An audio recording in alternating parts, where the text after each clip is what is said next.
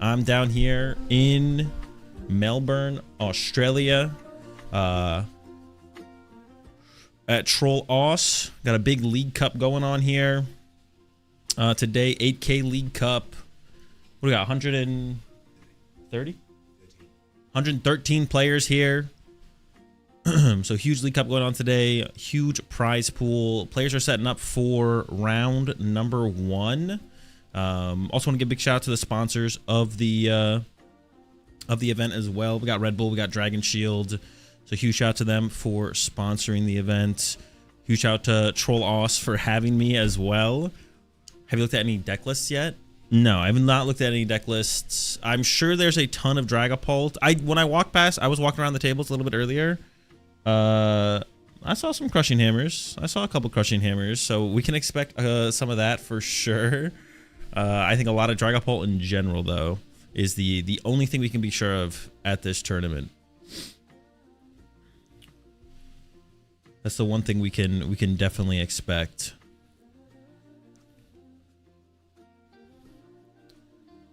Any known names? We got Tim Danklin.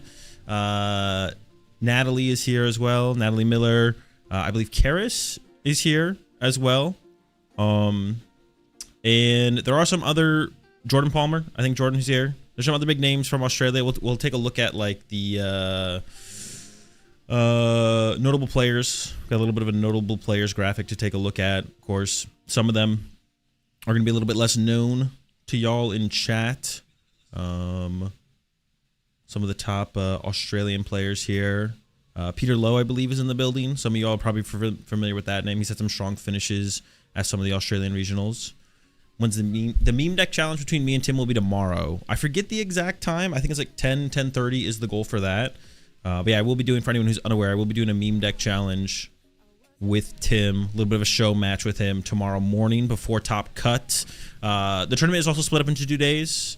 We got 7 rounds of Swiss today, best 2 out of 3 as well. 7 rounds of Swiss, best 2 out of 3 today. Tomorrow will be top 8. I believe all of juniors and seniors will finish their tournament today, though, so that'll all conclude today.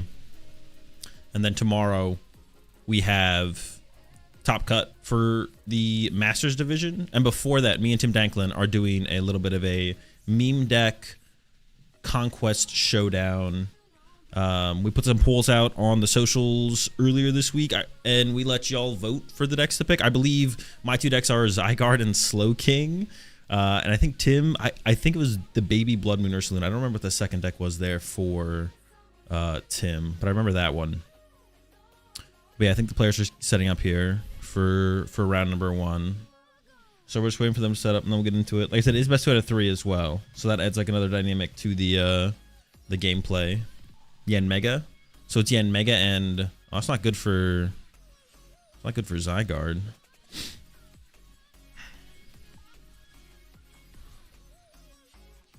AK League Cup is insane. Yeah, definitely big local tournament, huge local tournament for sure. How are you? Have you recovered from the travel?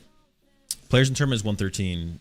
So far, I haven't been. The travel's been fine. My flight was 14 or 15 hours or something like that, and then appreciate the 1 4 months there, Gamer, and then the 4 months there from Major. Yeah, it was 14, 15 hours, but I slept for over half of it, and so far, no kind of like jet lag has hit me yet.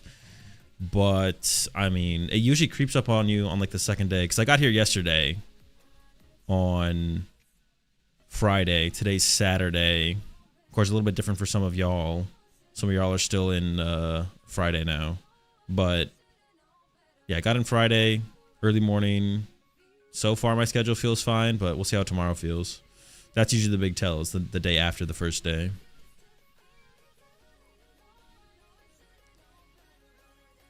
I'd like to pass the time on flights. Movies, shows. I got my Switch. I didn't play anything. I played a little bit of Slay the Spire 1, but movie, shows, sleep if possible. Sleep's like ideal, but if you can't sleep, the others fill the time pretty well.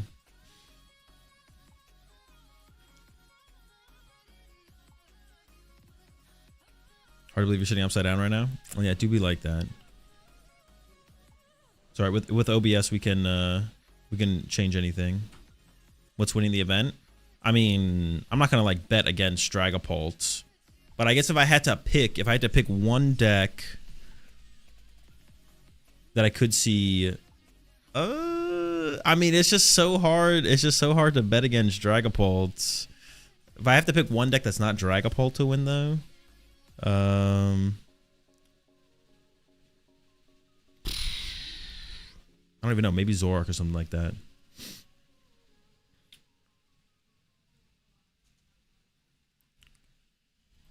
Yeah, maybe we go with Zoroark.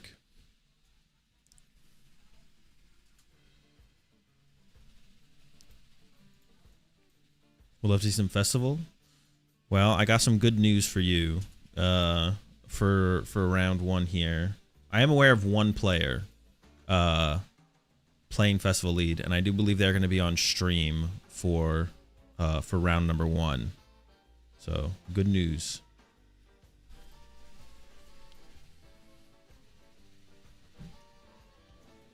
Shed PTCG live to the in-flight entertainment screen. I mean, if you just got if you just have internet, that would work. I'll be playing against Tim tomorrow morning. Tim tomorrow morning is the plan. When does it start? We're just waiting for the players to set up for round one. Pairings for round one have just gone up, so players are just sitting down, getting ready. So as soon as the players are ready to go, or will be ready to go, and we'll get things started.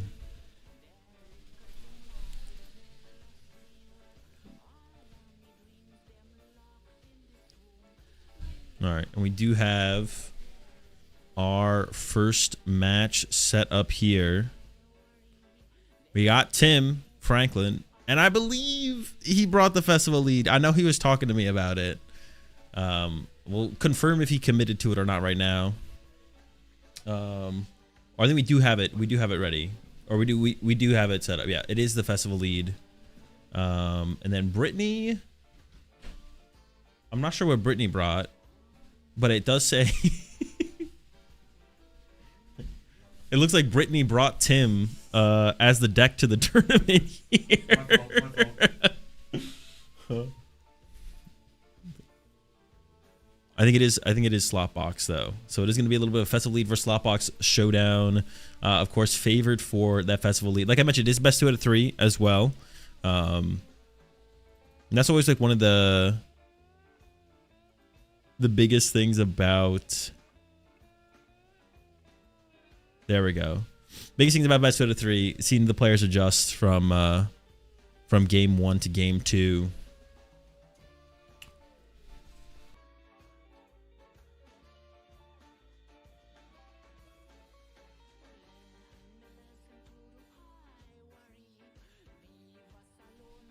Oh, okay, there we go.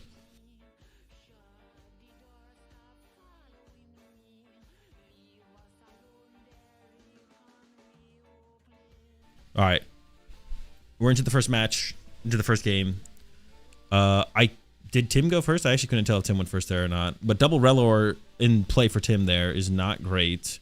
On the other side for Brittany, 2 grass energy off the bug catching set. Teal Mask in the active. Turn 1 attack potential is here. And like this is what you need as Slotbox in this matchup. You need the ability to get aggressive, get an early prize lead. And that's being offered here. If we can find a Crispin, or if we can find an energy switch. We see an Ultra Ball coming in. This could be for the energy switch. I'm assuming that Tim went first, though, of course. Oh, yeah. Why would there be 2 Relors in play? Ultra Ball away, double grass. I think I saw a Cypher Maniac in hand there for. Or this works as well, going for the cat. Oh, for the Lily. Interesting. I thought I saw Cypher Maniac in the hand there for Brittany. So if Brittany had just gone Ultra Ball for Teal Mask and then Cypher Maniac and E-Switch on top of the deck, we could have seen a turn 1 attack with a Teal Mask and then prep the top deck for whatever we want for the next turn. But goes for the cat for the Lily. It is still possible to pull off an attack here. But it's going to be a little bit more difficult now. Maybe he has Rapska EX. I don't think he's got Rapska EX. All right, there's the Lily off the cat.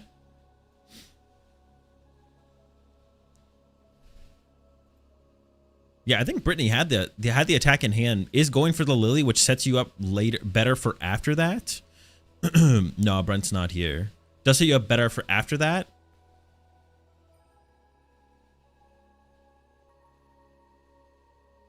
Here we go. Here's the 8. See an Ultra Ball, I see a Grass Energy, but we're gonna need 2 Grass Energy. And I see the E-Switch, so we're only a Grass Energy away here from Brittany, from the Tournament attack. Giving up the Chien Pao. There's a cat in the hand. Maybe a Pheasantipity. Is that Latias? What is that a Koraidon EX? Oh wait, I saw that in a deck recently. I have no idea what that does. I have no idea what the Koraidon does. I don't know. Does it just KO Kangaskhan or something? What is the point of the Koraidon? What are we gaining? It KOs Kangaskhan. Oh, Grass Energy off the... That was what we needed. Oh, we had a Prism in hand anyways. Okay, we got the Tournament attack here from Brittany. There we go. Knock out one of the 2 Relors from Tim. Now over to Tim. Top deck's a Boss's Orders. And the rest of the hand actually might just be dead. A couple Thwackies, a Growing Energy. Wait, is there a Bug Catching set in that hand? That doesn't make any sense, though, because Tim would have played that last turn, surely, right? This is an Air Balloon. Okay, Boss on the cat. That means that Brittany is just a Grass Energy away from winning game number 1. And there we go. Taking advantage of that slow start from Tim. I mean, effective dead draw, I guess, from Tim. Wasn't just a slow start. And Brittany wins game number 1, going up 1-0. Like I said, though, it is best 2 out of 3 here. So plenty of time for Tim to bounce back to get the dub still. That's what you need to see here from Brittany. It's going to be a tough matchup. I guess a big card here for Tim, a question mark I'll have, is because I did see the Prism Energy there from Brittany, so it definitely is a Water Pawn. There's a Wellspring Mask Ogre Pawn in there. Tim playing that thicker Rabska line, at least 2 Relor, so you know there's at least 1 Rabska. There could be 2 Rabska. Does Tim even play Shaman? Because, of course, Rabska can protect against Wellspring Mask Ogre Pawn, but it gets into play a turn slower than Shaman does. So that's something Brittany could take advantage of with an early Wellspring Mask Ogre Pawn attack. So something to keep in mind as a possibility for Brittany. And also a question as to whether Tim plays the Shaman or not. That's something we'll have to wait and see.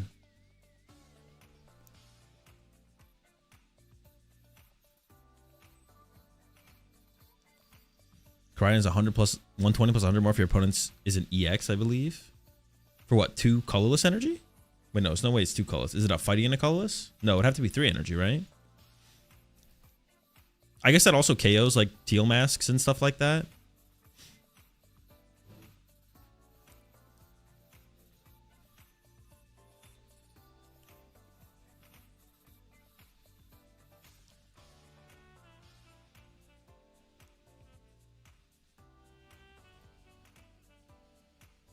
If any of your Pokemon were knocked out by damage from attack, your opponent's last turn's attack has 120 more, 50 plus 120 more, and then what is it? Fighting, colorless, 200 during your next turn. Can't use Impact Blow.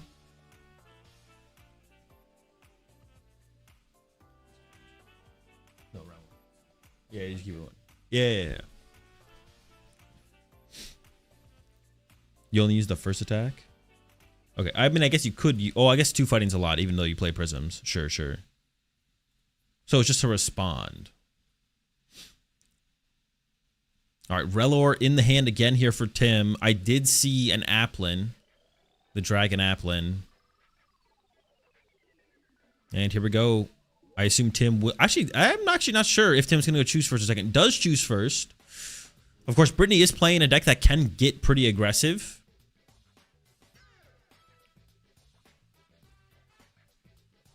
I think there's definitely an argument to choose second here as Tim. Give yourself access to that draw supporter of the Lily or Dawn or Brox if he plays anything like that to give yourself a little bit of a smoother setup. Because like I mentioned, this matchup, it's favorable. If you set up and you play the game as Tim, you're usually at the advantage.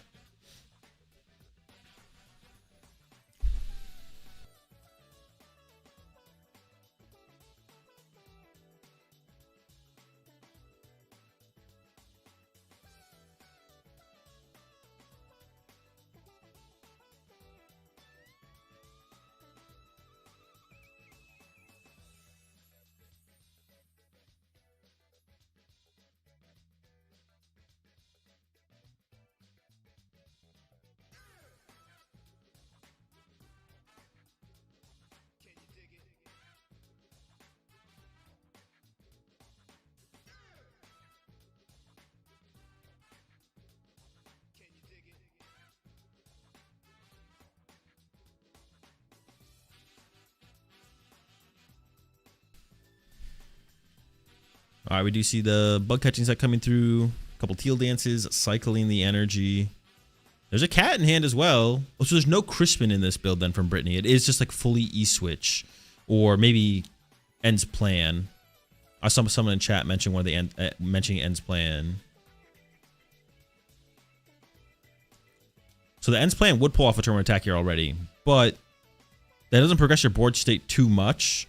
And honestly, if you're KOing the Relor this turn with a Teal Mask, you'd maybe want to save the End's Plan. Or if there's a possibility to boss KO Lone Applin, that would also be a pretty good target here, as I see Brittany lining up that boss. I'm not sure if there's an E-switch in hand. I don't know if that's a possibility. But that would work.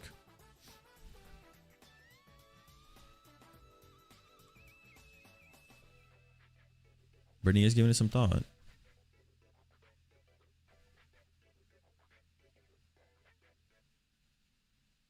I do see the E-switch. I can't tell if there's any follow-up in the hand though, but attacking with the Teal Mask by itself would be follow-up in itself.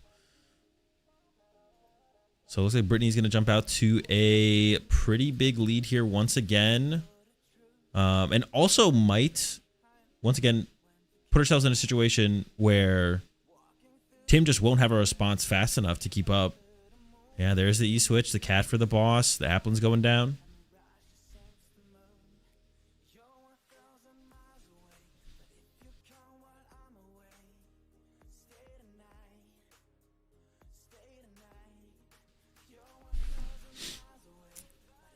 That is, yes, this is the Tim F. I mean, I feel like you got to send a Brelor here. He was debating it. I guess you need to protect your bench from a possible... You need to protect your bench from a possible Teal Mask or Wellspring Mask. So losing your Brelor, once again, if he doesn't play the Shaman. There we go. Bug catching set. That's a lot of Thwackies and a Diplin. We're not done yet. You can take a look at 2 more cards. That is a lot of options. There's like 6 Pokemon in that hand. There's literally 6 Pokemon. He drew 6 Pokemon. I mean, the Applin plus the Thwacky looks pretty good to me. He's giving it some thought. You could even just play the Lana's. Well, I guess you could wait. I don't know, I'm so scared. I'm scared of the Wellspring Mask here for Tim. Goes for a Thwacky and an Applin. Some other, like, there is other, I think it's a Diplin. There's not that many options. We're definitely not taking a Grookey. Oh, there's 2 Grookeys there. The question would just be, I mean, I think it's always these 2, though. There's not really an argument for any of the other ones. Is going to go to Lana's Aid, get that second Applin into play. There we go. Double Applin established. So a single knockout from Brittany here won't completely devastate Tim's board. Has that Pokepad to work with as well, but I feel like you got to hold on to that. Also, you should hold on to the Thwacky as well. Once again, the Thwacky getting boss KO'd would be pretty devastating. So I think you have to hold the hand here as Tim. Pass over, shuffling up the deck. Now over to Brittany. This is where you could take advantage of a Wellspring attack, the Torrential Pump. I mean, the KO on the Relor here would prevent the possibility of a Rabsca on the next turn. There's the Terra Orb. This is where you would like to Wellspring if you could. Or you could try and play for the Wellspring on the next turn. I think giving yourself the possibility of the Wellspring would be ideal here.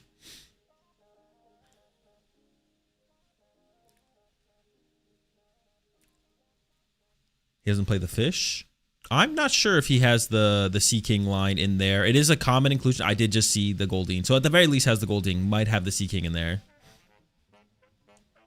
Might have it.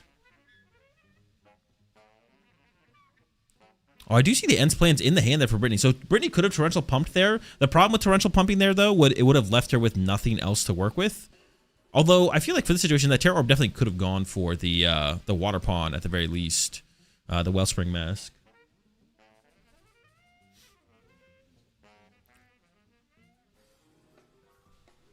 The extra Teal Mask there feels kind of overkill for Brittany, unless the Wellspring was prized, which I guess is also possible.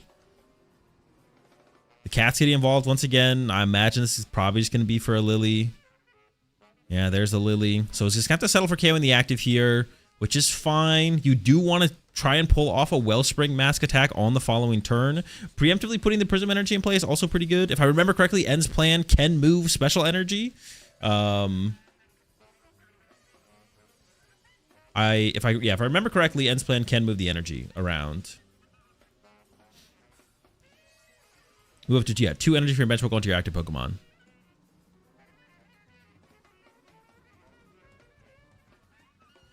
I would think no Shaman if Tim has 2 Rellor and probably 2 Rabsca.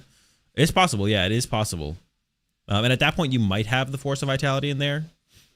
So there is obviously less value to running the Shaman, although it is still really strong against these more aggressive matchups when they have the possibility of those snipe attacks. All right, there's 6 off the Lily from Brittany.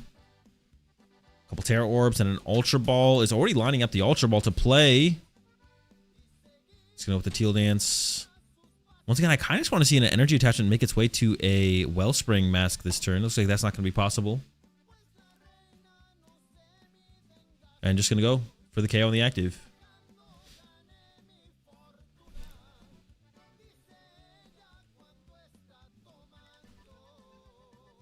Tim debating the Applin send up here. I mean, I feel like Applin's always hitting the active. I guess maybe debating which one to send up. Does a quick discard pile check. I just have that Night Stretcher that is currently active, but we're going to get into the first... what is the name of Thwacky's ability? Boom Boom Groove? Yeah, I'll flip the camera there, Break. Why run the Dragon type Applin? The deck plays like a decent amount of switch cards, so like if you can Buddy Poffin for the Dragon one, it has a attack Find the Friend, which searches your deck for a Pokemon, which is like a pretty powerful option. You appreciate 34 months there, Winnie. It is a pretty powerful option. I also appreciate the gifted there, J Foxification. I missed those earlier. Appreciate it. Yeah, the Dragon Applin is, like, you can find a friend, right? So, and the deck plays a decent amount of mobility cards, Air Balloons, Switches, Kirans. So if you open into a slow start, you can Buddy Poffin for the Dragon Applin, switch into it, attach to it, and then go find your Thwacky or your Dipplin for the following turn, or whatever Pokemon you need. Oh,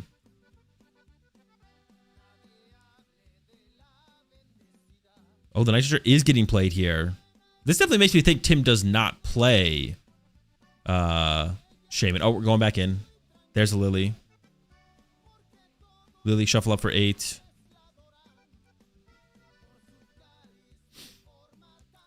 And we're looking for an energy, a basic Pokemon, and a choice band. Wait, Brave Bangle to get this KO on the Teal Mask. With the potential for one more Thwacky here, of course. There's a Grookey on the bench that can evolve. And honestly, I think you'd want Shaman here, but the bench of the Rellor, I guess it is +1 basic here for Tim, but finding basics was pretty easy. And you would want like Shaman specifically. This does make me start to think that maybe Tim does not play the Shaman for... There's the energy. There's the Pokepad. And I believe there was a second Rellor in the hand. So Tim does get the KO on this Teal Mask. But will not have bench protection this turn. So a Wellspring attack here from Brittany would be super devastating to deal with. It'd be super devastating. He's piecing it together here. Double Rellor on the bench. Man, what a bench. Two Rellors. There we go. Thwacky number 2 has got to be the Brave Bangle. Oh, actually he's going to go a little bit further. I have the secret box here. Well, the only reason I could think to grab the secret box here would be that you do play Shaman, and that would get you the tool card and the Shaman for turn. Let's see on this pass through if we can identify the Shaman. I see a Growing Energy. No, really wants a different basic besides the Rellor, actually. Oh, I guess we would lose access. Interesting. We would lose access to our... Give the Lily... Maybe give it the Rabsca as well. We'd lose access to our Festival Elite ability to get access to Thwacky, but we'd have a Lily to back it up, so I don't even know if it would be that scary from Tim to... Yeah, I don't really think it would be that scary from Tim to take the hit on not having a Festival lead in play. Tim doesn't want to risk it, though. The Stadium. Stadium's a big card to lose as well, though. If Brittany finds a Stadium next turn... and I haven't seen an Area 0 from Brittany, but I did see the Chien Pao. So I'm imagining there's Area 0s to go with the Chien Pao, of course. Tim is piecing it together here. We'll have the backup Festival Grounds, of course. And it's favoring getting that Goldeen, like I mentioned. Just to guarantee... Ooh, it might be a second Brave Bangle prize. That's a pretty big deal when we go into that next turn if Tim's going to try and take a knockout. Oh, that's true. He doesn't. Yeah, he doesn't have to bench one more if he does have the Bangle. That would be enough for the KO. We don't need the 5th bench Pokemon. But, so I guess, like, yeah, I guess we didn't really need to get this extra bench Pokemon, but Tim still plays towards the Goldeen for the fear of running out of, yeah, for the, I guess it, like, plays around 2 things here for Tim. It plays around the fear of running out of Festival Elite abilities in play, of course. You don't want to do that. And then it also, if a Wellspring Mask attack happens here from Brittany, which is what you want to see here from Brittany. We do see double Terror Orb getting discarded, though. Maybe the Wellspring's just not in the deck. I just got to see if it's in there. It was maybe in there. I couldn't tell. I can't. There's a lot of full arts going on. I could see there was like one that looked like it could have been it, but I'm actually just not sure. The answer is maybe. The answer is maybe.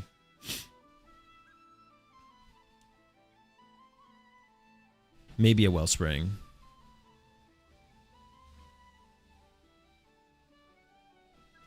Goes for the Pheasantipity here, though. And Brittany did push up the Teal Mask with the 1 energy on it. So it does feel like she is playing towards the Wellspring play as we go into the Teal Dance there. Well, like, it feels like that, but then I say that, but then she also did get rid of double Terror Orb. I feel like the Wellspring's just not in there. I feel like it's got to be prized. She for sure plays it, but I think it is just prized. Here we go, Bug Catching Set, a couple more grass to work with, another Teal Dance on the way. Or maybe the reason she left the other Ogerpon on the bench is she wants to protect the Prism Energy for the possibility of the Wellspring Mask on a following turn, which also is reasonable from her. Protect the Prism Energy specifically, and then we just attack with the active with 3 grass energy. Both Teal Dances in now. Here comes the Pheasantipity draw.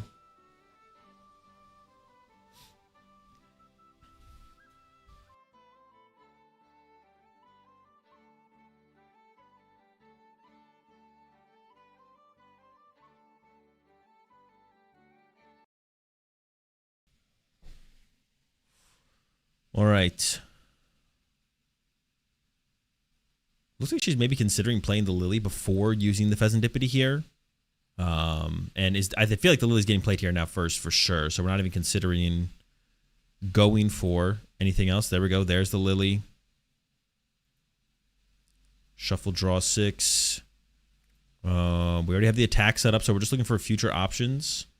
Kangaskhan does make its way onto the bench as well. I mean, I think we'd love to find a stadium bump here, I guess, from Brittany. So we'd like to find an area 0. Also, getting the Meowths off the bench does take away some options from Tim for a 2-prize turn.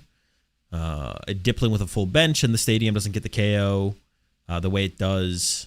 Or it wouldn't get a KO on the Pheasantipity, or Ogerpon the way it gets a KO on the Meowth. Also, the Sea King with a Brave Bangle KOs the Meowth, but it doesn't KO anything like the Pheasantipity or the Ogerpon. So it's pot in there. I see the area 0. If Brittany can go wide here and Chi and Pao bump the board, I think that would definitely be worth it. And we do see the area 0. We do know Tim has a Festival Grounds in hand, but I'm imagining Brittany plays 2 or 3 area 0, so could eventually run Tim out of Festival Grounds, especially after he discarded one early on, or make it more awkward for him past this turn.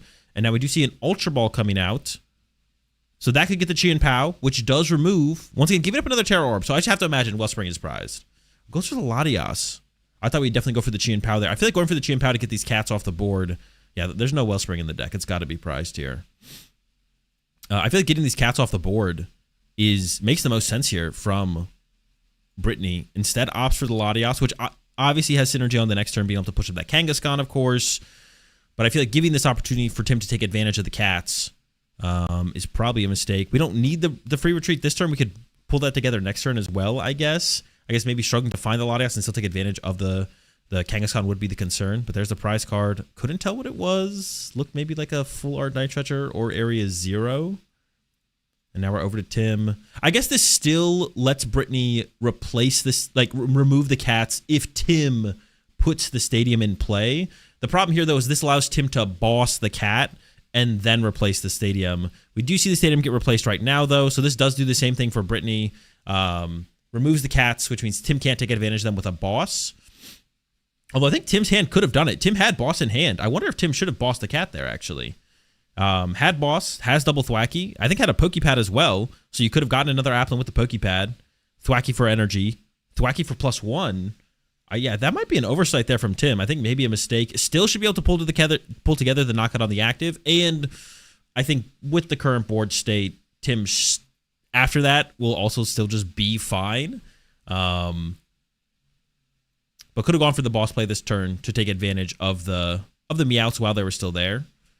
But should have plenty of resources despite that.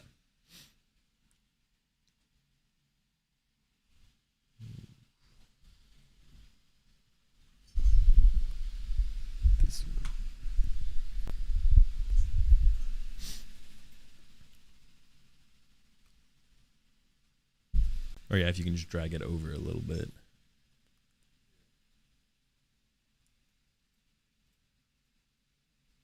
Perfect. We're doing some last minute tech issues, chat. Don't worry about it.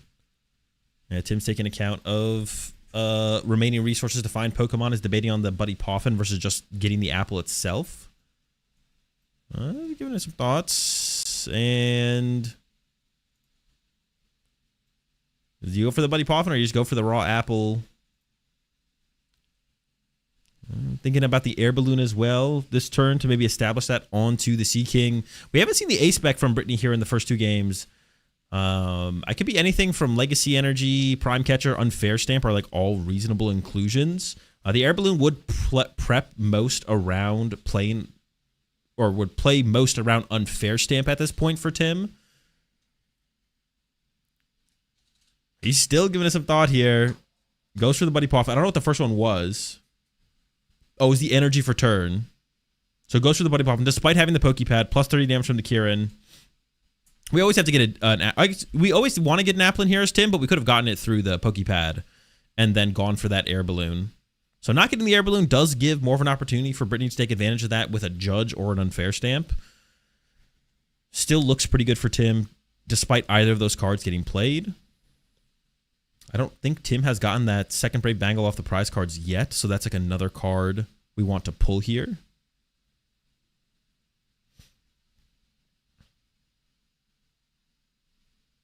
There we go. There's the KO.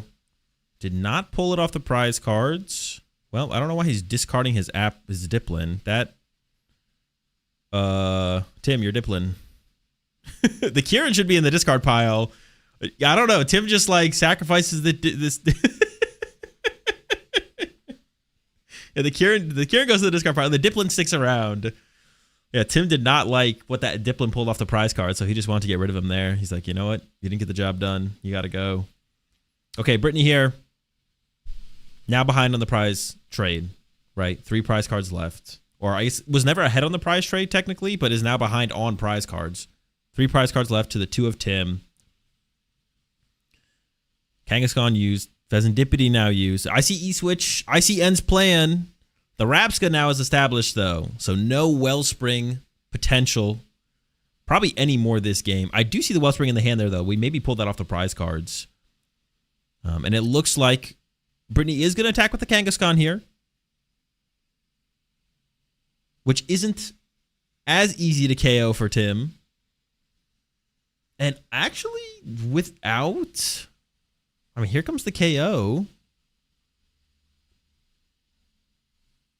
Without... Actually, can Tim take a knockout this turn? I'm starting to like question whether or not it's possible. Would Tim have been had Tim having played boss last turn, would that have mattered? I guess not, right? Because you need Brave Bangle here and a Kieran. Oh no, and that's not available to Tim here. I also saw Brittany pull a Briar off the prize cards, which is exactly what Brittany needs to just win the game next turn. Oh my gosh. We might see the Diplin go down here. This is the point of playing Festival Lead, is that this matchup is a favorable matchup. Or not this matchup. The point of playing Festival Lead is you're supposed to beat everything that's not Dragapult.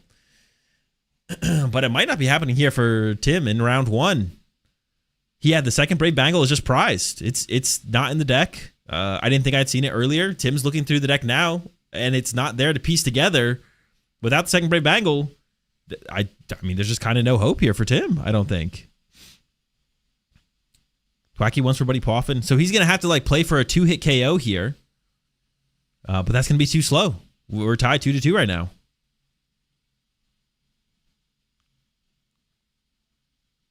And we still haven't even seen the A-Spec from Brittany just wasn't even ever put into play. It was never relevant here.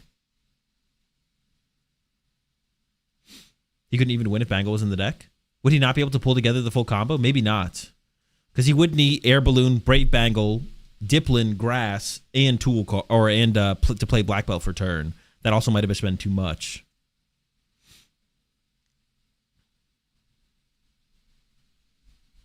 Yeah, you're right. He might have been short there. The Secret Box would have been able to put together if the Brave Bangle was in the deck, but he did play that earlier. I mean, obviously can't go back and change that. He's debating the Dawn grab here. Goes for the Dawn just to try and set up for the following turn. But we know it's going to be a little bit too little too late. And honestly, there's even a route here where Brittany wouldn't need Briar on the next turn. Like if Brittany could like bench a Kangaskhan, a new Kangaskhan, Area 0, set up a fresh Kangaskhan, and then bump the Area 0 with Chien Pao to remove the liability of the Kangaskhan off the bench, Brittany could actually just win with back-to-back Kangaskhan's here, theoretically. But with the Briar in hand, I mean, that should be able to put it all together.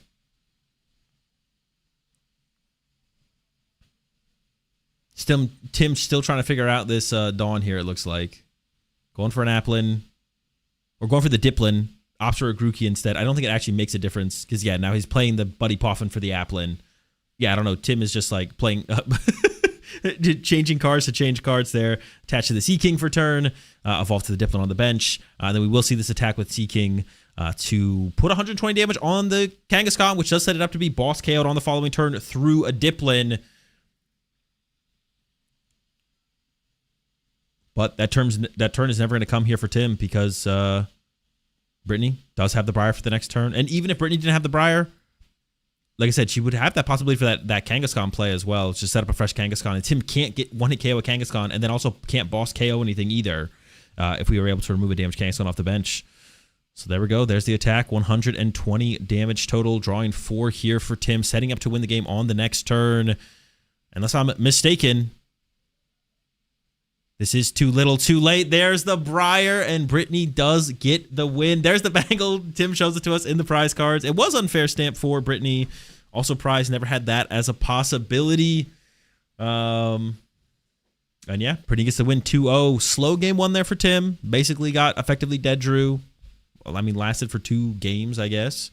And then game 2 here. A little bit of a slow start. Brittany wasn't even able to take advantage of the lack of bench protection in the early game from the Wellspring, but was able to take over. Is 2-0 for Brittany.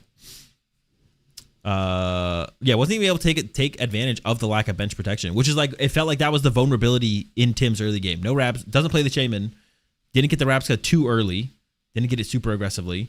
But Briar will close it out there in the end. Tim with that second Brave Bangle prize, not able to pull together chain together the back-to-back KOs. I mean, that's the thing with the Mega Pokemon. They still have a lot of HP. You need a lot of pieces from the Festival lead side still to be able to get those knockouts.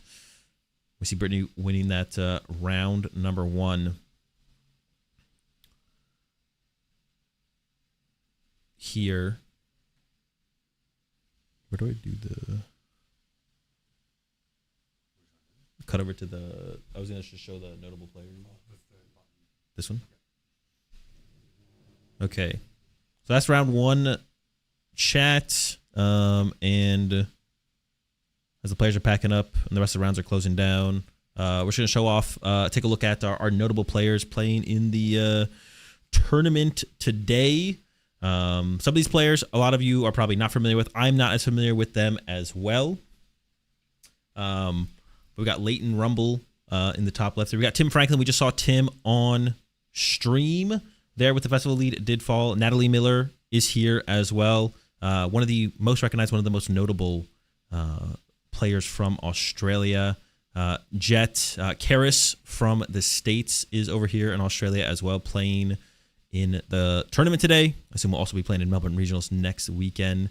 Andy, and then we got Peter Lowe. I think some of you probably recognize Peter Lowe's name. I'm familiar with Peter Lowe. A lot of strong finishes in Australia. I'm not sure outside of Australia if he's gotten a strong one, but yeah, a lot of strong finishes in Australia. I believe he's won a couple of the big tournaments over here. Definitely has some top 8s. Charlie, I believe, is a first-year master, aged up from seniors this year. One of the top seniors over here from previous years. We got Sophie. We got Jordan Palmer. OGs are definitely familiar with Jordan. He is the OG Australian GOAT. Not sure if Brent has quite dethroned Jordan or not, but it is possible. And we've got David and Angus Johnson as well for our players to watch in the tournament. And we'll be coming at y'all with updates on them as the tournament progresses. I do have Tim with me here, actually, to talk about that last match. Let me click. Where's the... There we go. Not yet? We're going to use this. Oh, we're going to use that? Yeah, so give it a second to connect. Okay. Let me know when y'all are ready. Yeah, we're going to talk to Tim here in just a second about that last match and how he felt like it went. We're going to cut over to a...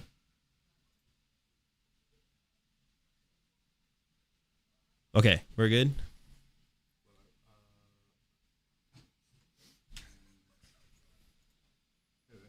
Okay.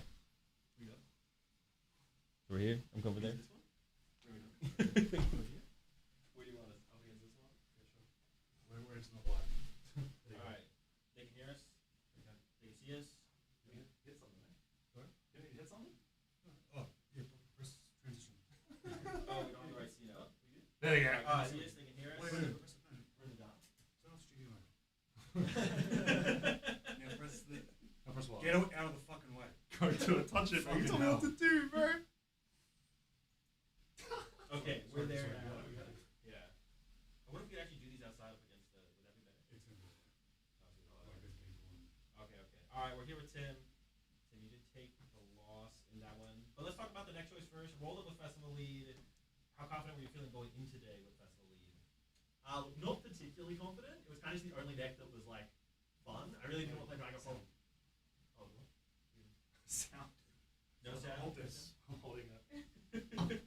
It's the hard spot. Literally.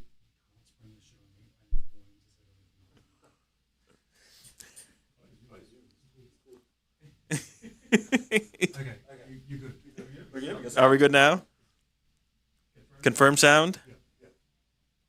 Chat confirm? Okay. All right. I'm here with Tim after round 1. Rough start. But let's talk about the deck choice. How confident were you going into the day with the Festival Lead? Look, not particularly, but it is the deck I've been having the most fun with. I was kind of very opposed to playing Dragapult. Really didn't want to, kind of trying everything else. And like, I was going almost even against Pult Noir, and that's kind of the worst version of it. So I was like, I'll roll with it. And it wasn't bricking like it was then. But, you know, it's probably not the best showcase of the deck. I did ask Brittany if she wanted to do the winner's interview. She wasn't feeling it, so I thought, you know, we'll give her a loser's interview. But I did ask what her thoughts were, and she was not sure if I was just playing a Rabska deck in game 1. She was, pretty convinced I was just on Rabska. I was going to evolve that into, like, I think there's a Rabska EX that does nothing, but, you know. She did not know what I was playing, which would be funny. Yeah, someone in chat mentioned the Rabska EX. But yeah, no Rabska, full Rabska deck. It looked there was a lack of Shaman in there, though. So it's a little bit scary up against the slot boxes, I feel like. Because you need to get the Rabska online a little bit sooner. But I'm sure once you saw what she was playing, you were probably feeling good overall knowing the matchup. Yeah, I already knew what she was playing. We actually played in a cup finals a couple of weeks ago. She's actually a really good player. Would not be surprised to see her in top cut of this one. So yeah, she's someone to watch out for. So I knew she'd be on this. I was kind of regretting cutting the Shaman. Didn't end up mattering in the end. I did not get well-springed once. I think she prized it in game 2, but I had some rough prizing as well. Second Bangle up the top. Otherwise, would have just had game. We could have had maybe an interesting game 3, but I tried to drag out game 2 for a little bit longer so that we didn't have to cut to the we didn't have to cut to some bonus content. We didn't have the backup stream ready yet. So tried to make that one last a little bit longer for you guys. Yeah, not quite able to get the dub in there in game 2, so did get 2-0'd, unfortunately, the Briar play at the end. Did you expect the Briar at all? Did you see that coming? Yeah, I kind of saw it was coming. I was like, I can hope she doesn't have it. I mean, that's the best play there is hope she doesn't have it. Maybe she doesn't have an energy to take the KO. I didn't know there was too much else I could do to play around the Briar. And I couldn't have saved the Bangle. I was thinking of saving the Bangle earlier in the game. But I would have just been too far behind in the race. So I was kind of expecting the Briar from then. I think she had taken 2 prizes. I'm like, all right, I need to take a KO now or else I'm just going to lose the race to Briar. Yeah, definitely. Felt like you had to swing early. You had good shots of getting the Brave Bangle there, of course. And you said,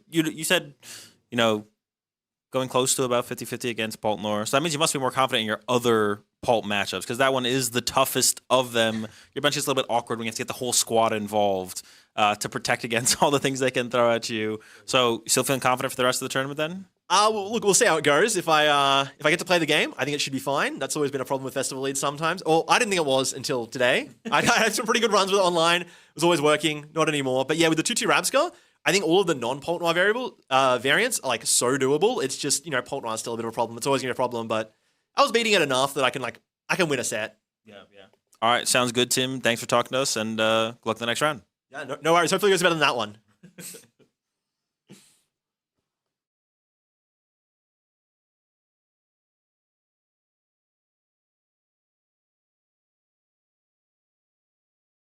Was round number 1. That was Tim Danklin.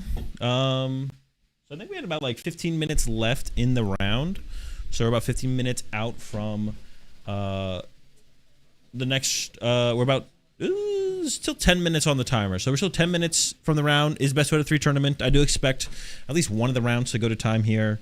So we're gonna cut to a quick break, and we will be back in 10, 15, 10, 12 minutes here with the with round number 2.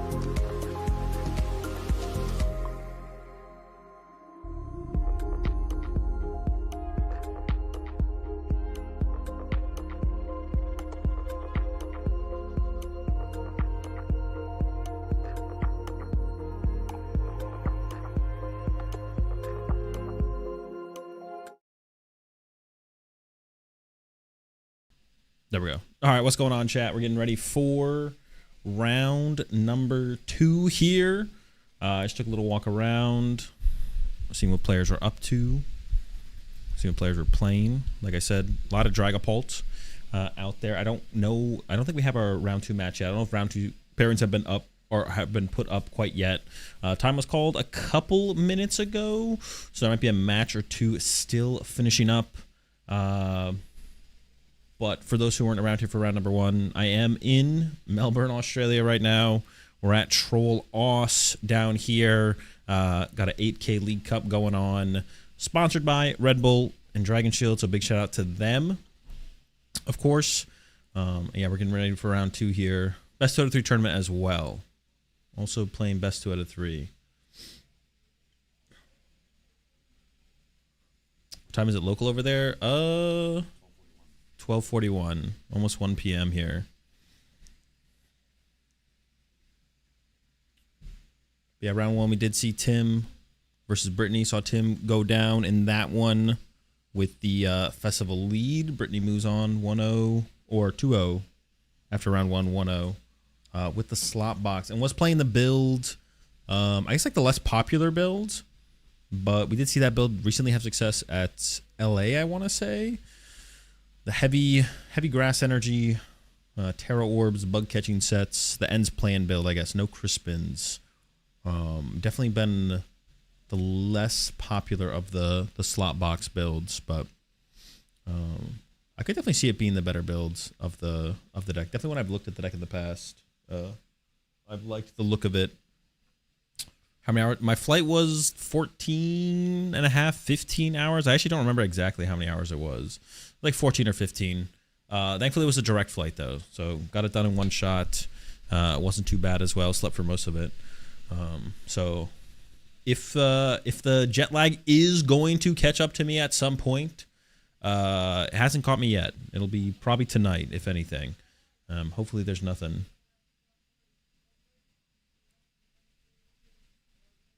It sounds like we might have round 2 getting called right now. Not sure. But that's what we're waiting for right now, round 2 to go up. How many times did you watch Tokyo Drift? How many times have I watched Tokyo Drift? I think literally just once. I remember when I watched I didn't watch like what's it called? The Fast and Furious movies until like number 4 or 5 came out. I think I actually maybe watched that one first, like the 4th one, and then I went back and watched the original ones.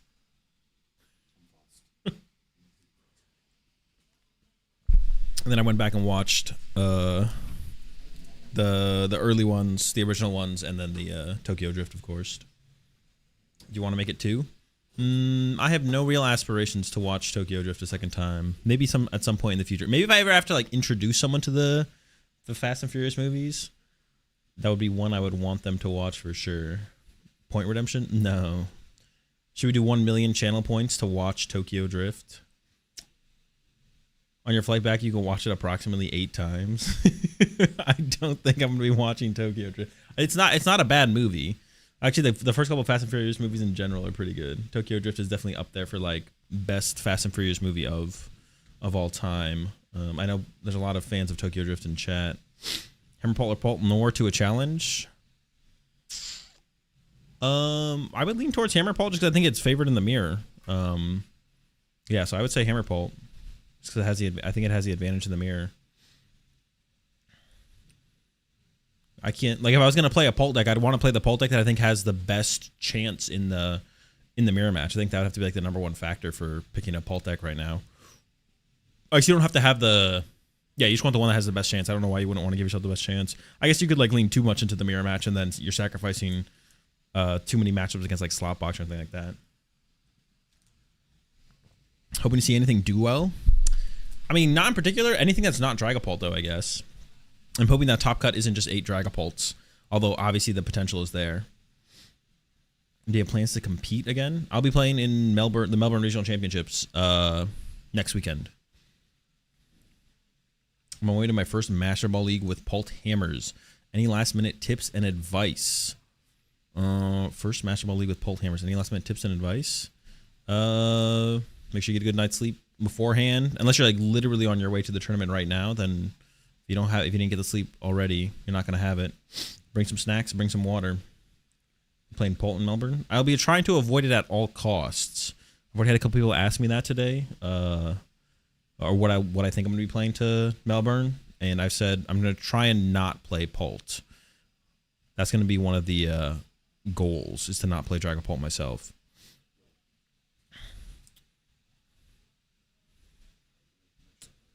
Have you gotten Guzman Gomez? No, I have not, but Tim mentioned it to me. Can you and Tim collab on a 60? Maybe. Are you there for the whole week? I am here for the whole week. Yeah, I'm not going back and forth. That'd be terrible.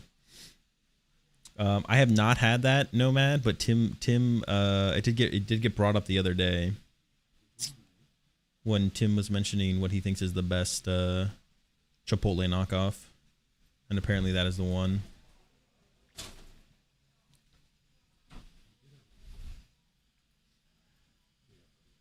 All right, it looks like the round 2 is paired. We've got our next match coming up here. We do have Natalie versus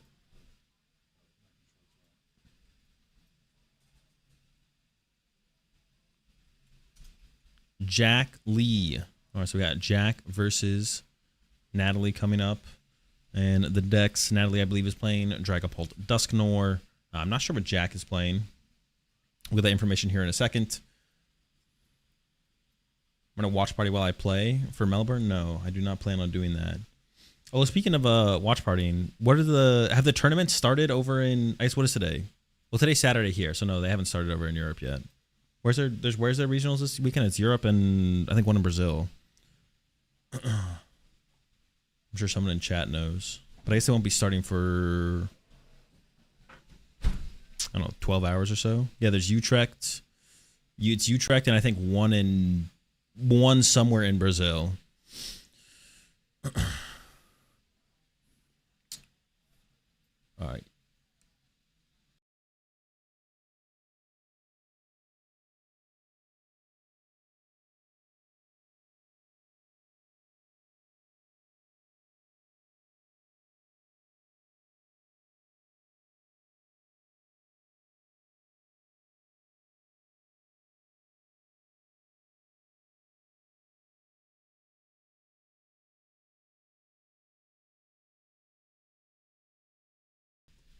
We're getting set up for round 2 here. Players are getting set up. Jump over there. So we got Dragapult versus Dragapult here. Natalie, I believe, is playing Dusknoir. Not sure about Jack.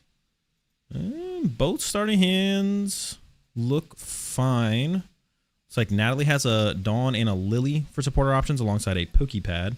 Over there for Jack, we got the Crispin. We got a ton of energy, but I think there's a Lily and a Buddy Poffin as well, if I'm not mistaken. There might not be a Lily there. I'm not sure who's going first. I think Jack's gonna have a little bit stronger hand going first than Natalie would. Yeah, there's a Lily for both players here. So going second, whoever goes second here is gonna be more than fine. Honestly, based on Jack's hand, I think Jack would want to go first. Would want to be the player going first.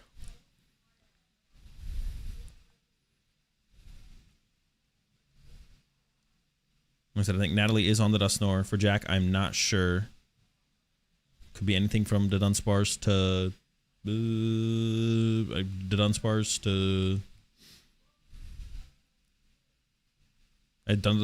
to Crushing Hammers to Dusknoir.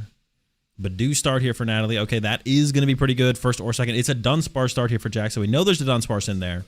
The question really is just what else, and it is Jack going first here, so going to be a very solid start. Has a Determined Attachment plus double Droopy. I guess no Dracloaks in hand. And when you're staring down a Badoo, that is a little... Was that a Lucky Helmet from Jack there? I think I maybe saw a Lucky Helmet on that first search. Not too ridiculously thorough with the prize check in there from Jack. Got the Badoo, got the Droopy. Committing to the Badoo aggressively here.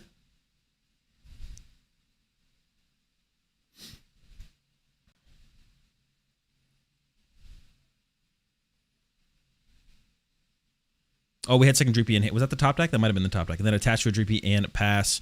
All right, over to Natalie here. Like I mentioned, does have the Lily to work with. I imagine, well, the Dawn is maybe tempting there with the second Dracloak in hand. And then just go into the Itchy Pollen. You have double Dracloak plus Itchy Pollen on that following turn. I'm actually kind of curious to see what Natalie does here. But of course, establishing a Dusclops early is super important. Otherwise, it's just going to get picked off and just kind of give free prize cards to your opponent. So with Natalie playing the Dusknoir build, you'd maybe want to see that make its way to the bench instead. No turn one energy attachment in the hand as well here for Natalie. So that's like another thing to think about. Jack's prize layout is diabolical. The 1-1-1-1-1 wide is definitely interesting. When people usually do the 1-1-1-1-1, it's usually like from top to bottom. He's going to go for the Lily. Doesn't think the Dawn's going to give her enough. Would have been able to set up for double Dracloak next turn, but wants more. 2 Dreepy, 3 Dreepy. Follow up Lily for the next turn. Maybe a Crispin instead. Drawing back into the Dawn off this Lily also wouldn't be terrible as long as it comes with energy and some other Pokemon to work with. There we go. 8 cards here for Natalie. There's that Dawn. There's a Poffin. So already looking a little bit stronger. Ooh, no Dracloaks. Does have an Ultra Ball. Found the Monkey Dory early on as well. And the Risky Ruins. This is always a question that I don't have an answer to. It's always interesting to see when the Dragon Ball players choose to put the Risky Ruins in play.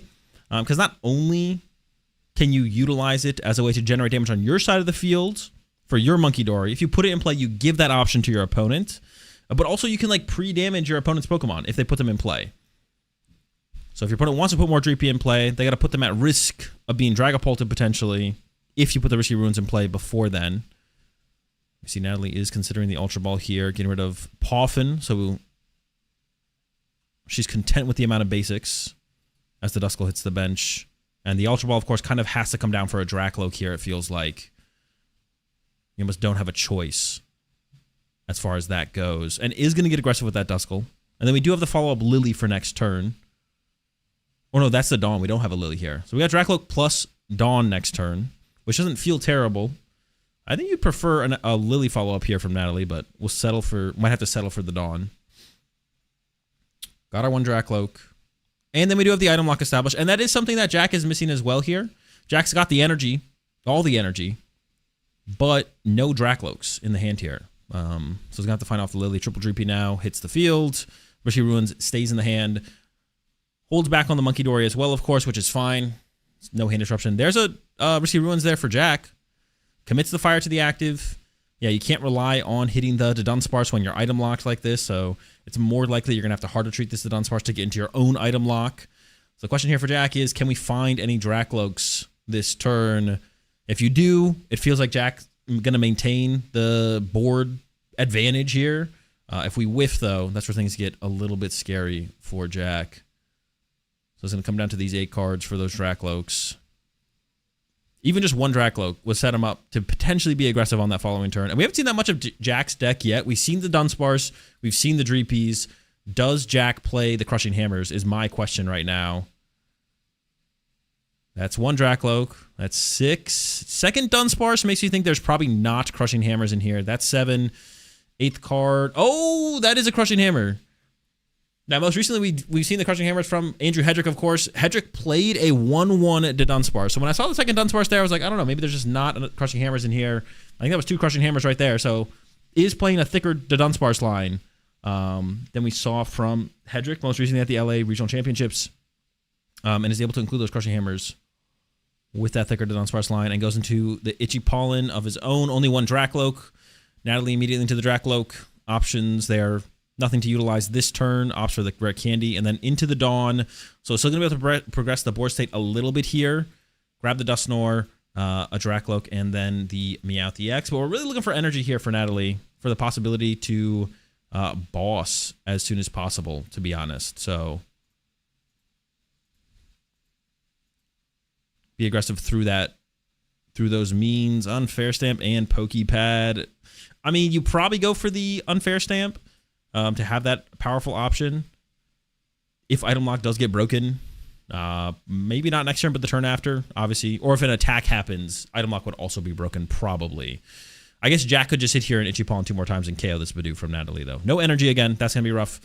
Over to Jack now. Top decks a Dracloak. That's perfect. Got the energy for turn as well. So this is going to give Jack the possibility to be aggressive as soon as that following turn. And no energy from Natalie last turn means there's no threat of Natalie actually having a boss KO. You don't really care if your Badoo gets punched by a Dragapult on the next turn.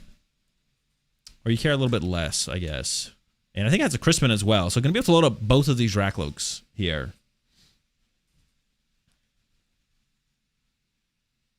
There's a Crispin, Fire Psychic.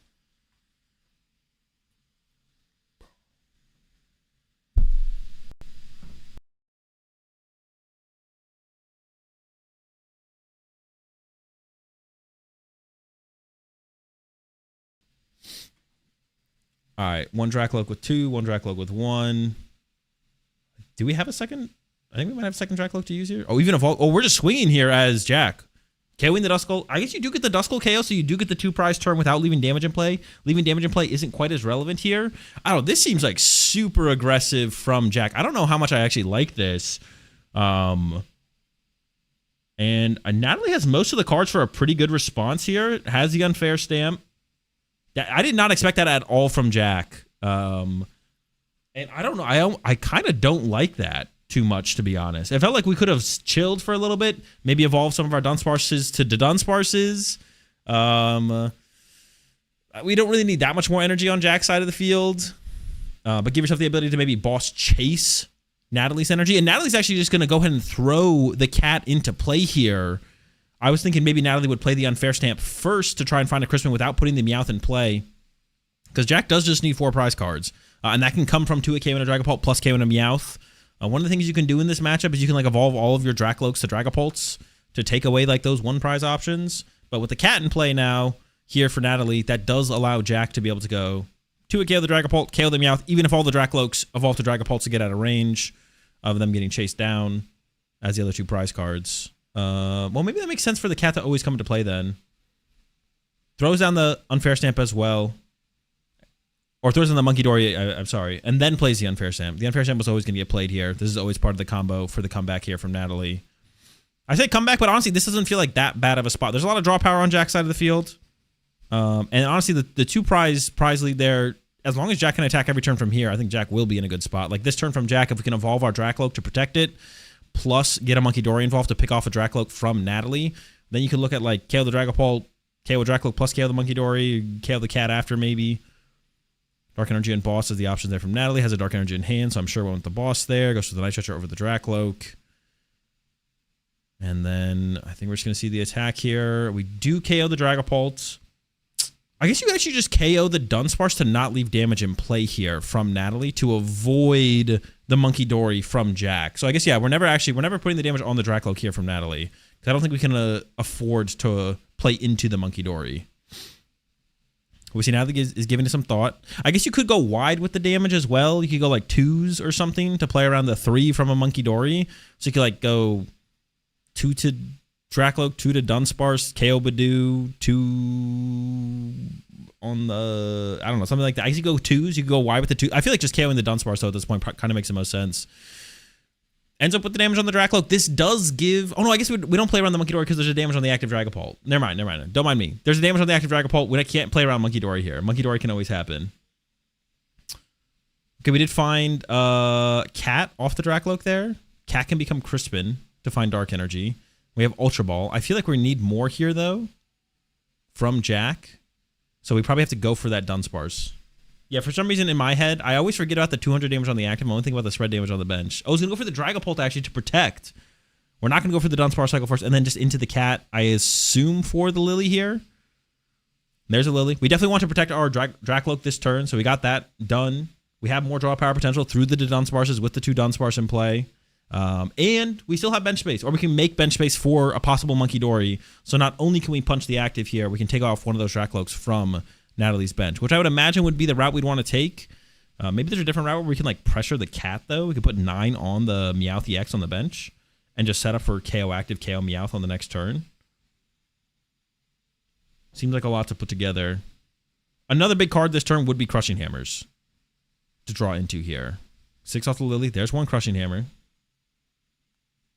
And the unfair stamp. No knockouts were taken during the last turn. It's going to go for that crushing hammer here.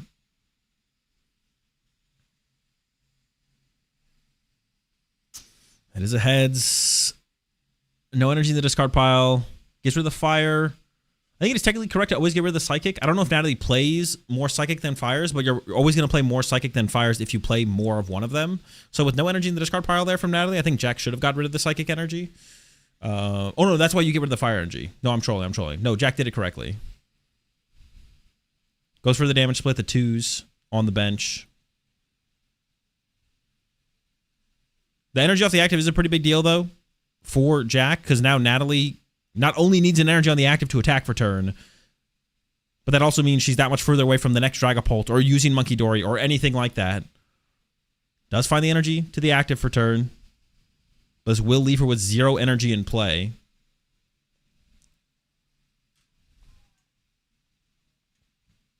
Looks like it's maybe debating benching a Duskull.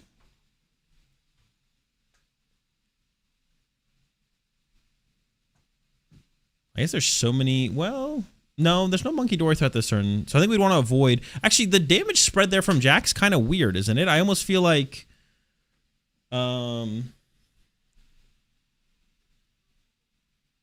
Yeah, the damage spread there from Jack is a little weird. I feel like it almost should have been like 3/3 on the Drakloaks. So we could threaten removing one of those from play on this next turn. Because the most Jack can do next turn is KO active plus put 6 in play. I mean, you could see Crispin for Monkey Dory plus attack with Dragapult from Jack.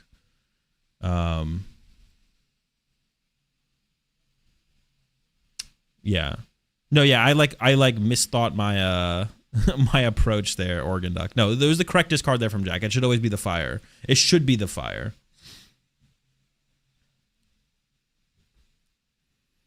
Ultra Ball, give up Dark Candy in the Duskull to grab the Pheasantipity.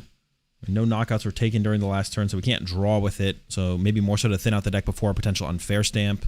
Rare Candy and Duskull are both pretty dead cards at this point. And there's the Pokepad. Yeah, because this play, I guess this play from Jack means that the damage will be on the bench. Like, that's the one thing Jack gains here, right? Is the damage he's going to stick on the bench. Because if Natalie did find Crispin to use Monkey Dory plus attack with Dragapult, although that's not even like a play for Natalie, because I guess it could be a play to just build up damage on the Dragapult EX.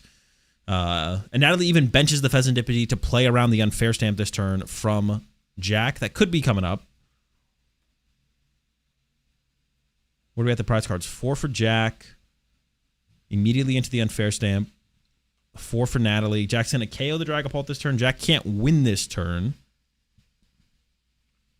But if you KO the active, plus KO a Drakloak, it's going to make it tough. You would need Crispin plus Monkey Dory and the energy in the deck. I mean, if you just KO the active here, Natalie can't Phantom Die. I mean, if you get the Crispin here from Jack, I'm pretty sure you just win. Because then Natalie can't KO the Dragapult on the following turn. So if Jack can find Crispin this turn, I'm pretty sure Jack will. It's kind of just like checkmate. Going for the Dunsparce. This is part of that. Find the Crispin off this. If not, we can maybe find another Dunsparce. We don't even have a fire yet. Ends up with the Lily, so we're giving up on the Crispin line here. Crispin not a possibility anymore for Jack. So Jack's just hoping to find a fire. But if Jack finds the fire, this game isn't quite over yet. Jack would be able to KO the active, but doesn't get a prize card off the bench because he didn't spread the 6s. And then if Jack plays the Dunsparce EX, which maybe he does, he would have been able to KO the Monkey Dory with the Fez and the Meowth in play, but that wouldn't be a possibility. There's the Dunsparce draw. Drawing 3, find some Crushing Hammers. Those aren't going to be very effective here. Of course, on the other side, Natalie will need to find a Crispin to set up her own Dragapult to respond to this Dragapult. It is very curious that Jack didn't even try for the Crispin line here, because I'm pretty sure the Crispin line was just checkmate from Jack. And we do see the Crispin there is in the hand. So as long as there was a fire energy and a dark energy in the deck, I feel like we should have done Dunsparce first to try and find that Crispin. I'm not 100% sure. There's a dark. There's no fire, though, actually. Was there a fire in the hand?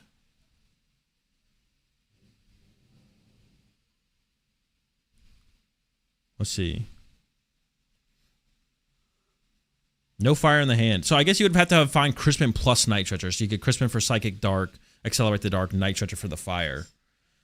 There's the Dunsparce for 3. No fires still, and that's it. Our draw power is exhausted. Does play the Dunsparce EX. Oh, wait. Can the Dunsparce... Oh, the Dunsparce EX could KO the active here, though. Oh, no, because we already evolved to the... That was our second to Dunsparce cycle. So attach the Monkey Dory. Well, we got to resolve this Crushing Hammer here. All right. Ends up back in Jack's hand. That's fine. I think he is still going to play this here because I think he whiffed. I think he whiffed the knockout here. So maybe we just have to go... Was it Natalie's at 4 prize cards? You could just Itchy Pollen here as Jack, like Monkey Dory 30 over plus Itchy Pollen. Now the Crushing Hammer is getting played anyways. It is a heads. We've already discarded a fire. You could discard another fire and then Itchy Pollen to stop a potential Night Stretcher to recover them. Natalie probably only plays 3 fire. There's the Monkey Dory moving 30 over. I don't know if it should ever go on the act. Well, I think you could put it on the active here because that would set up to spread knock. You could find fire plus Monkey Dory again plus boss and KO Meowth in Dragapult next turn. So I think it should end up on the active here. Does put on the active. And then Itchy Pollen. Okay. This is definitely the route back into this game for Natalie. Well, is it even that strong, though? Because once again, Natalie can't KO that Dragapult off the bench. So I don't even... it feels like this is an opportunity for Natalie. Like, Jack didn't get the exact play he was looking for. But this play, honestly, doesn't even seem that bad. Like, this seems fine. Oh, I think Natalie didn't even realize Jack attacked. Okay. Dracloak number 1. Goes for the Night Stretcher. Obviously can't play that, but we already have a Dark Energy in the hand. Goes for the boss. Maybe bossing up the Meowth this turn from Natalie, plus combating with her own Monkey Dory to try and slow things down might be a way back into this. You could KO the Badoo with your Monkey Dory. And then boss the cat. Hopefully the cat gets stuck in the active for a turn. Does go for the Badoo KO. Okay. Finds a Buddy Poffin. We can't play that. We do have this boss. We can bring up the cat off the bench from Jack. Jack didn't have a fire last turn. Nothing to say he'll have a fire this turn.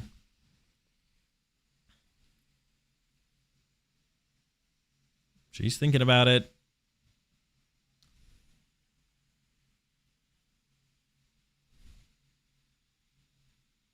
All right, now she's really in the tank, thinking about what to do here. Goes for the boss on the Dunsparce to go for the knockout. Okay. Did pull a Crispin off the prize cards. This could lead. Oh, I'm trying to think about what happens here. 180, 210. 180, 210. We're at 240 before. Okay, the active... There's no way for Jack to win this turn, but Jack could KO the active and KO the Monkey Dory, which is pretty tough to deal with. 210 double Monkey Dory. You could KO the active with double Monkey Dory plus Jet Headbutt. And then Natalie would have 2 prize cards left with no way to draw 2 prize cards on the following turn, I believe. See the Dunsparce getting searched out here off the Pokepad. Crushing Hammer is still available for Jack as well to maybe remove the Dark Energy from the Monkey Dory on the bench from Natalie. Wait, am I doing my math right? 210 plus 70 plus 60? Yeah, so we could go double Monkey Dory KO the active, right? We have the Crispin. Crispin for a lone Dark Energy. Jack is out of Fire Energy. I believe 1 or 2 of the Fire Energy are prized. Still has Night Stretchers, but doesn't have access to draw power this turn to find it. Unless there's like a Lily in hand, but I haven't seen that yet. Okay, there's the Monkey Dory. There's the Crispin. Maybe he was debating putting the Risky Ruins in play first. It seemed like he was pretty locked on this play from early on. And now is committed to it. Crispin for the Dark. Dark to the Monkey Dory. And that will be enough to KO the active here. I think it is 2 fires prize here for Jack, but he's going to get 2 prize cards. Move 6 over. That is enough, right? Am I drawing 240, 270, 50, 70? All right, just enough. There is the cat on the bench here for Jack, but there's no way for Natalie to KO the cat. Does not play Ursaluna or anything like that. Cycled with the Dracloaks here. So the most she can do is hope to kind of hang on for a turn to set up for Boss KO Cat on the next turn. And then you're just kind of hoping Jack does not have Boss KO Cat on his turn. So it's going to come down to a race to KO the cat. Now he's going to try and make him... Oh, but this does... Okay, hold on. This makes it way more difficult. The boss on the cat. The preemptive boss on the cat. But Jack can do the same thing. Oh, actually... No. Jack can do the same thing, right? Can't Jack just boss the cat back? But how many boss? I think Natalie's played more boss than Jack has, right? Watchtower comes out to shut down the Dunsparce. Okay. There's that Dragapult. Does he even want to attack here, though? Is it just literally attach pass? Because if you attack, you actually just give damage for Jack to work with. Because Jack has double Monkey Dory, you only have a single Monkey Dory. So you're not really... Well, you're generating like a little damage, but I feel like it might just be pass here from Natalie. The 70 damage would kind of just like leave 10 on it. I guess unless you Monkey Dory yourself, then you'd be able to leave 30 damage. You could leave 20 damage in play somewhere, I guess. I feel like it's probably just best to pass, though. Because this could get weird where Jack is going to do the same thing next turn, and Jack is going to boss your Meowth and trap it in the active. Natalie's thinking about it. Another thing to mention at this point, we're only in game 1. This is best 2 out of 3. 28 minutes already used here.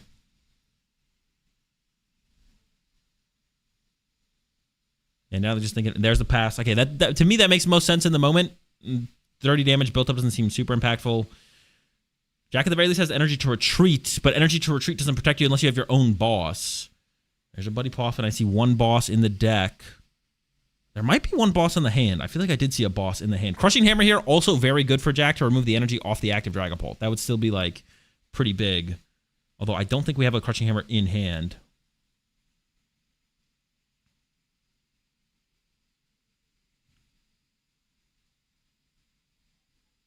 We have a boss in hand. I feel like Jack just has to do the same thing back. Attach retreat to the Dragapult. And I feel like you have to boss the cat here. Goes for the boss in the Fez. Is that fine? It's kind of the same thing, right? Yeah, it should be okay. Boss the Fez instead. I think Jack can punch for 70. Unless we're really scared of giving Natalie damage to work with. I don't think we are. I don't know about moving our damage off our Dragapult, though. I think that might be a misplay from Jack. Because now we have no damage on our side of the field to work with. We do have Ruins in the hand, though, I guess. Maybe we know that's going to be sticking around to the next turn. Natalie's playing the Poltnor with the Unfair Stamp, so probably doesn't play Judge. If you're playing it with like the Neo Upper, you'd expect Judge. Once again, this makes things awkward. Now Natalie has to retreat and then hope Jack doesn't have another boss, is what we're looking at here, I think.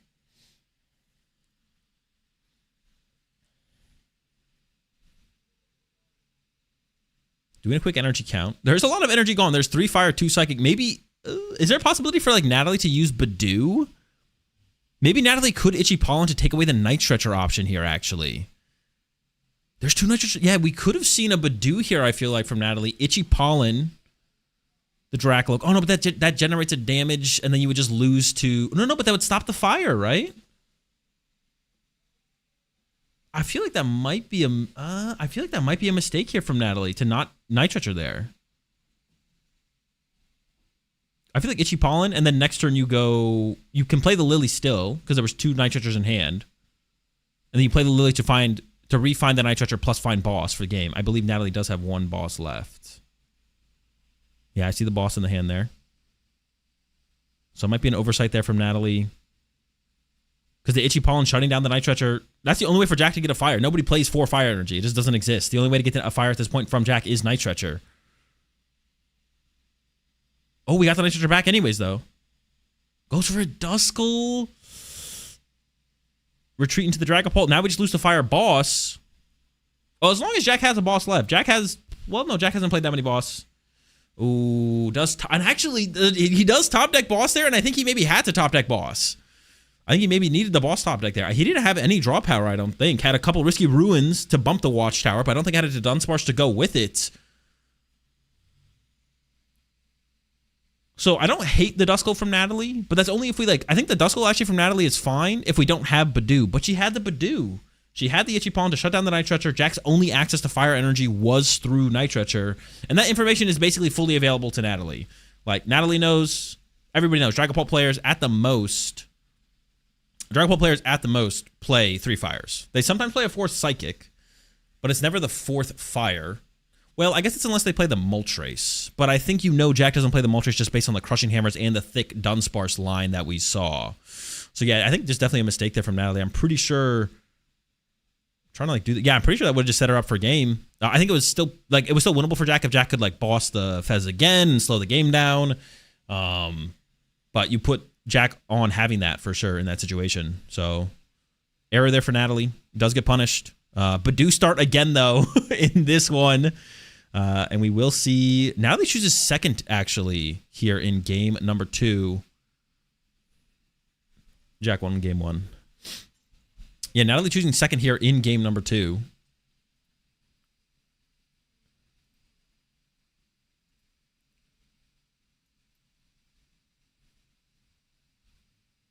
Which is interesting. Although that is kind of what we saw a little bit at...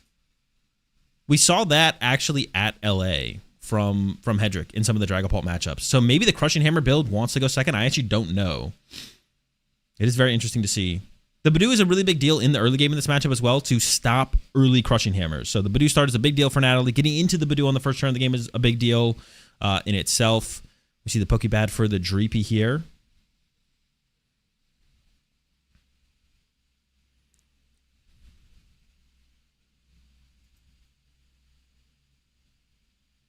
And then into the Lily. Double Dreepy, Lily, feeling good. Definitely want to find energy, though. Looking for an energy. Hand on the other side there from Jack is fine. We don't have a ton of Pokemon set up for Jack, though. And that's going to be made even more difficult because of this Badoo start here from Natalie. Or aggressive Badoo in general. Did find the energy for turn. Also a Buddy Poffin to work with. I feel like this is a similar board state where you can go for that aggressive Duskull as long as you have the Dusclops in the deck. And does go for the Duskull once more. I didn't see the Dusclops. I didn't see the full deck there, though. And also could be in the hand. I'm assuming she does have it available because it'd be pretty... It feels pretty questionable to go for the Duskull unless you have the Dusclops available. Pokepad top deck, excuse me, for Jack there. But can't use it, of course. So we're just immediately into the Lily after evolving to the Dracloak. And... we're in kind of a similar situation as we were in game 1. Jack has the lead on evolution plus energies by a little bit here. Of course, they both got the turn 1 energy, but Jack is going to get to evolve first and can establish a second energy faster as well. The difference in this situation, though, the only real difference is that Jack only has 1 Dreepy, now Dracloak. Whereas on Natalie's side of the field, triple Dreepy plus Duskull, exactly what you had in game number 1. So we're looking for some basics here for Jack. There's a Dreepy and a Dracloak to go with it. That's pretty good. The Dragapult for the next turn. We already had the Fire established, and now we have the Psychic Energy. 2 Psychic in the hand. There we go. Another Dreepy. That's actually like as good as it gets for Jack, to be honest, being under item lock. Double Dreepy, the energy for turn, the follow-up Dracloak, the boss, and the Dragapult. Like, does it actually get better than this? It's like perfect. All right, over to Natalie. We need to see a couple Dracloaks here, or things might start to spiral out of control quickly. We see a Crispin getting aggressive with the cat. Could this be the moment for the Dawn to just get more evolutions? Gonna go for the Dusclops. And the Dusknoir. Not the Dracloak. No Dracloak is interesting, though. And then the Monkey Dory. Does she have another Dracloak in hand? I don't think so. I don't even know how safe of a bet is to assume that Jack does not have KO Lone Dracloak here. Now, I think she does have Candy in hand, so she would actually be able to, like, recover from Dracloak getting KO'd. Yeah, actually, Natalie's hand is really good to recover from a boss Dragapult attack next turn. And we'll see if that's what Jack goes for. Jack has it available. There's Monkey Dory as well, though. Maybe Jack can just take his time and hide behind Badoo a little bit longer, though. As long as we have a Dark Energy to go with this. Ooh, no Dark Energy. Another boss. Yeah, if Jack just had Dark Energy here, I would like to see Jack just kind of hide behind this Badoo. Obviously, evolve the Dracloak to a Dragapult to protect it from the Dusknoir. But now it almost feels like with the threat of the Dusknoir from Natalie, it feels like we kind of got to get aggressive here. Oh, I guess we could get Crispin involved still, though, to set up the Monkey Dory. And that looks like the way Jack is leaning. I can't imagine this would get a Lily here. I feel like Crispin has got to be the grab. And then Jack could choose to just chill and hide behind the Badoo for longer. As the Monkey Dory hits the bench here, I think that is what we're going to see. And then there's the Crispin. Going to get a Fire and a Dark, I think. I think it's a Psychic in hand, so I imagine Fire would be the go-to. But hold up, maybe not. Goes for the Psychic. Psychic to the Dracloak, attach return, makes its way onto that Monkey Dory. And then, yeah, we can Adrenaline Brain 2 off the Badoo to the Badoo. And we'll see what Natalie does on Jack's side here before we commit. We don't have to immediately Itchy Pollen. I mean, I don't know why Natalie would send up a Dracloak, but theoretically she could. I feel like the send up is going to probably be a Dreepy, because even sending up the cat would be such a prize advantage potentially from a Dragapult. Ooh, I don't like that Dragapult evolve there from Jack, giving the full information. Oh, we're going to preserve the damage even further. Oh, okay, interesting from Jack. So not going to Monkey Dory KO it to make things. I kind of don't like that though from Jack, to be honest. I think we should have tried to make. We should have seen him make it more awkward for Natalie, because now it's really easy for Natalie to be like, okay, cool, I'm just gonna push up this Draco because I know you're KOing me with Itchy Pollen. And now she can do this play here. She can maybe even KO this Dragapult off the bench possibly. I feel like from Jack there we should just move 2 over, force Natalie to send up a Dreepy, and kind of limit Natalie's options going into this turn. Because this turn, if Natalie had... I don't think Natalie has the boss, but if Natalie did have boss, we could have seen her push the Dracoloak, make it a Dragapult plus boss, punch the Dragapult of Jack. Now we're just going to see, unfortunately for Natalie, the Phantom Dive into the Badoo with no KO coming off the bench. And with how much energy Jack has established, Jack could actually set up double Monkey Dory on this turn and really get cooking over there. Also, no Dracloaks. Natalie still has no Dracloaks for those other Dreepies. Just that lone Dracloak that has now become the Dragapult. Yeah, she's in thought again. What do we do with this damage? Oh, do we pop the Dusknoir, actually? But what do you KO? You could KO the Dracloak and then just Jet Headbutt. Or you could just Jet Headbutt and preserve your Dusknoir, actually. Yeah, thinking about it more, like, attacking with Phantom Dive just seems terrible. Okay, we're never attacking with Phantom Dive here. We can't attack with Phantom Dive. So it has to be Jet Headbutt. And the other thing we'd consider would be to pop Dusknoir on the Dracloak. Yeah, I always think, like, once you're in the situation, it feels really bad to not Phantom Dive. But if you Phantom Dive, all the damage just comes back to your side of the field anyway. So you kind of can't Phantom Dive here as Natalie. And yeah, no Phantom Dive. It's got to be the Jet Headbutt. And you are leaving your Dragapult to be Phantom Dived first. To put the pressure on there. Ultra Ball coming in for Jack. We could see that energy on the Dracoloak get protected once again. Now, I'm actually curious, what do you do here as Jack? Are you okay with putting damage in play on Natalie's side of the field? Or would you ever go for, like, Boss Jet Headbutt the Dreepy? Or maybe you just KO the Dusknoir here if you have Boss as Jack. You could go KO Dusknoir and then, like, spread 2s on the bench so it's less effective for Natalie to use with her Monkey Dory. Second Dracoloak grab. We got a Crushing Hammer to work with as well.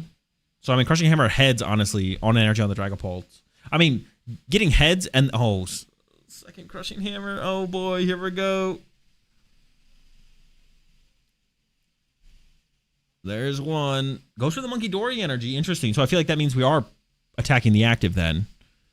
No, going for the ball. I guess it's kind of the same thing, though. Right? Well, that's a little bit curious to me. I guess I don't know what the energy in the discard, but maybe it does make more sense to go after the dark energy than the psychic or the fire. But this allows Natalie to just set up a second Dragapult, though. Because now Natalie can just abandon Monkey Dory. Because you're going to go wide with the damage here as Jack. So Natalie's not going to be able to really utilize it too much. Like, this lets Natalie maybe go, like, Candy Dragapult and then attach a Dragapult, attack with Dragapult. And then... Could we already have some play around of the Monkey Dory to begin with by going wide with this damage from Jack? So I don't even know how much I like the energy discard on the Monkey Dory versus the Dragapult there.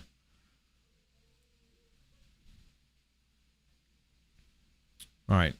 Finally found a Dracoloak here for Natalie. Like I said, there's a possibility of Candy. And I feel like we do want to Candy out a Dragapult here if possible.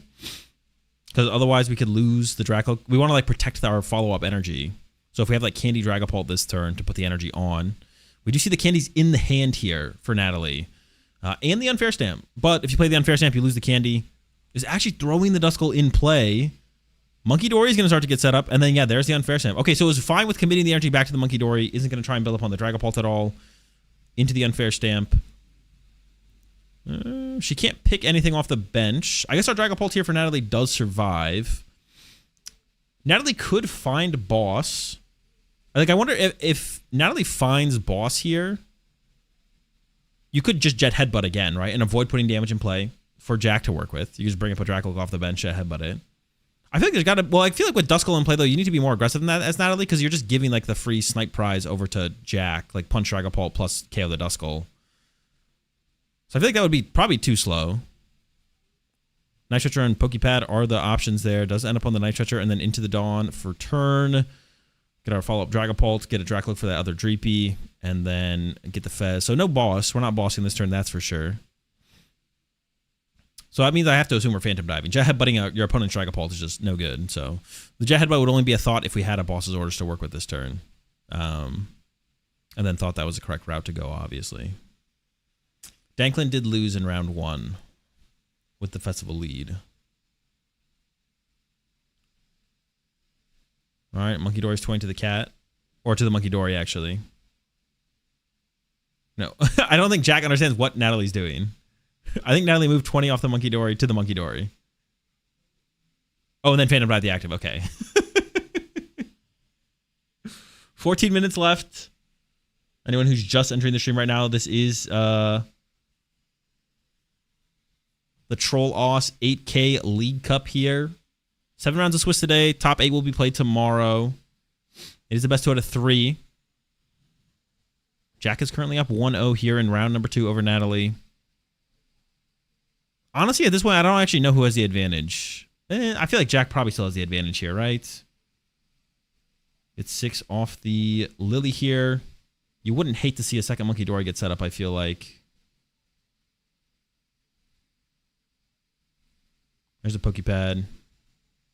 Monkey Dory number 2. Dark Energy is in the deck. Yeah, I mean, it looks like Jack's going for it. How much you get for winning if it's 8K? I'm actually not sure of the prize breakdown. I'll get that information, though, so I can let y'all know where it's at. And now we're into the Dracloaks. We're looking for that Dark Energy here for Jack. I guess you could just KO the Monkey Dory of Natalie here. Though, okay, well, there's the Dark Energy. Found a Dragapult as well, Dragapult as well in case you want to protect one of the Dracloaks. That doesn't seem overly necessary, but I guess there could be value in doing it. So Natalie can't just go KO double Dracloak and then KO Dragapult on the next turn. Although I don't even. No, I guess that would be possible for Natalie to do.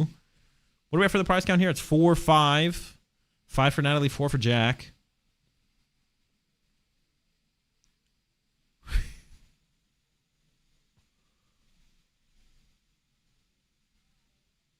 Damage is getting moved over. You could just KO. Oh, KO is the Duskull. Interesting. Scared of the Duskull. Then here comes the Phantom Dive. He's to split the damage on the bench somehow. I think we'd maybe KO the Monkey Dory because do we really care if the Dusknor gets popped? I was almost thinking we don't. Loading up 3s on the Dracloaks, but Natalie still has the Monkey Dory to work with. Natalie's turn can KO the active. Let's see, how's this going to play out? No Crushing Hammers found. That's a big start for Natalie, to be honest, in this turn. And KO the active. KO one of the Monkey Dories. Leave only 2 damage in play for Jack to work with. And then if you can evolve both Dracloaks to Dragapults, Jack can't take a 3-prize turn, I don't think, if both Dracloaks can become Dragapults. If Natalie is playing 3 Dragapults, Poltnor sometimes only plays the 2 Dragapults, I guess. Yo, what's up, Fausty? We also haven't seen the unfair stamp from Jack yet. We've seen Natalie's unfair stamp.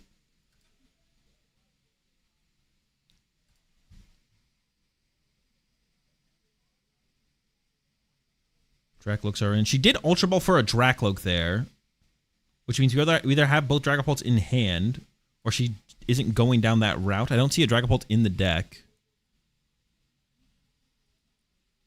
There's Dragapult number 1. Do we have Dragapult number 2, though?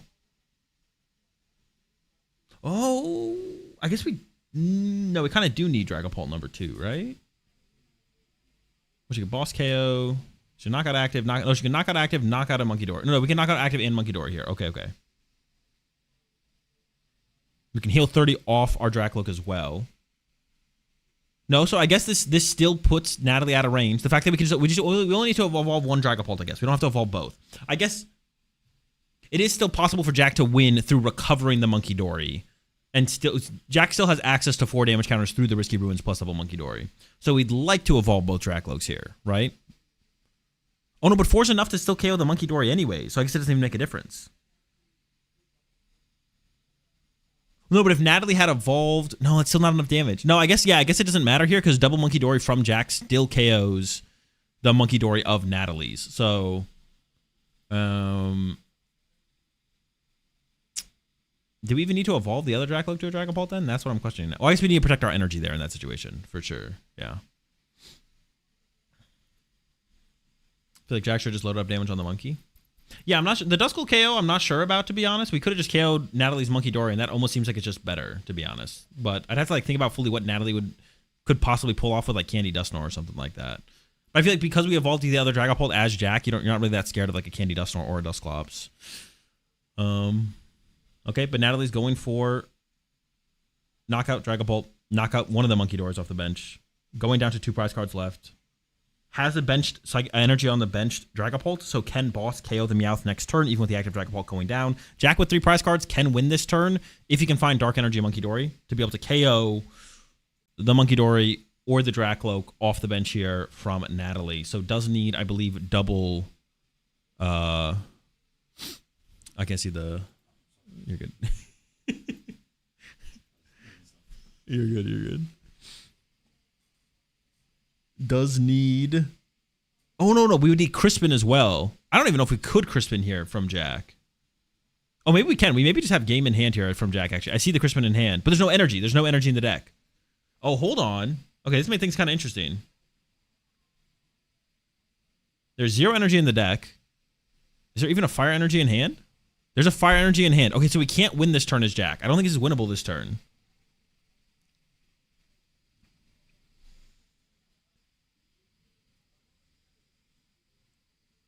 Into Lily. So Dragapult can attack.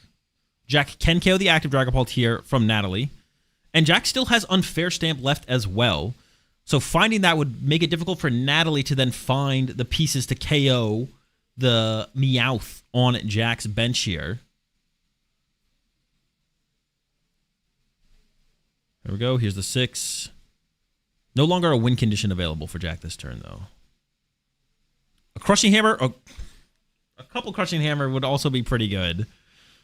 And the Unfair Stamp. Oh my gosh. I mean, that's literally the perfect 3 cards. You could find Crushing Hammers here to go to the bench Dragapult. There's the heads. This almost completely eliminates the win condition for Natalie here. Another one, Insult to Injury, to maybe remove this energy off the Monkey Dory. Another heads, the energy off the Monkey Dory. And then on top of that, the Unfair Stamp to go with it. Oh my gosh. Yeah.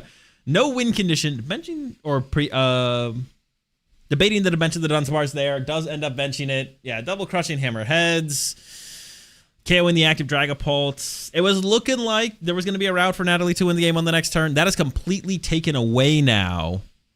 And with a Monkey Dory set up here from Jack, I'm struggling. And the possibility maybe of another Monkey Dory next turn, I'm struggling to come up with a win condition for Natalie after the Crushing Hammer heads, to be honest. I feel like this one might just kind of be over.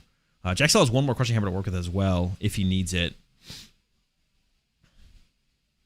Has a Pokepad in hand. I always almost call him Buddy Poffins. Just going to load up the Monkey Dory fully here. Not going to be able to KO with this turn. Is 10 damage short, but knocks out the active, puts 6 on the Monkey Dory. Does only need 1 more prize card left at this point.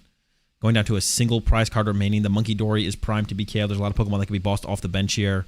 Draw for turn from Natalie is a boss's orders. Boss the Meowth? Maybe could slow things down. If you have like boss Meowth plus attach for turn, though, is what you'd need. Goes for the Ultra Ball. That Ultra Ball can find Pheasantipity. Oh, but you also have to heal your own Monkey Dory here as Natalie. Otherwise, you just lose to Monkey Dory of Jack. Oh my gosh. So you need... So you need Dark Energy as well. And Natalie just concedes. Okay. Yeah, the Crushing Hammers, pretty tough to deal with. It did feel like Jack had the initiative in both games. Yeah, I feel like Jack had the initiative in both games, had the possibility to get aggressive, did go first both games. Natalie chose second in game number 2, though. And then from there, though, to just kind of top it all off, though, Natalie never had really a route back into the games because of the Crushing Hammer heads, it felt like. It felt like Jack got the early lead and then completely closed Natalie out of the game with a couple heads on those Crushing Hammers. So 2-0 victory here for Jack. Starting off 2-0 in the tournament, not bad. Natalie not out of it by any means. Still 7 rounds to play. Top cut will either be 5-1-1. Maybe some 5-2s will make it. I don't know the League Cup math, to be honest there. So definitely possible for Natalie to make a comeback for sure. Once you've taken 2 losses, though, there might not be a possibility. It's a big League Cup here. We got a big cup going on. Jack emoting. Yeah, we'll see what he flex on the stream there. All right, we'll see if we're going to get a player's interview or not for this round. It's possible we're going to have one. We'll have to wait and see. And I'll get some more updates in the tournament for y'all as well. I'll probably, after this round, if we do have a players interview, we'll do the players interview, and I'll go probably walk around. I guess we're close to the end of the round here, so I might not be able to catch many matches that are going on.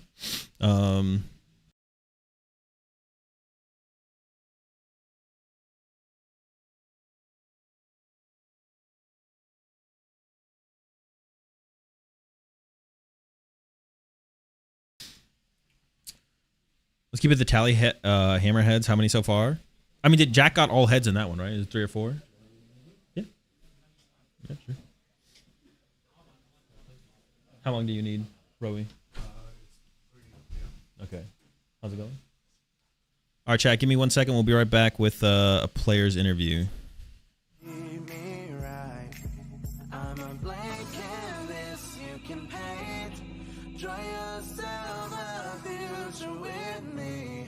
It's a mystery what awaits. Oh, it's a miracle life. It's a miracle day.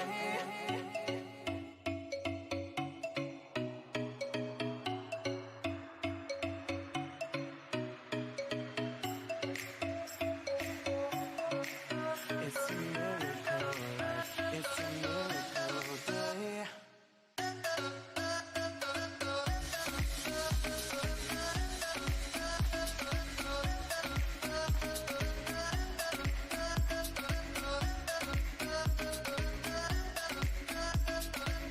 All right, guys, I'm here with Jack after defeating Natalie in the Dragapult mirror. It's a mirror match, but there's quite a few things different going on. You are playing the Crushing Hammers with the Dunsparce. I'm sure probably inspired by Hedrick. So, I mean, the first question I have is, like, why this build of Dragapult, and what led you to, like, ending up with the thicker Dunsparce line?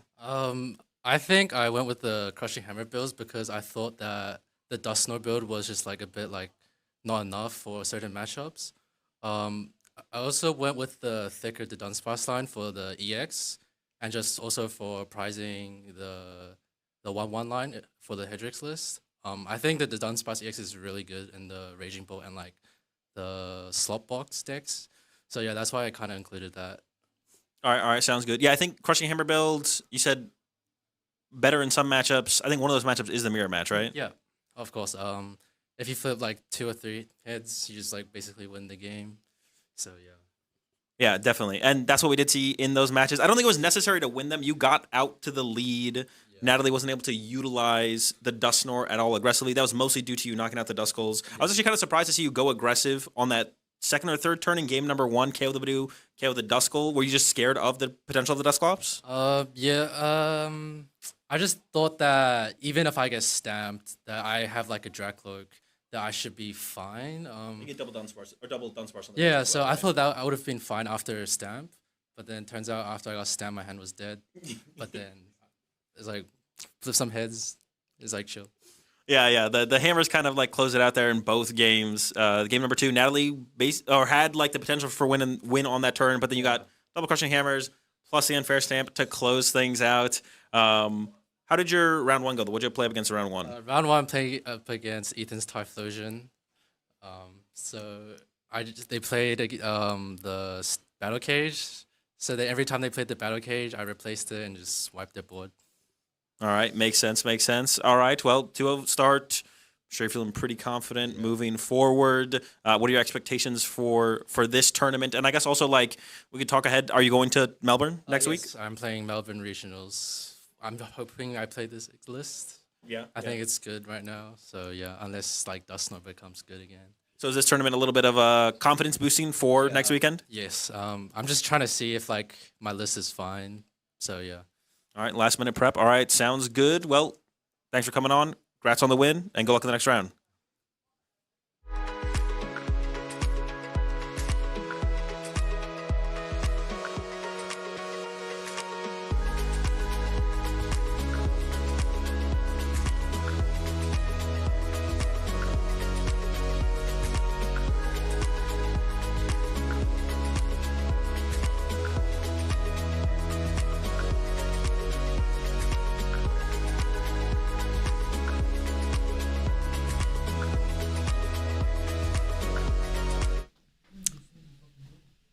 All right, chat. That is round 2. Jack gets the dub over Natalie. We're going to take, they're doing a lunch break, so going to be away for probably 10-20 minutes until round number 3. Maybe 20-30 minutes is more accurate. We might try and get a player interview or two in between now and then. But I'm going to go see what's up. I'm going to see what's winning out there, who's winning out there, and maybe I'll come back to y'all with an update before we get into round number 3. But yeah, a little bit of a break. We'll see y'all in 20 or 30 minutes from now. See you then.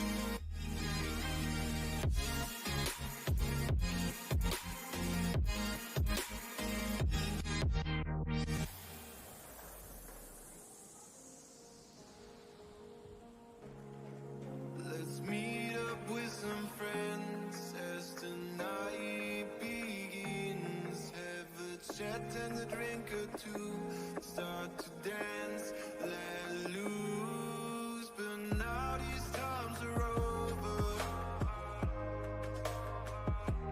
Wish you stayed a little longer. Is it unmuted right now?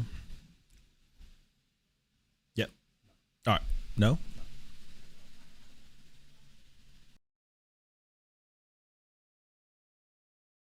All right, now we're unmuted. All right, what's going on, chat? We're back after the lunch break. Had a little pizza. Yo, y'all do your ham weird on pizza down here in Australia. It's like shredded carrots. I've never seen ham on pizza like that before. It's still good though. It's still good. But yeah, first I had no idea what it was. I thought it was like pickled onions or something. It turns out it was ham. So lunch break is done. Players are getting ready to get seated for round number 3. Parents have been up for a second. So it might be a couple minutes. But up next round, we have 2 of the players we had to watch. We got Angus Johnson versus Jordan Palmer. Gave Jordan a shout at the top of the stream. Definitely like the maybe a little bit less familiar with some of the newer age players, but definitely like the OG Australian GOAT. Jordan Palmer. Still around, still kicking, still playing. I think has gotten some top cuts actually recently at some of the Australian regionals. And Angus Johnson, I mean, I'm familiar with the name. Some of y'all in chat are probably familiar with the name. I feel like one of the more up and coming players from the region. It's going to be Festival Lead. We did see Festival Lead on round 1 from Tim Franklin. I believe they are playing a pretty similar list.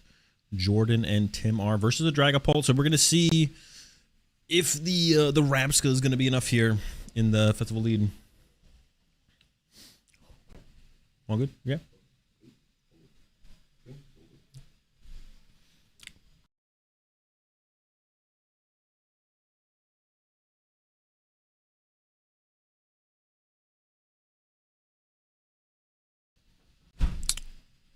Just got out of the Chaos Rising pre-release, had a fun time. What deck did you get, Tommy? What decks do they even have? The VOD will be up, Jake, after the stream on YouTube. I'll have it up on the YouTube stream, or up to, on the YouTube. I guess it'll be on Twitch as well if you want to watch it on Twitch, but YouTube is always better. Appreciate it.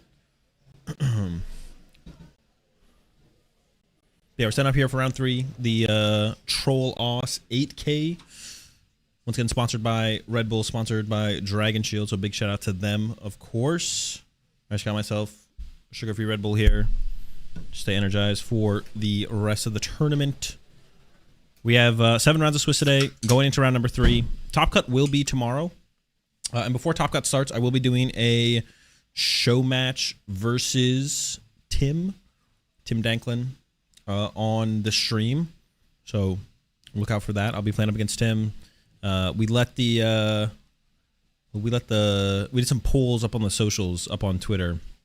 So I'll be playing like Zygarde and Slowking in a Conquest format versus Tim's. I know it's the Baby Ursaluna. I always forget the second deck that won his poll. I think it's Baby Ursaluna and oh wait, no, I remembered it. Yanmega. I think it's Yanmega and Baby Ursaluna for Tim. Also, we got Spurs or OKC out of the West. How we have the Spurs even won yet? Did they win? Was the last game? Did the last game just happen?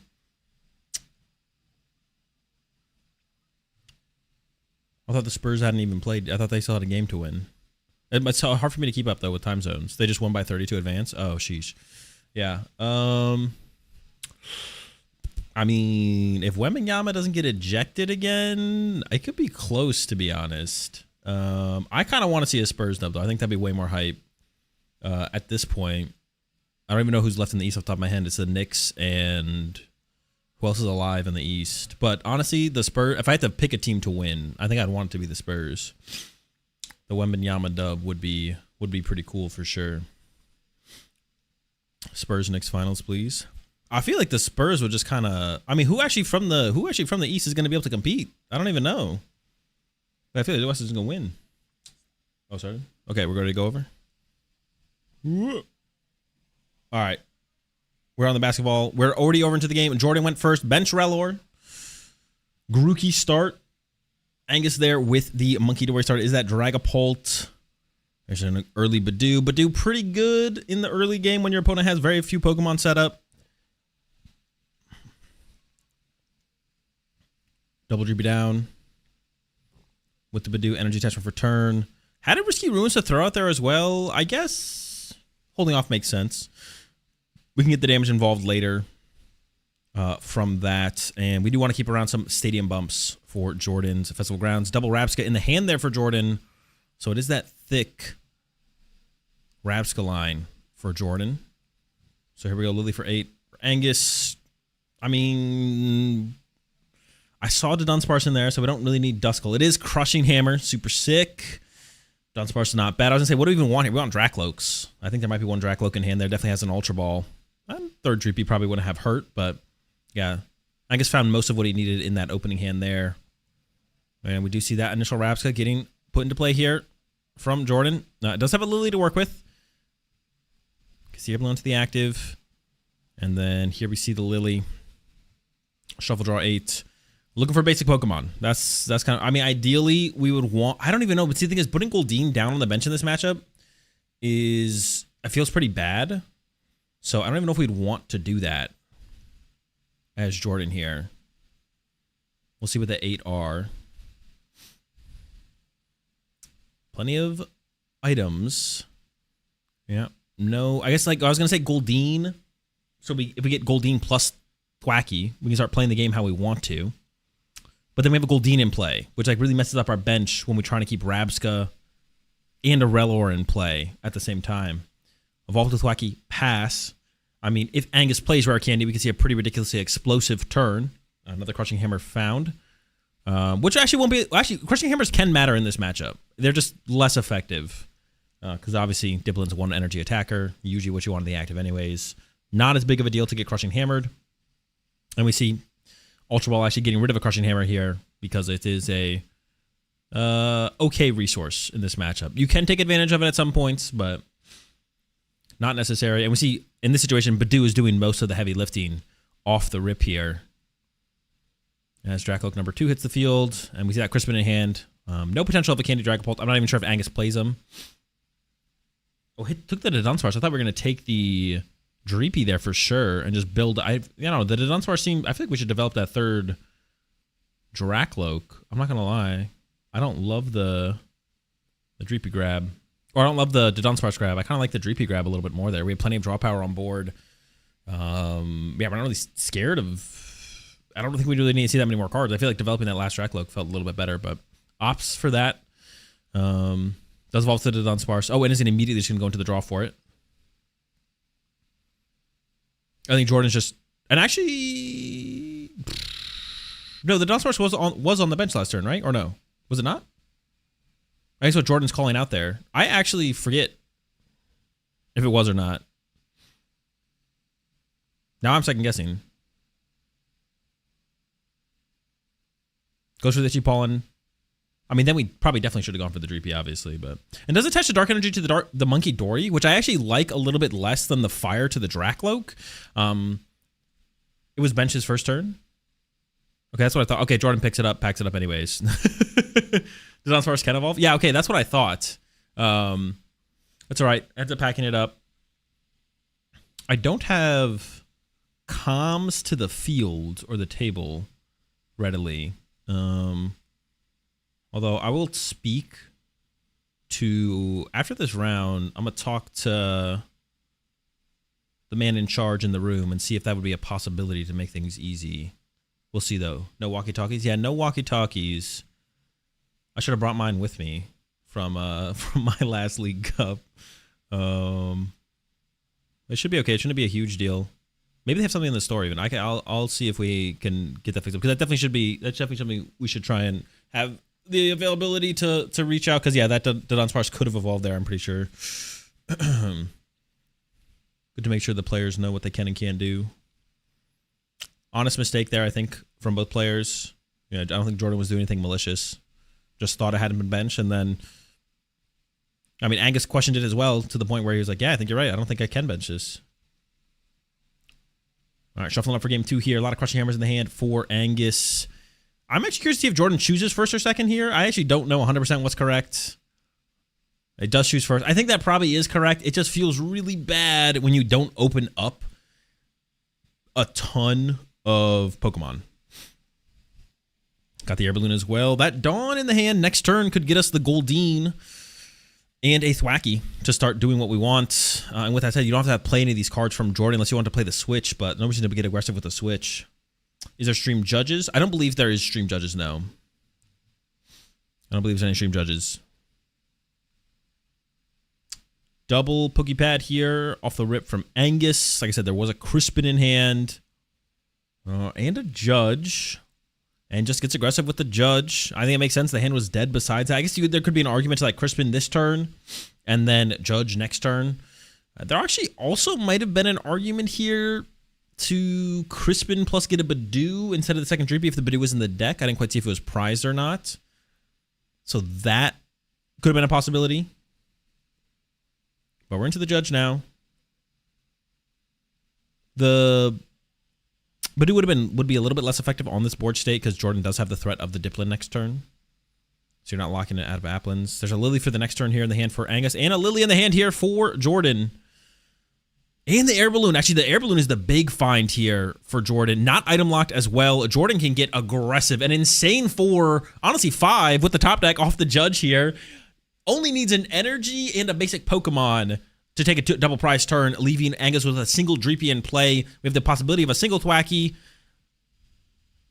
And we're not item locked. Let's see what Jordan finds. Energy for turn. Oh, I think we found a basic. I don't think we found a Thwacky. No, we got the Thwacky as well. Okay, we got everything here. Now, the only thing to question here as Jordan is how much do you play around Rare Candy from Angus? Now, Jordan might just know if Angus plays Rare Candy or not. I don't know. I don't think Angus does play Rare Candy. Looking at it, almost looks like Angus might be playing the exact same 60, like the Hedrick 60 from LA last weekend.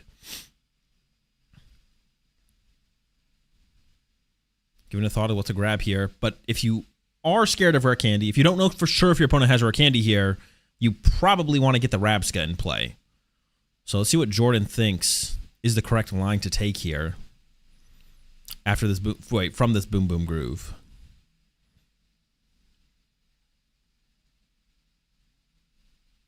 Oh, it's 1-0 Angus.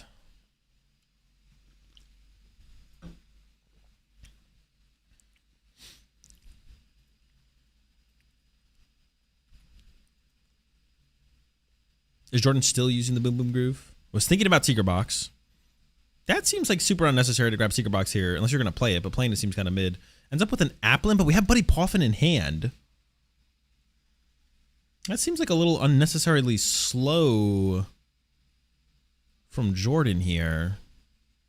Yeah, we had a Buddy Poffin. Like, we could have grabbed Rabska. We need to get Rabska set up at some point. I don't know why we wouldn't Buddy Poffin for the Applin. Or Applins.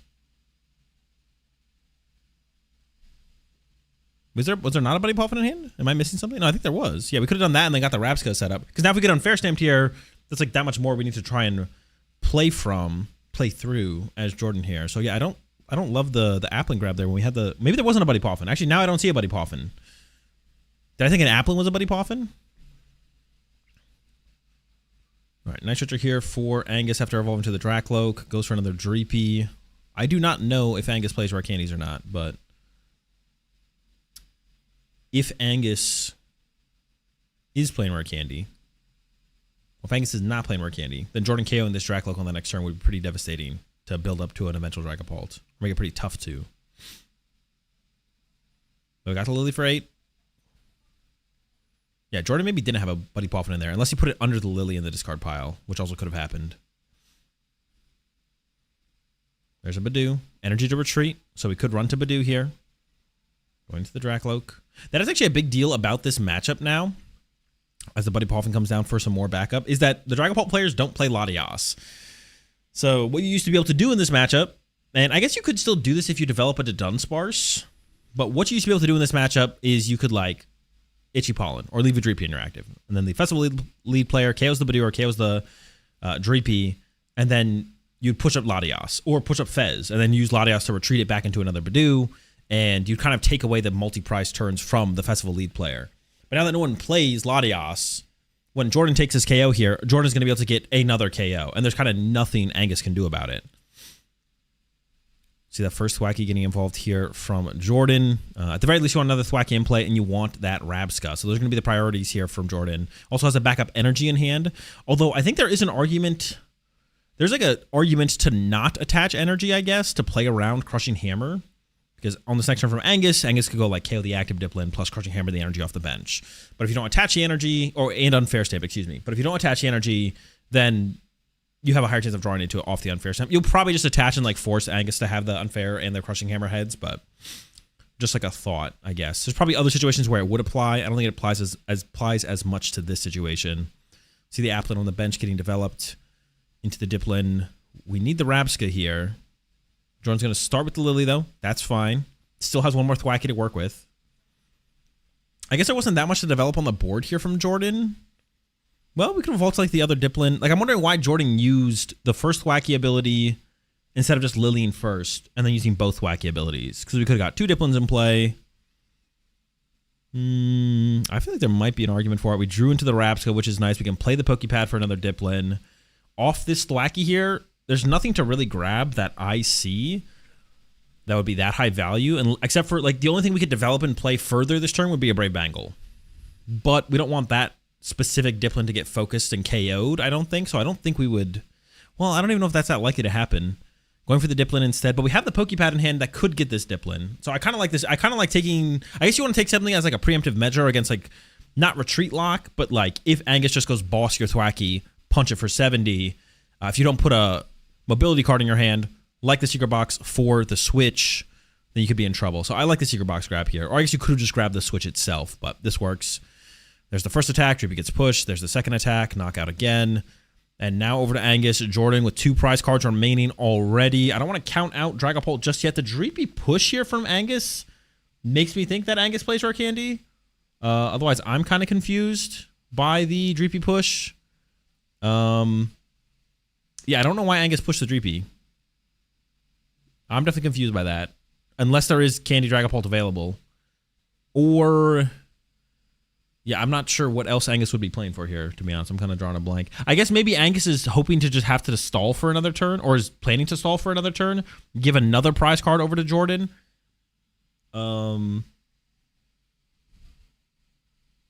Give another prize card over to Jordan, and I guess...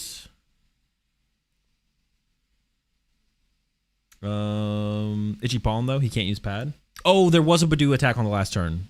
Good point. My bad. Jordan was item locked. Yeah, you can't use the Pokepad. So that makes way more sense then. Yeah, the sequence from Jordan made way more sense if we are item locked, which we were. Okay, here comes the Ultra Ball here from Angus. I mean, this has to get Fezandipity, right? So we're going to get Fez. We're going to draw 3. We're going to hope Jordan... we're going to... the thing is, if we put Pheasant... okay, we can put a Dragapult in play, I guess. But letting a Dragapult get punched... I guess letting a Dragapult get punched isn't that bad here for Angus. Maybe we just let the Dragapult get punched. So now on Jordan's turn, Jordan can go punch a Dreepy. Dragapult gets promoted from Angus. We let that take a hit. And then we leave our board with just 2 Dragapults in play, I guess, after that is like the ideal situation. Okay, so here's a pass. I thought we'd see Angus play for like Unfair Stamp Christmas this turn, but it's content with just going this route. I mean, Jordan can't win this turn because Jordan can't gust up the Dragapult and KO it. Now we can play the items. We see the Diplin get developed off the Pokepad. And yeah, this board state from Jordan. I mean, this is looking like I don't even know like what the win condition is here. Pulking Punch for 130 is so bad though. You could Crispin again. Okay, never mind. Angus is just conceding. I'm like trying to like piece it together. Like, what is even the play? Second air balloon gets developed. There's nothing you can like gust up and punch. All right, 1-1 here now with Jordan taking game number 2. Going to game number 3. Jordan did choose first going to game 2. So now we'll see for Angus. I don't know who won the coin flip and chose first or second. I don't know how aware of the other deck the players are, of their opponent's deck the players are. But now they're fully aware. We saw what Jordan thought of the matchup. Jordan thought going first is correct. We'll see what Angus thinks of the matchup. I assume going first as well. The Badoo threat possibility for like a takeover isn't that high. So we're not going to like hope our opponent just doesn't draw items. And 34 minutes left as well. So plenty of time for this round. Not a concern. And here we go. Both players getting 7. Ooh, the start there from Angus leaves a little to be desired. Mulligan, though, from Jordan. And with Angus going first, we'll also get that extra draw before the pressure starts coming through. Plenty of cards to bail Angus out of this. It's okay. It's an all right. I've seen better hands. Plenty of top decks to bail him out. Plenty of cards to bail him out. We'll have at least 3 cards to work with before we're really sweating. Basic for Jordan. Buddy Poffin. And has the Find a Friend Applin. Okay, Pokepad top deck there for Angus. We're okay. Droopy start, Applin start. Energy for turn. Oh, we have to save the Pokepad here. Oh, goes aggressive with it. Is this not just leaving? Oh, we can get Dunsparce. Okay. That makes sense. I was like, wait, I thought we were going to grab a Dracloak off this, but we can grab Dunsparce. We have the Dunsparce in hand. That makes a lot of sense here. And then attach active and then pass over to Jordan. Yeah, no turn 1 threat from Jordan. The hand here from Jordan also not super aggressive. It's okay.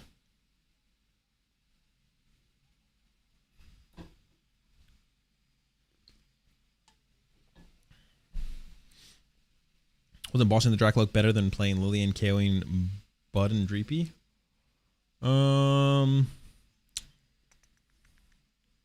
Possibly. It depends if Jordan's playing around Candy or not. The way Jordan has approached it so far, it feels like Jordan is playing with thinking there's the possibility of the rare candies. And I don't know if Angus has shown enough to 100% not play around rare candies. I mean, it would force the rare candy combo out of him, obviously. But yeah, I don't know. I'd have to go back and look at the turn, to be honest. I didn't really think about boss in that moment. So bossing actually might have been the better play there for sure. Just boss KO the lone Dracloak can play.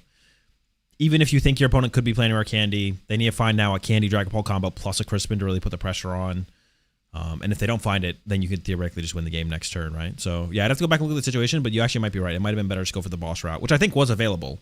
I think the Lily play there from Jordan was fine, but yeah, I think the boss play might have been the way to go. Apple and Krookie getting searched out here for Jordan. Gets the Relor down turn 1 as well, which is a big deal. And then we're going to go with that Find a Friend. The Dreepy actually, funnily enough, could KO this Applin. We do have the backup Applin, so it's not that big of a deal. And it looks like the Diplin's got to get searched out here for Jordan. But we'll have the possibility of a Lily on the next turn to kind of pull things together. Top deck there for Angus. I couldn't see it, but we're drawing 3. We found a Buddy Poffin and a Dracloak. Immediately into the Buddy Poffin. We just need some backup Dreepies. I feel like Badoo's not even that strong here from Angus. I would rather see like double Dreepy. I honestly wouldn't have hated. There's like an argument to just use Dracloak.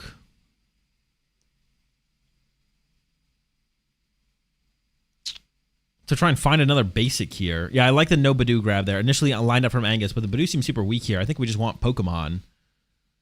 I wonder if we should have Dracloaked first, though, because getting another basic off the Dracloak doesn't seem terrible, but we would rather have Lily or Fez or something like that to seem more. Oh, no, I guess Fez doesn't work here. The prize card didn't have it. We'd rather see Lily, I guess. It's just Lily or Ultra Ball or Cat. If Angus plays Cat. I assume Angus does play the Cat, though. And there's the Lily. Okay, so perfect. All comes together here. Has the Risky Ruins, but same thing as last game. Probably going to hold on to them. Just goes for the Lily. And we're looking for more basics to put on the bench. We just need to find some sacrifices. And if we have enough outs to basic Pokemon, we could run into the Badoo for turn. And we still haven't attached for turn yet as well. So we could get energy attachment established on this Dracloak again. The possibility of Jordan having like boss KO lone Dracloak is pretty low. Once again, this kind of comes back to that same situation I was talking about, the like, or not situation, but like just the lack of the cards that are played in the Dragapult deck. No Fez, no Latias. Or do they play Fez? No Latias specifically. They do have the Fez. Makes it hard to... The early swings from Festival Lead are like pretty devastating. Unless you can get... Oh, wait a second. I forgot about Monkey Dory. Monkey Dory does prevent the damage, though. So you can bench Monkey Dory. And you can either sacrifice Monkey Dory or you can sacrifice something else and then push Monkey Dory if you want access to potential damage. So it is probably going to be a sacrifice on Monkey Dory in this situation. Also... Looked like they ended up going with a reroll. It looked like a heads. It looked like a heads was fine there. Ends up being a heads anyway. So we could attach Dark Energy active, retreat to Monkey Dory, pass, and the most Jordan can get is a single prize this turn. This is where like the Lilligant can be good in this matchup. I haven't seen anyone else actually play that card since Prague. It did make it in like the highest placing build at Prague, I think, but I haven't seen anyone else really pick it up as an inclusion. Top deck the stadium there. Dippling gets established. I mean, my assumption here is going to be a Thwacky for... Oh, we got the Rapska in hand as well. It's going to be Thwacky for Lily here. Let's see it. Going with the Thwacky. I mean, I can't think of anything else you'd actually grab. Oh, could you go Boss KO? Oh, you could just get some basics and go Boss KO, actually. And then, actually, you wouldn't even need to put a stadium in play this turn either. You can hold on to all your stadiums. You're going to be in the kind of the same situation next turn, though, where you have to get through this Monkey Dory. But I guess it puts more pressure on Angus to, like, find... puts more pressure on Angus to find an energy and then the Dracloak for turn. Once again, Jordan... I don't think Jordan knows for sure whether or not there's rare candy. Like, it feels like some of the plays he made in the last game where those was like to preempt around rare candy a little bit. Ends up on the Lily anyways here, though. I think it was giving the boss a consideration there. But just wants to try and get as much in play as possible and have more for next turn, so opts for the Lily. This means we're only KOing the Monkey Dory for a prize card for turn, and we're leaving the Dracloak plus energy available to Angus. But we would have had like a pretty dead hand from Jordan if we had gone for the boss KO there. Or I guess we would have been living off the prize card and top deck. So without knowing whether or not for sure Angus plays candy. Because it feels like, like I said, some of these plays from Jordan, it does feel like it's playing around the possibility of the candy. Going to start with the bug catching set here first. Also has a Grookey in hand to work with, I believe. We'll see what these 7 give us. It's Applin and Grookey, which I think are the 2 cards you're looking for. I don't know if there's a Buddy Poffin in hand or not. No, there was a Grookey. So we already had that set up. Could bench the Goldeen here instead of the 3rd Applin. But the Goldeen is a much lower value card as the game progresses. The rest of the hand is actually... I don't even know if Jordan can get a KO on a Dragapult next turn with the current hand. I actually don't think it's possible. So Dunsparce here out of Angus is going to start by cycling that, it looks like. I think here in this situation as Angus, you're either looking to do some kind of boss jet headbutt shenanigans, or you're looking to just KO the active and put the pressure on. You could boss jet headbutt KO the Rapska. You could boss the Thwacky and jet headbutt that. Trying to get Crispin plus Monkey Dory Risky Ruins involved to start to build up damage on the other side of the field. Could be something there. I actually don't know. Unfair Stamp is also a possibility here as well. I think if you find Unfair Stamp, KO in the active has higher value. But like Unfair Stamp plus boss KO Rapska, I don't think you could really argue against that as a solid play as well. We do see the boss there, but also has the out to the Pokepad to find that next Dracloak. And there's the Ultra Ball in hand, of course, that could find that, but you probably want to save that for your Dragapult. And there we go, Pokepad. Dracloak on the way. Has the Buddy Poffin to replenish the Dunsparce and maybe get another Dreepy. Oh, it's actually going for the Monkey Dory here. I wonder if we're just going to see another sacrifice turn. I feel like you wouldn't want to go that route. Gets the Monkey Dory on the bench. Oh, maybe we're going to develop the Dark Energy on the Monkey Dory this turn, and then we can still Jet Headbutt the active here. Maybe that's what Angus is going to go for here. Developing the Dark Energy is just higher value, and then Jet Headbutt the active and hope that Jordan can't put together a return 1 hit. And Unfair Stamp could still be found off this Lily. We're not done yet. Ultra Ball comes out, getting rid of the Fire and the other Lily. Get the Dragapult. Okay, that makes sense. Jet Headbutt does KO the active. The energy developed on the Monkey Dory is definitely way higher value than the fire energy developed on the Dragapult to take the KO, because the Phantom Dive basically does what Jet Headbutt does as long as they both KO the active with that Rabsca on the other side of the field from Jordan. And for Lily in this turn, we're not bossing.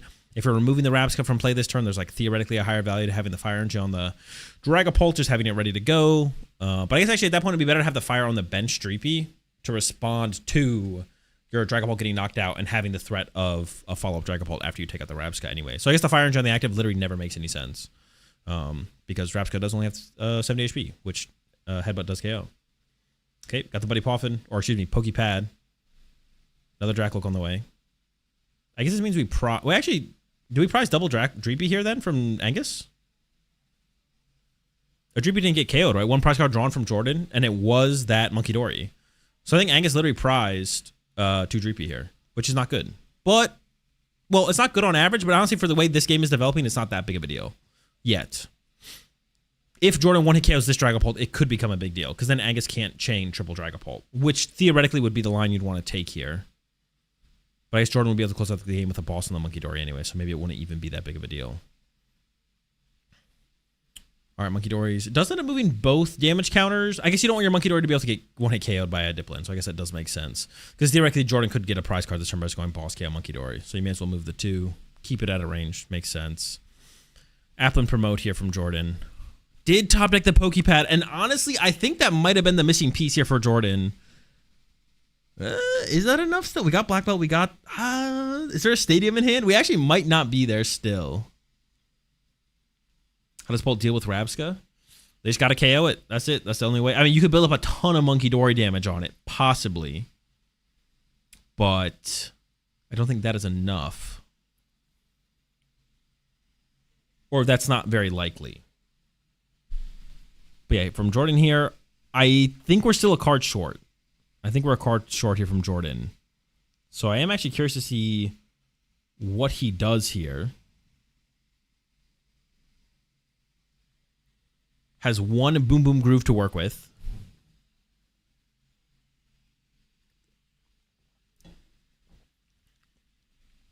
But is missing Stadium and Energy. So does not have enough to KO the active here. We're coming up short. But now the question is, what do you do?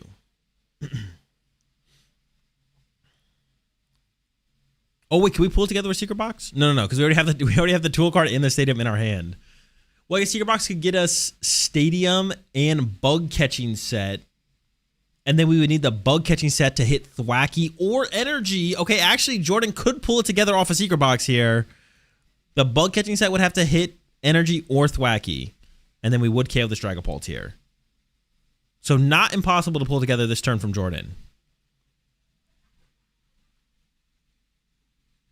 This means you're expending your Secret Box before getting Unfair Stamp, though, so recovering from Unfair Stamp would be that much more difficult. But this would be dealing with one of the 2 stadiums that Angus plays. Chance that your stadium gets stuck is a little bit higher. And you're not guaranteed to play either, right? Oh, wait, no. Can we guarantee this? Stadium plus... Oh, no, we can just guarantee it with Stadium plus Pokepad. Pokepad for Thwacky for Energy. Yeah, we have Pokepad to get the Thwacky. No, never mind. It's not actually that high risk. For some reason, I don't know why I thought we were locked in. Yeah, I don't know why I thought we were locked in on having to go Bug Catching Set. I forgot Pokepad can literally just get the Thwacky. Doesn't go for the second Brave Bangle. I guess you do always want the mobility. The chance of Boss Thwacky Punch is like too scary. Lana's Aid as the follow-up supporter. Interesting. We have the Black Belt in hand. Maybe the Kirin is prized? Wait. But Jordan's going for the Bug Catching Set. Just get the... All right, well, now I'm confused. And man, dude, he sees what I see, I guess. But what we both saw, maybe there is an argument. I don't think there. No, you just get the Pokepad, right? Yeah, there was a Pokepad in there. Well, me and Jordan are on the same wavelength, I guess, apparently, because we both just didn't see the better play to go with. Yeah, Jordan thinks it's all in on this Bug Catching Set, which it's not. There is a Pokepad and a Thwacky in the deck. There's still high odds here, though, I feel like, for Jordan to pull it off.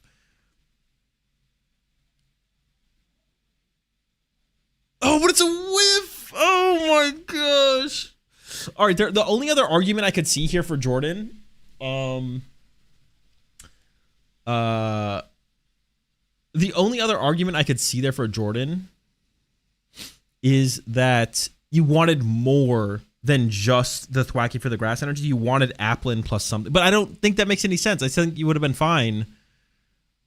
Yeah, now things are like really awkward for Jordan here. But yeah, I think getting the KO here was like good enough. I don't think we had to play for some kind of like bigger play that like led to getting like Thwacky plus Applin or Thwacky plus energy, then you Thwacky for something else. I think benching Goldeen would have been fine.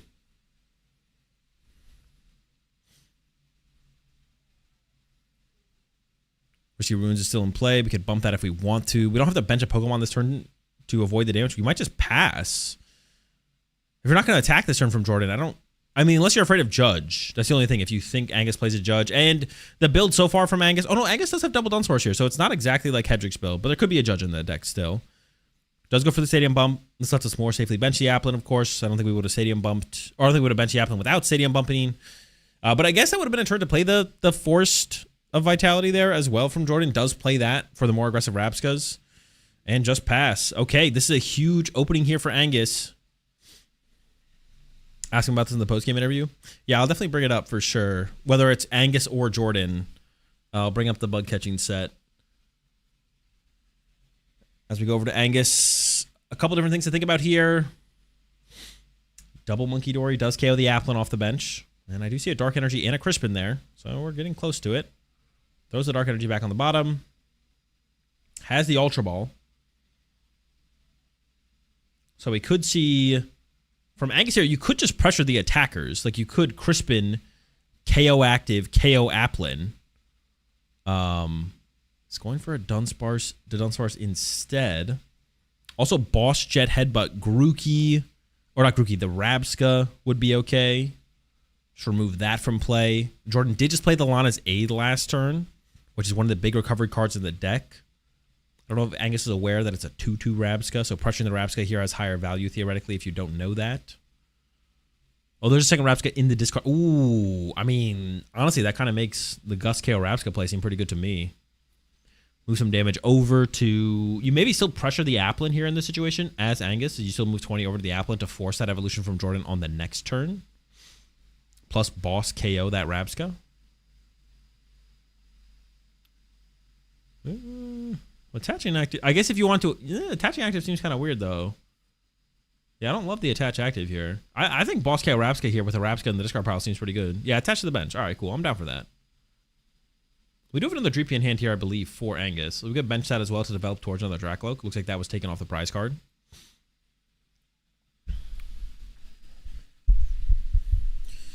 Now we see the Monkey Dory moving the damage over. I think Applin is still the best target here from Jordan, but ends up on the Grookey there. And then, yeah, okay, the boss on the Rapska. Okay, so Angus does come around. Yeah, the only thing I don't like is that 20 damage on the Grookey. Well, we could have taken the Dark Energy instead and KO'd the Applin off the bench still this turn, which I think would have been still a nice prize card to pull there from Angus. As long as the second Monkey Dory was in the deck, we know the second Dark. Well, Angus probably plays 3 Dark. Well, it could just be 2. But we saw the Dark go to the bottom and take the Crispin instead. But yeah, we are seeing the Jet Headbutt here on the Rabska, which with the Lana's Aid gone and a Rabska in the discard pile. Oh, is even considering going further with the Dunsparce. There we go, the Jet Headbutt on the Rabska. Knock out prize card for turn, Crispin. Dip into the active here for Jordan. The KO should be easy this turn for Jordan. But with your Rabska gone, that makes things awkward. Now, Jordan does play the Force of Vitality and plays a 2/2 Rabska. So I think it is possible for Jordan to reset up a Rabska this turn.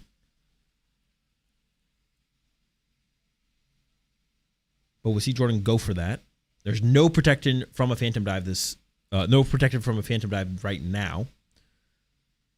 But if we replace our Festival Grounds, of course, with that, we'd have to also boss KO Dreepy or Dunsparce for turn. So it'd be like Jordan would have to go Force of Vitality, set up Rabska, boss KO Dunsparce. Probably the Dunsparce that has the damage on it, or the Dreepy.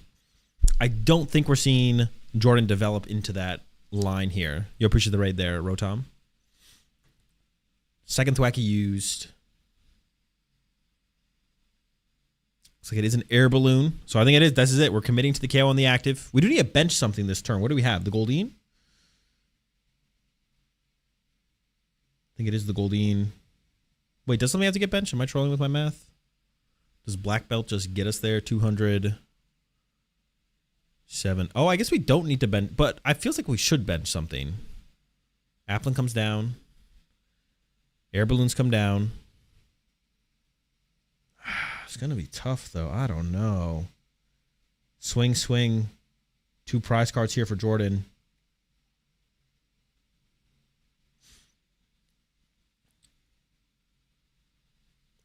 Into the Dunsparce cycle there from Angus. Crushing Hammer found. No energy developed on the bench, but if you want to go boss something off the bench this turn, you could remove the energy off the active. But, I don't know. I feel like it's hard to argue against just KO active And you get to KO with Thwacky as well. KO active, KO with Thwacky. Maybe you can combo that with an Unfair Stamp.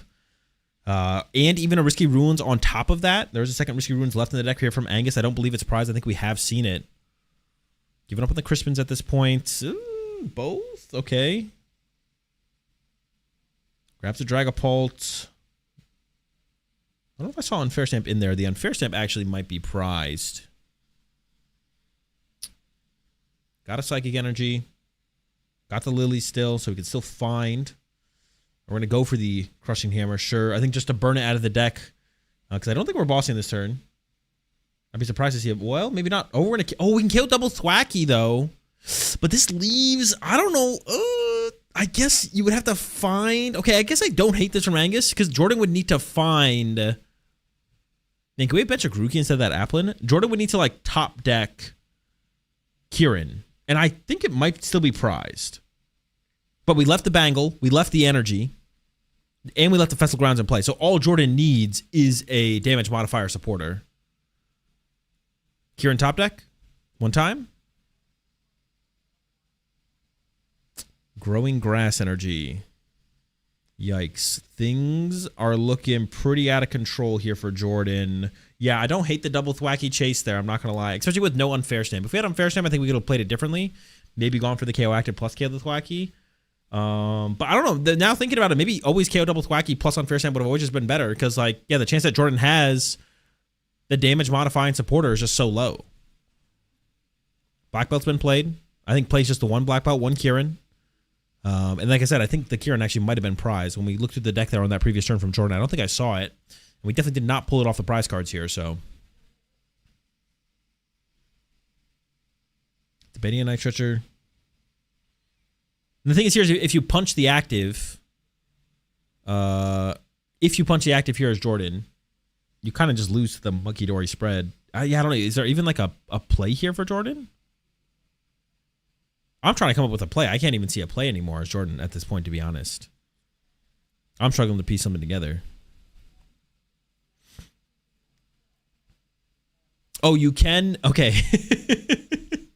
No, but this doesn't lead to like a... Well... Okay. Force of Vitality into the Thwacky. Thwacky for boss. Boss KO... Done Dreepy, maybe, and then next turn one hit KO Dragapult. No, that's still not enough though. That's still not enough. There's still not like a route here from Jordan. At least not that I see. There's no way to get the Rabsca in play to not just lose to the Rabsca, right? The Growing Energy is only plus 20 HP, so the Applin still gets KO'd. If you don't KO the active, if you don't KO active this turn, I feel like it's got to be cooked, right? Well, maybe not. Okay. All right, maybe not. Jordan can Lilies here. Can reset up the Rabsca if we draw Relor and then we Thwacky for Night Stretcher to reset up Rabsca and then pass and don't put damage in play for Monkey Dory. And then next turn, one hit KO the Dragapult. Maybe Angus can't set up another Dragapult to close out the game. Or honestly, at that point, Mind Bend would maybe be enough. But yeah, maybe Angus can't put it together or doesn't see like the alternate route of like attacking with a Mind Bend plus Monkey Dory. Because you get like the other Monkey Dory plus Mind Bend, you could pull it off. Double Buddy Poffin coming out from Jordan. I have to imagine this means we're going to grab Relor. If it's there, oh no. Is there even a Nitro? The Kieran actually was in the deck. Okay, we're going to Thwacky for Pokepad for Applin. So Angus can't guaranteed win next turn. We have a switch in the hand. We could switch into a different Diplin here. From Jordan. But does Jordan even have enough Pokemon left in the deck? I don't even Jordan has enough Pokemon left in the deck to attack.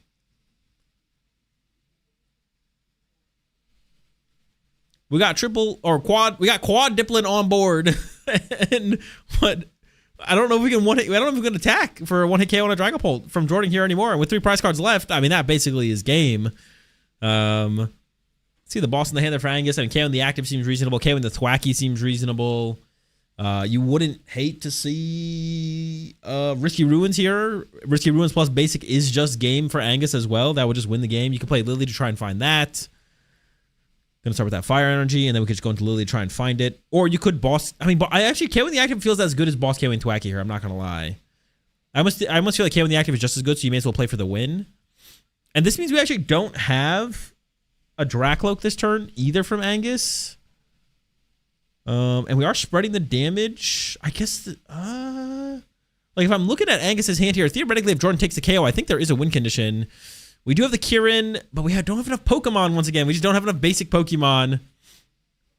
And yeah, Jordan basically concedes there in game number 3. The second Reller was prized, which I don't even think it would have been enough to get him out of that one. Yeah, Angus wins 2-1 and felt like Angus was pretty much in control all of game number 3, to be honest. It felt like Angus was in control all of game number 3. So Jordan falls to 2-1. Angus, of course, moves on 3-0 now in the tournament. Once again, this is the Troll Oz 8K League Cup, sponsored by Red Bull and Dragon Shield. Shout out to the sponsors. We're doing 7 rounds of Swiss, best 2 out of 3 Swiss today. Tomorrow will be Top Cut, Top 8. And also be doing a show match with Tim Danklin before Top Cut tomorrow, which should be at, I think the plan is like 10 or 10:30 a.m. Melbourne, Australian time, whatever that is compared to where you are. So we're just try and get on Angus for a winner's interview if he wants to come on. If he doesn't want to come on, maybe Jordan will want to come on for a loser's interview, and we can ask him about the bug catching set. If it is Angus, though, I'm going to ask him about the bug catching set anyways, because in that moment right there, it felt like Angus even felt like that was like, he needs to hit off of that. He is playing a 2-2 Rapska line, yeah. 2-2 Rapska.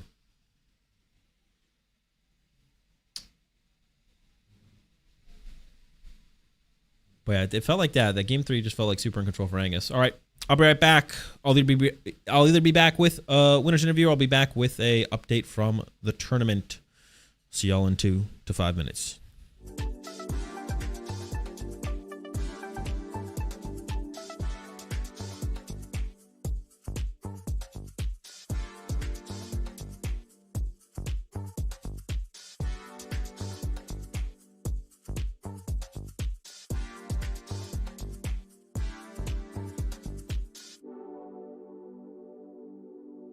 In your eyes, in your eyes, in your eyes, eyes, in your eyes.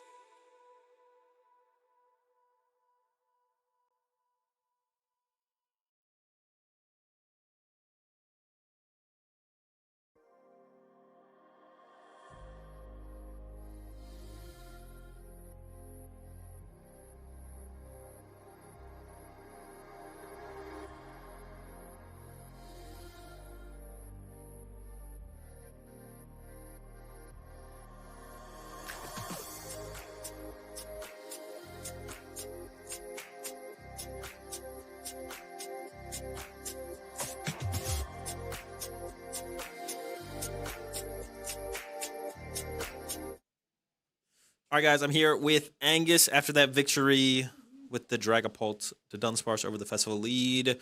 I start off with, how you feeling after the victory there? Well, I'm ecstatic. I normally lose on stream, so it's pretty good that I actually won one for once. Yeah.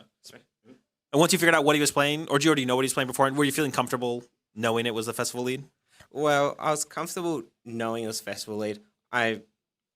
Jordan had told me that he was playing that prior. However, because it's Jordan playing it, you never know what he's going to pull out, because he's a very well-respected and very good player. So felt like I was very much down in the dumps, especially when it was going into game 3. Yeah. I felt like I had pretty poor setup, but then he had that whiff of the crucial turn, which basically swung the whole game.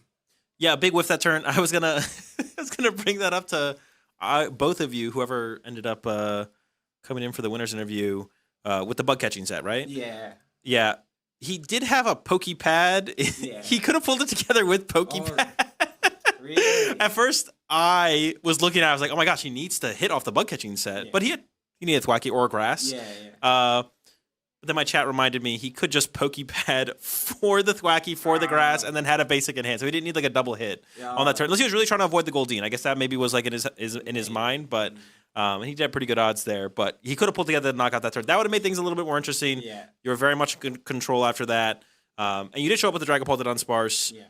with the Crushing Hammers, have you been kind of on Dragapult this format in general? And then with the recent results from LA, does that push you to the Crushing Hammers? Yeah, basically, I'm seeing whatever happens in the overseas regionals and trying to adapt best to that. Crushing Hammer definitely seems to be the way to go to beat the Pult Mirrors. And I just really like the Dunsparce line because you're basically able to try and force your opponent to kill 2 Dragapult EX with proper board management if you can get that. Yeah. It feels like a lot of people have leaned towards that Dunsparce, extra draw power, the ability to see enough cards to actually stay at that one prize board state. And then, I mean, yeah, from what I've seen, it's hard to argue against Crushing Hammer not being the best way to go. So you got that victory over the Festival Lead, obviously. What was the rest of the tournament like for you? Oh, well, round 1, I hit Mega Venusaur, Mega Meganium. So I got quite scared thinking that they're going to be able to just steamroll through all my Dragapults and then use Wally to heal up once I even do my first Fandom Dive. But fortunately, they do kill Bidoo and then go boss onto Meganium, unfair stamp, and they kind of just don't get to play the game after that. And then round 2, it was the Pult Mirror. I had a slow start where they were able to get 2 Dracloaks before I was able to even evolve anything, and they were going second, so I was quite scared. No supporter, top decked Meowth, and was able to pull a win out of that because Crushing Hammers, yay. I was able to remove the only energies they were drawing because they do have the Dracloaks, but no energy. And game 2 was very much the same. Was dead drawing, Crushing Hammers, yay. So it definitely seems like you're liking this build of Dragapult. Are you going to be playing in Melbourne next weekend? Most likely. Most likely.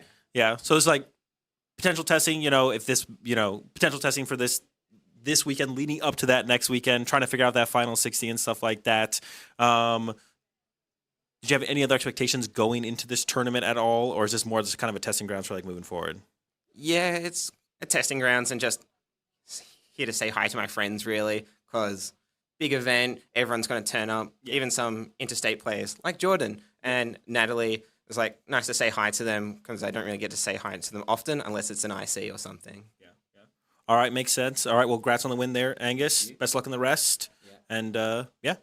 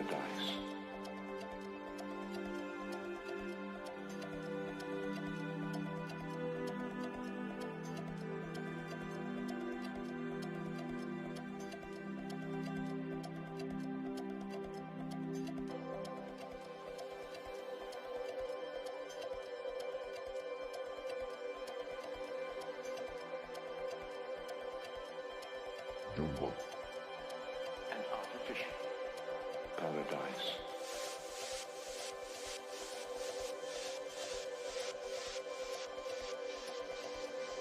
Paradise, paradise, paradise, paradise, paradise, paradise, paradise, paradise.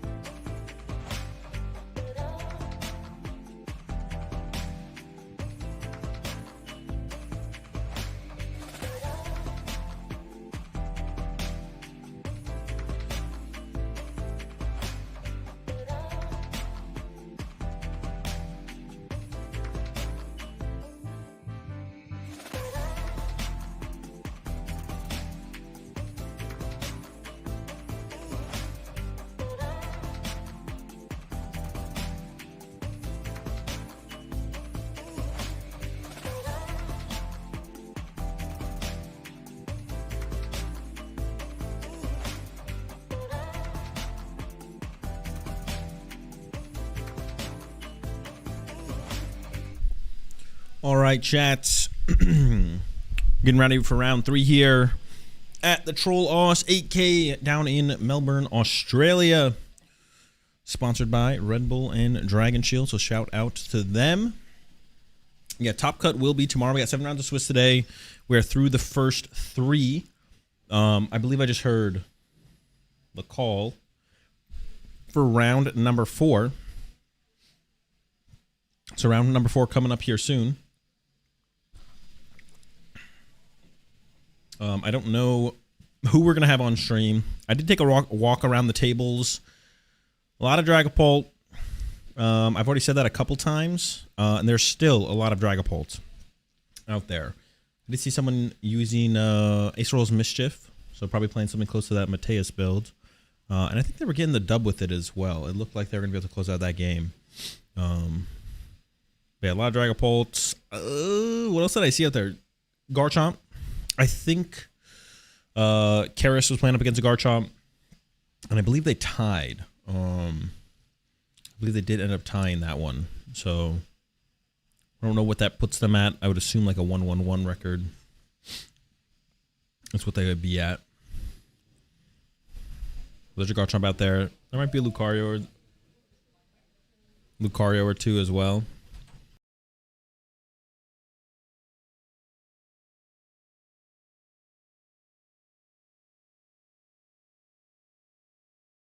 All right, yeah, the players are setting up for round 4. We should get the player information here soon as to what we're going to see on stream here. I didn't get that many other player updates or anything like that. I'll try and get some more of that when I go next round. Yeah.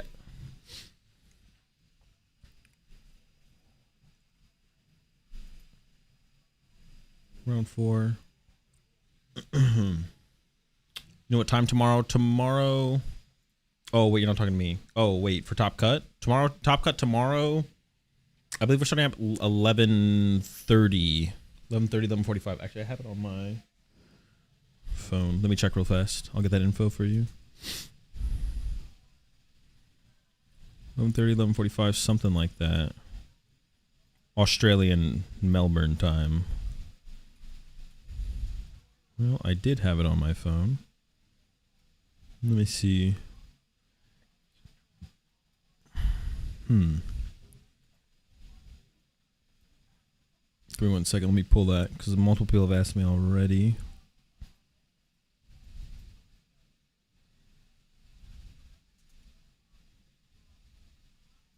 And then before Top Cut, I will be doing a match with Tim with some meme decks. 11:30 a.m. AEST. Maybe. I actually don't know.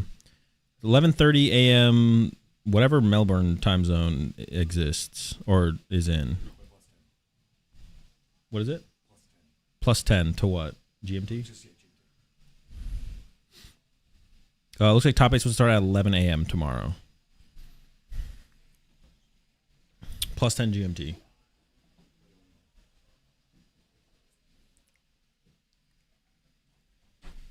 All right, we're getting our round info right now. I'm talking to chat. I was letting him know that you've blessed us with your presence.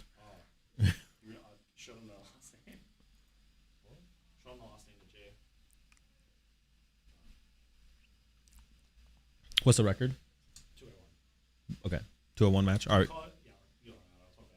All right. 201 match. We do have Karis on stream. I thought Karis was at the 111 tables, so but I did see that she did tie the last round. And I believe Karis is playing some version of Dragapult.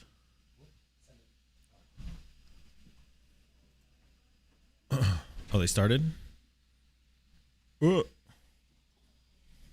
you already put the... I didn't even see you put the other name in there. Okay. So we got Ben with Slotbox versus Karis with the Dragapult. And I actually do think I saw a Moltres in the build that Karis is running. So probably not Crushing Hammer based, probably not Dusknoir based. And the Moltres is actually super powerful in this matchup. Super, super powerful.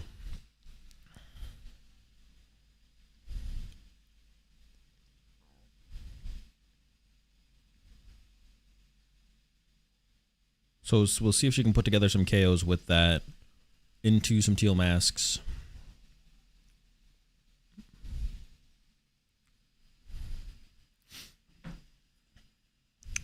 And looks like they've already started here. Karis is going first. Nobody Poffin, but does have the Dreepy and Pokepad and Pheasantipity and Ultra Ball.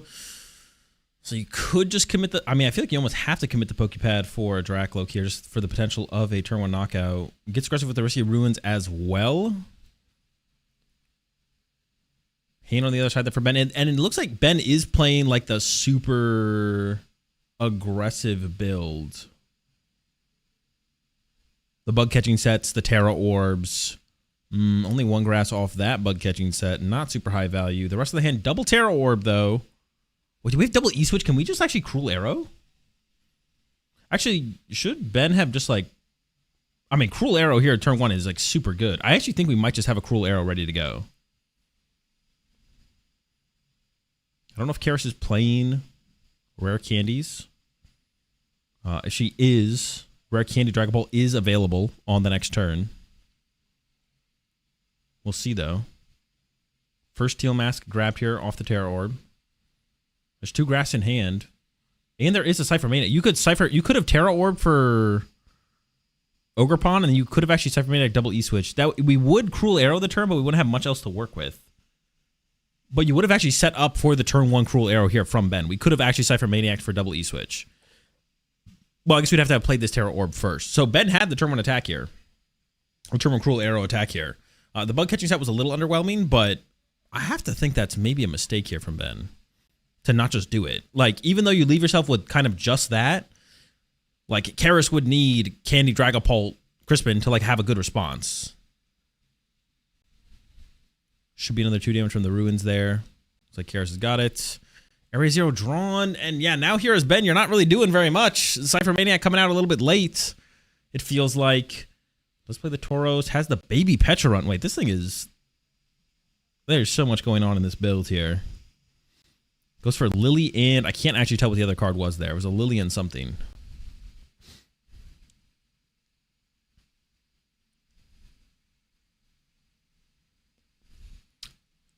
It is, yeah. It's a pretty sloppy slot box for sure. There's a lot going on in there. It is the ends plan E-Switch build. I feel like this build turn 1 attacks pretty often.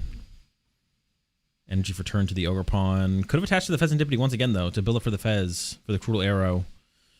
All right, so Karis survives this turn. Karis is playing the Clefairy. You don't see that very often. Start off with a Pokepad. I assume Dracloak is on the way.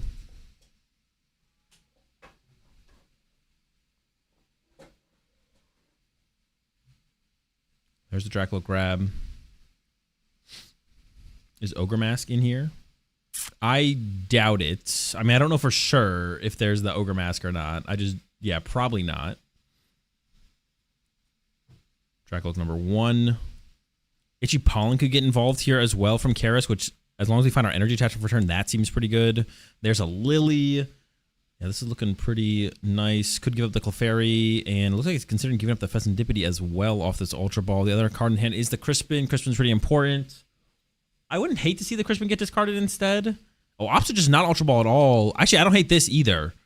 Ultra Ball away the Fez or the Crispin doesn't feel great.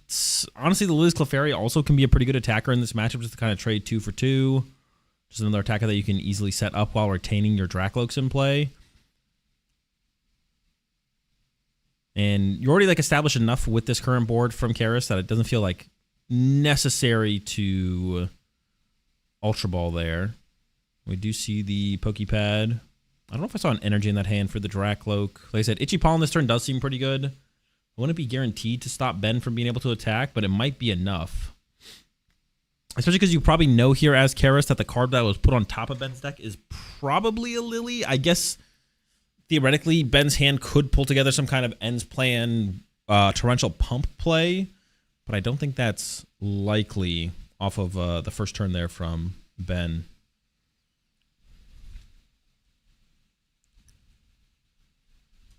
Dreepy, Badoo, and we have the energy attachment turn for here. Turn here for Karis.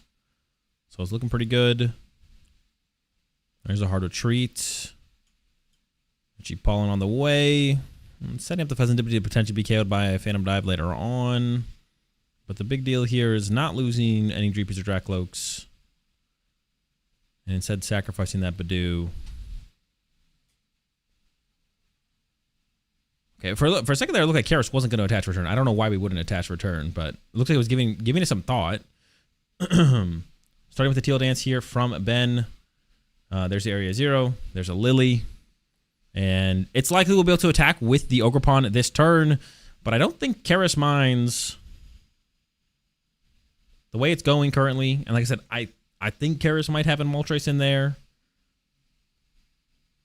So that's going to make things even more difficult for Ben here coming up.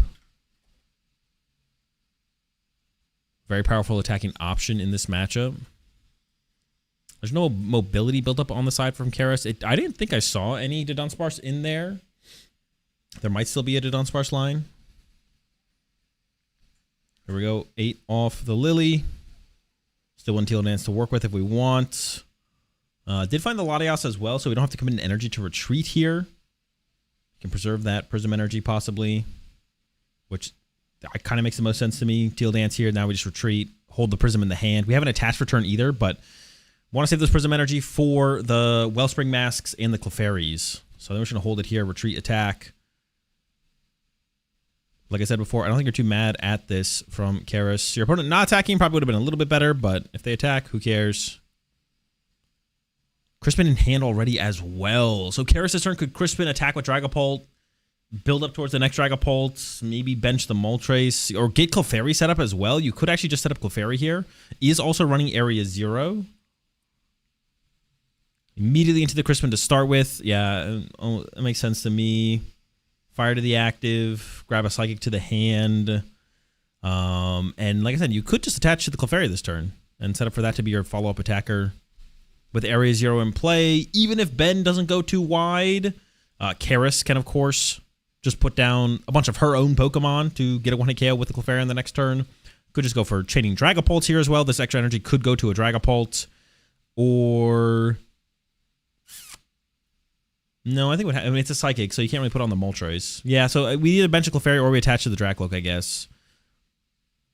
I don't hate the Clefairy bench, but the Dracloak might just be a little bit safer. There's a Dragapult for turn, but I think we already had one in hand, so we grab the second one for the next turn, possibly.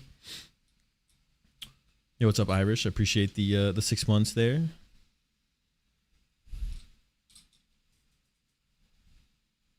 Oh, thinking about it. It goes with the Meowth. We did have a Dragapult in hand already. We could put Pheasantipity in play here as well and just draw more cards. And I can't come up with a reason to really not do that for Karis. One way you could lose here is you could kind of just like fizzle out on chaining attackers, and putting Fezandipity in play and drawing with Fez here would make it easier to chain attackers. I mean, you might want to, I guess you could play around the Wellspring Mask Ogerpon Sob. Maybe that's like the reason to not put Fezandipity in play here, is not wanting to get sobbed. And we do see the Psychic Energy there from Karis get put down on the bench. Dracloak, chaining Dragapult here, like I said, does seem fine. And there we go. There's the Phantom Dive with KO in the active here. Setting up the Latias to be KO'd, it looks like. And then might just put the extra damage on that Fezandipity. So a bunch of 2 prizes in play. Set up to be KO'd. Over to Ben here. I mean, if you could set up the Wellspring, you could, if you theoretically go set up Wellspring plus Boss, you could KO Dracloak plus Drapey. You could.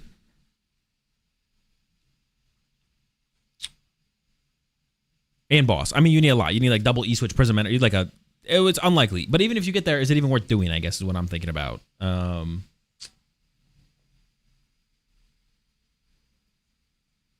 That's good to hear, Mark. That's good to hear. Starting with the Teal Dance. We have another Ogerpon in hand for Teal Dance. Now going into the Fez. There's Terra Orb. I don't see an out to a Clefairy. But actually, I think the Water Pawn play actually is in the hand. And KOing double Dracloak is not bad. So we might actually see Ben go that route here. Well, I guess it's KOing Dreepy, KOing Dracloak. KOing a Dracloak and KOing the potential of a Dracloak. 1 E-Switch. That's 2 E-Switch. Okay, we can do it. We could even bench another grass one.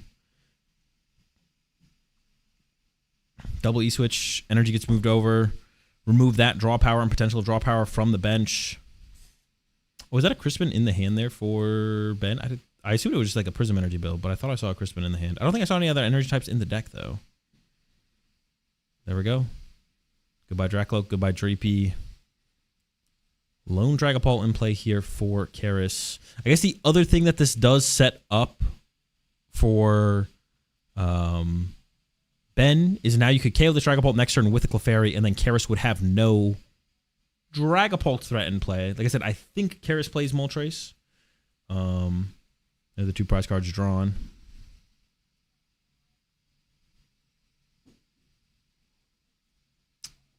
He's thinking about putting Fezandipity in play here.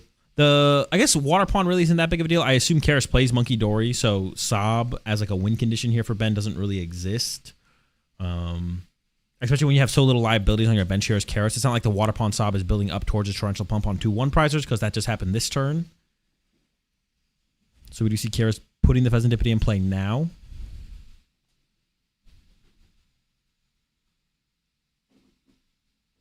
Yeah, evolving GP to Dracloak does negate the effect, yes.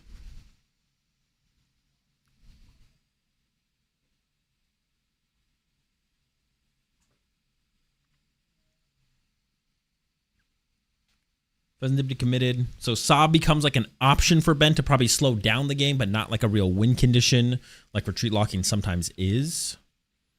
I do see the Monkey Dory in the deck there for Karis. And also actually is playing the Ursaluna.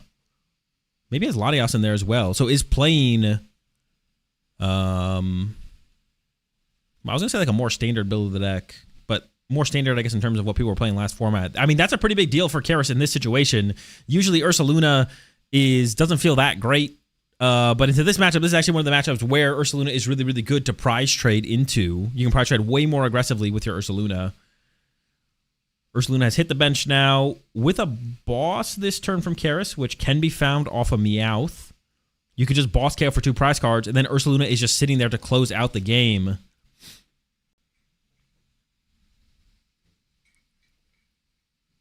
Karis is giving it some thought, has Ultra Balls, has Buddy Poffin, is going to go with the Buddy Poffin. There might be, like, what, 1 more Dreepy remaining? Oh, there's a Chi-Yu there. Okay, so Techine for Crustle, I guess, has the Chi-Yu in there. Chi-Yu also does KO Teal Mask, but it KOs it for 2 energy, which is a pretty big difference between 1 energy and 2 energy.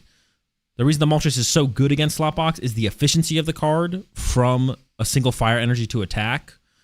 The Chi-Yu needing 2 energy, eating up your Crispin for turn, is like, that's one of the ways the slot box actually has like so much tempo in this matchup, is because they're just like KOing your Dragapults as soon as they hit the field, and then you being able to chain attackers from there can be tough. That's where the Moltres can fill the gap, or where the Ursaluna can fill the gap in the late game. So having the Ursaluna for the late game here, pretty good to close things out.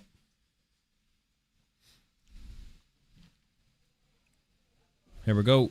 I'm giving up Rose's Encouragement and that Clefairy. I don't even know what we're looking for here. I mentioned the Meowth, but I think there's a Meowth in the hand. We Buddy Poffin and grab nothing. He's just grabbing the Chi-Yu here. I mean, with 3 prize cards left from Ben, if you take a 2-prize knockout, the Ursaluna does just win the game. Now we see the Meowth coming down, I assume, for the boss. Maybe Karis is going to bench the... We have the Night Treacher in hand there for Karis, so maybe going to bench the Chi-Yu, attach to the Chi-Yu, and then Ursaluna can just, if the Dragon Ball gets KO'd, Ursaluna can attack for free. So you don't have to build up an energy on the Ursaluna this turn. The only thing becomes if Ben... But there's no reason to like bench Chi-Yu and attach it if you have Dragapult and Ursaluna in play anyways, right? But attaching to Ursaluna's... I guess attaching to Ursaluna is relevant if Ben tries to trap the Ursaluna. So I guess you do kind of have to attach to the Ursaluna because that's Ben's only win condition at this point, right? Oh, we go for the attachment to the cat to play around Sob. And now we see the boss coming out here. Boss up. I assume the Pheasantipity. Yeah, is going to go for the Pheasantipity. The Teal Mask. There could have been an argument for the Teal Mask to remove the only energy from play. And knockout. Now, Ben can't respond. Yeah, Ben cannot respond to the active with Clefairy, because then you just lose to Ursaluna unless Ben plays the Pearl. If Ben plays Pearl, then that would work. I don't think Ben is playing the Pearl, but I could be wrong. We're going to find out here. Ogerpon gets pushed. Everything's got free retreat because of Latias, so it doesn't really matter what gets pushed. Clefairy's not enough here. So Ben has to get creative. You could you can boss the Ursaluna. There's no Latias in play, but I guess Karis has the Latias in the hand. Of course, you don't know that as Ben. You don't even know if Karis plays Latias. You can maybe make the assumption builds with Ursaluna generally play Latias. So yeah, that assumption can maybe just be made here, to be honest, from Ben. Possibly. Bug catching set into the grass.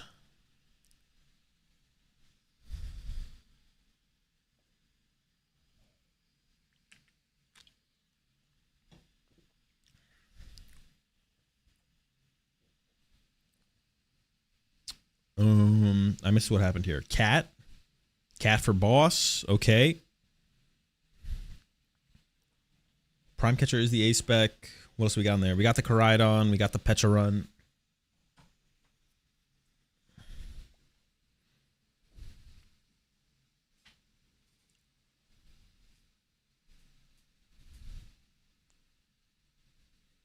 I mean, I assume it has to be... You don't have to... Like, if you boss Ursaluna, you don't have to sob, technically. So you could just boss the Ursaluna and pass, I guess.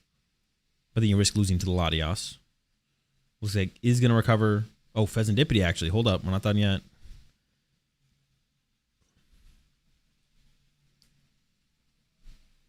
Meowth, Ultra Ball, and something we're... I didn't even see what we got there. We did Meowth for boss. Interesting to Meowth for boss before...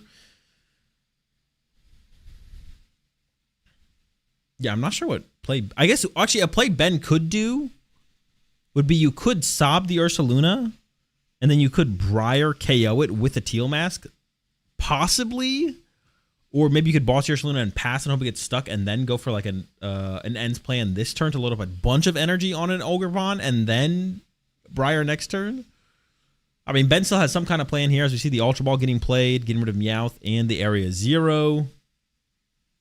I don't even know what's left in the deck to grab. There's a Kangaskhan. Oh, going for the baby Pecharunt. Oh, and this does put on more pressure.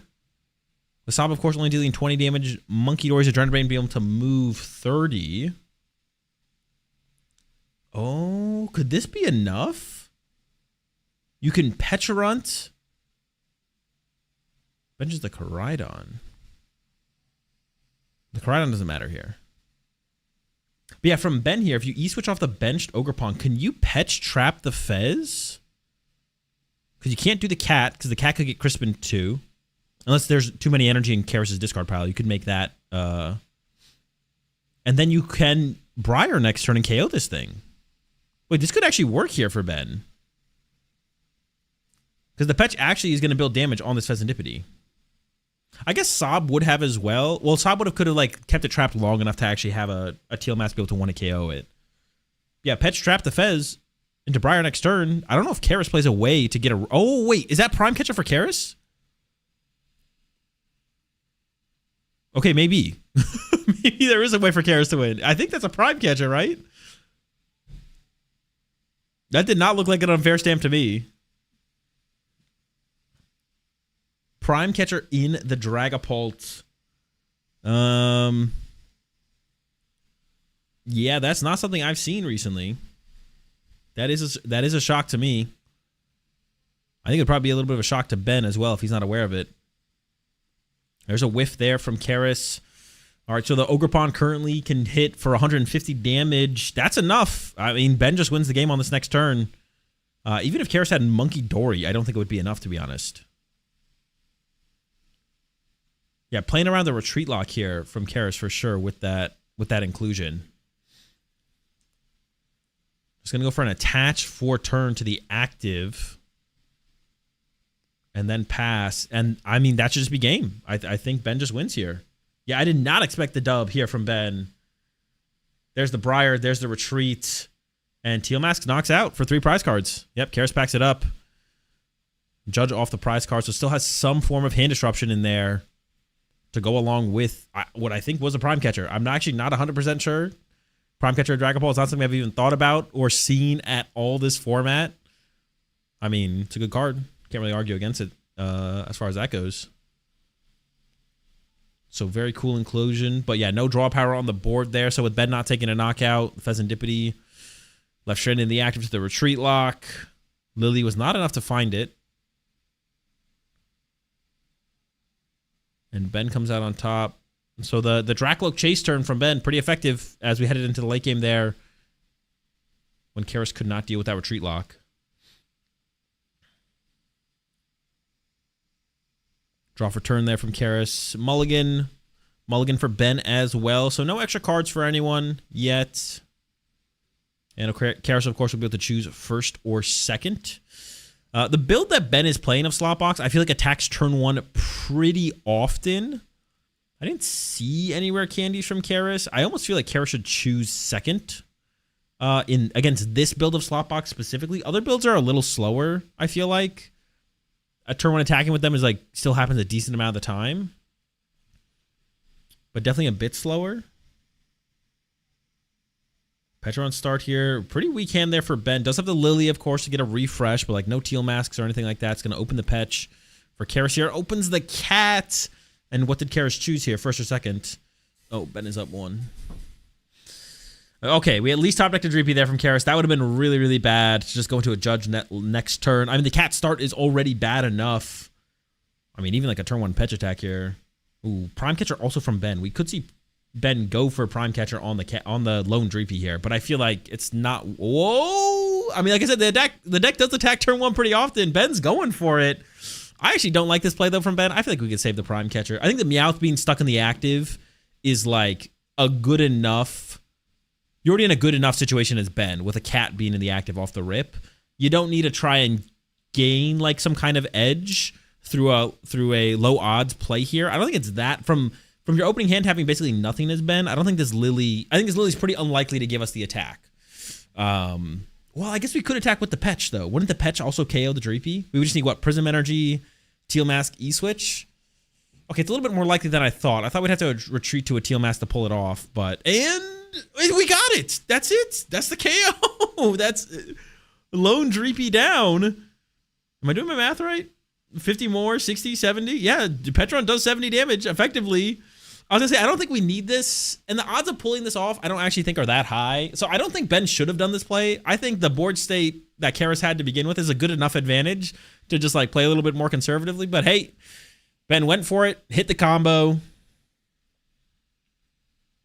and is pulling it all together here. E-switch to the active. I don't know what Petron's attack is, but I know it KOs the Dreepy. Dreepy KO'd. Meowth push here from Karis. And also does not activate Pheasantipity.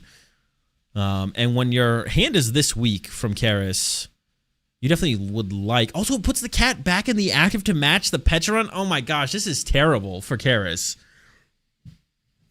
Going to the judge, no possibility of Pheasantipity draw power to help us cycle the deck more aggressively. The cat has to go back to the active to potentially get retreat locked and slow the game down further for Karis and give Ben like a bigger prize lead. But also the supportive return is Judge instead of Lily. Yeah, I don't know how it could get worse than this and still like, you know, still be playing the game. We do have the Dreepy in play. Oh, we can retreat the cat this turn. We can retreat it. We can retreat it. We don't have to leave it in the active. All right, another Dreepy found. There was the Badoo found as well here from Kara. So we could retreat to Badoo.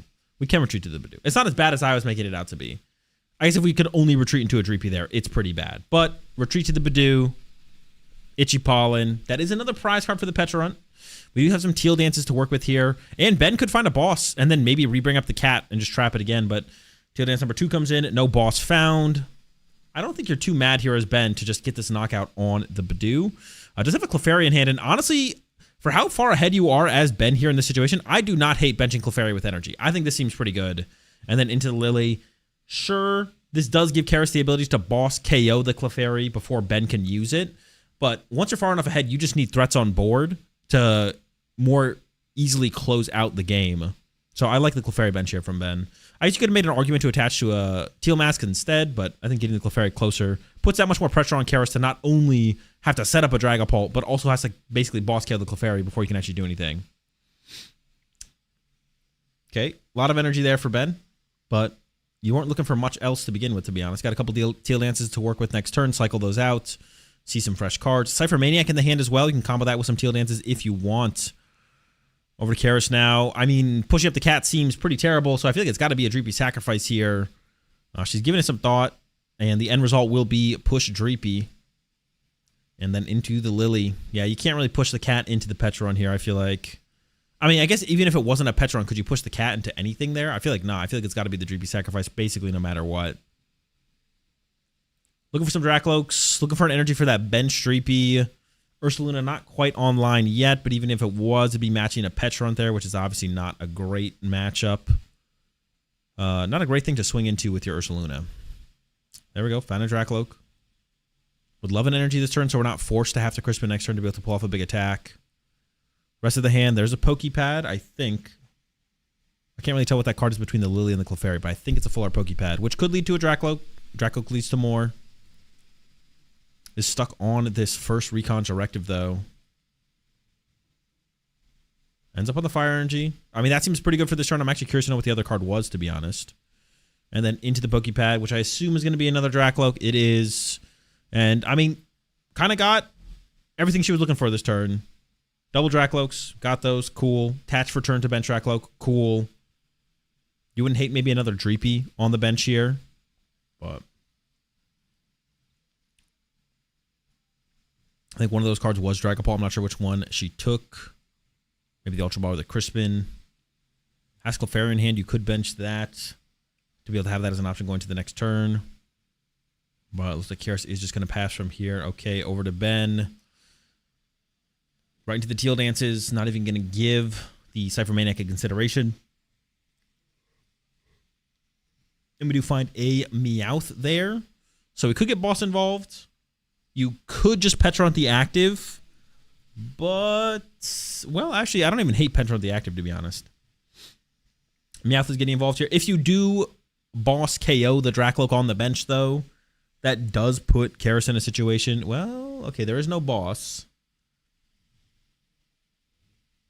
Wait, could Ben have actually gone, like, Teal Mask KO double Dracloak?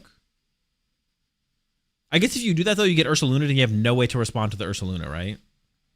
But we could have. Oh, no, we couldn't have. The site, we didn't have all the pieces. We were one piece short. Because we could have cyphered for double E-switch, but then we don't have the water pawn or vice versa. So it's just the cat for the Lily in the end. Loading up an Ogre Pawn to punch a Dracloak. I feel like Ben was looking for boss there.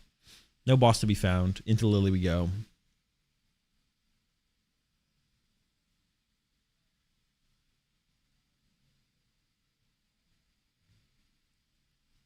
Six cards off this one. Chose not to bench the Kangaskhan as well. Had it in that previous hand, but opted not to bench.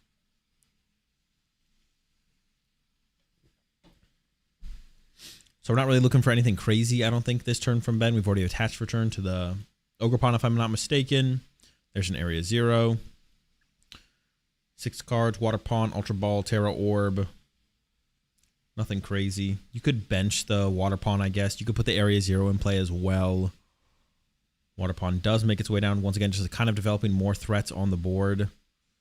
There's the Ultra Ball, or the Hard Retreat. I was going to say we could Ultra Ball for Latias if we want to preserve that energy, but it doesn't seem necessary. So there's the knockout. Down to 3 prize cards left here for Ben. Over to Karis. Dragapult can attack this turn. It can't even KO the Ogerpon, though.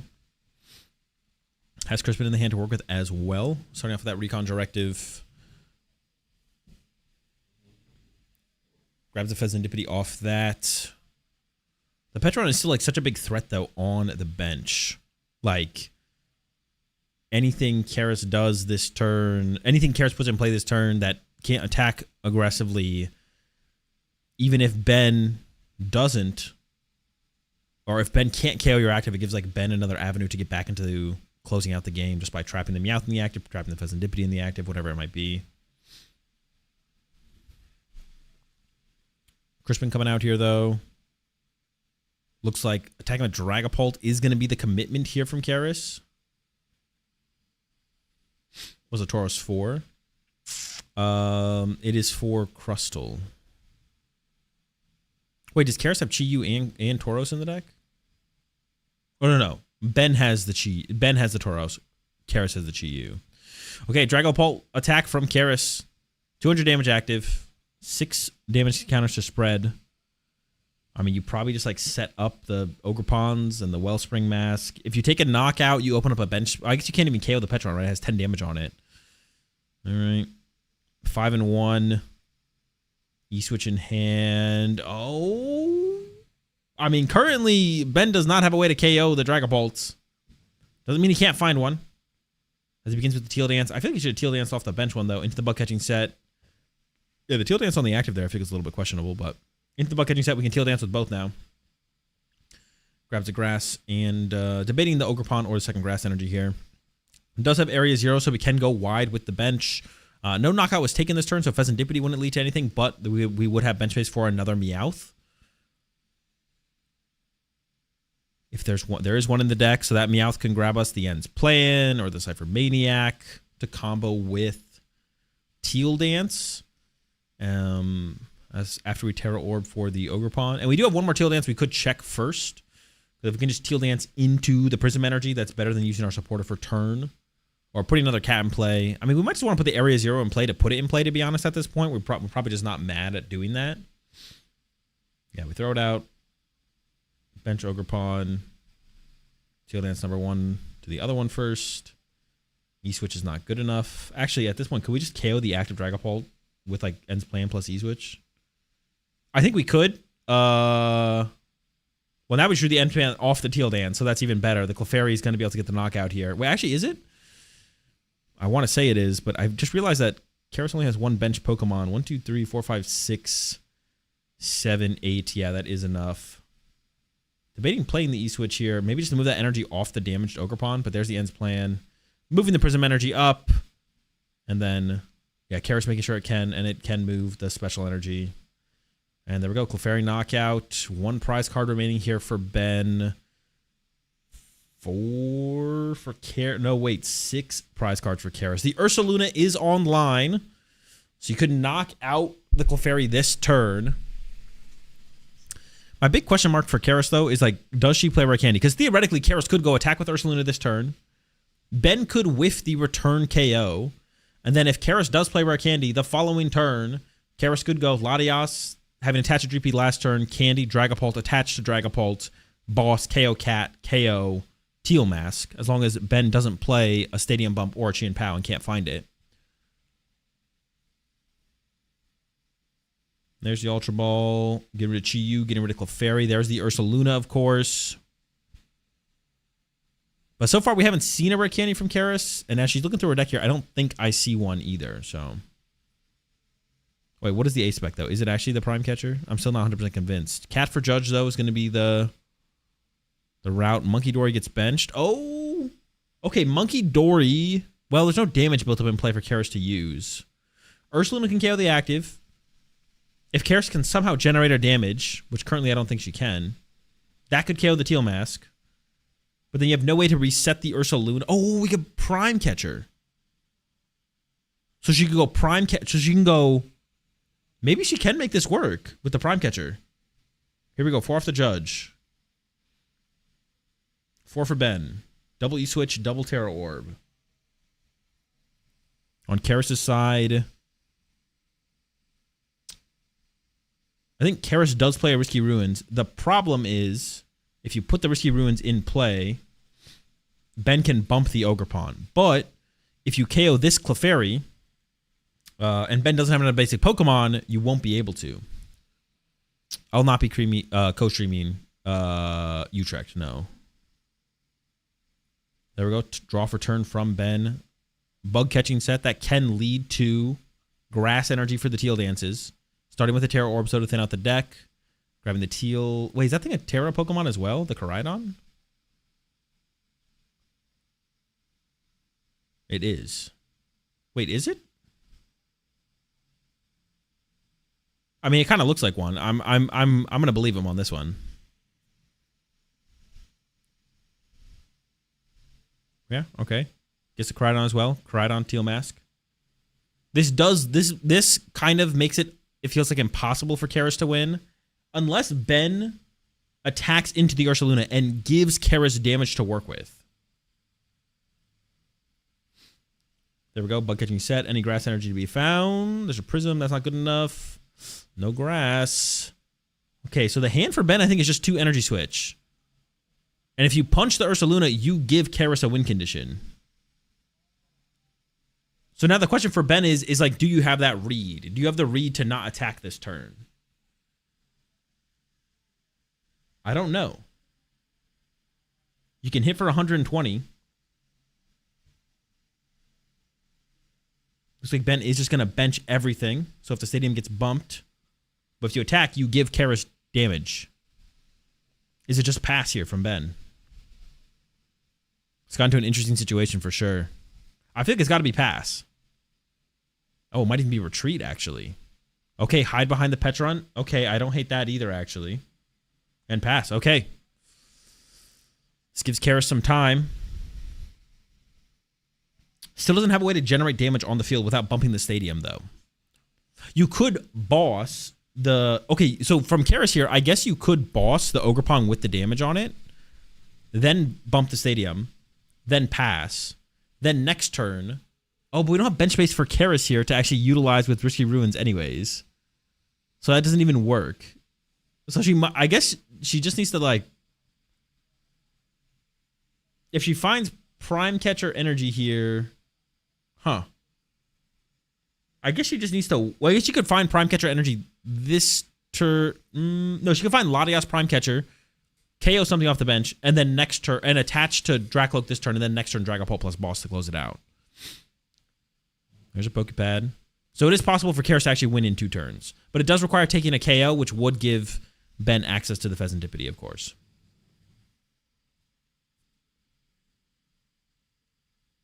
She could also just wait, though, I guess, right? She could just, like, attach to Dracloak for turn pass, and then next turn go attach, attack, and just win the game that way. Which is probably the better line of play now that I'm thinking about it. So she should just probably attach. The risk, though, is that Ben finds Counter Stadium or Chien Pao. There's an Ultra Ball.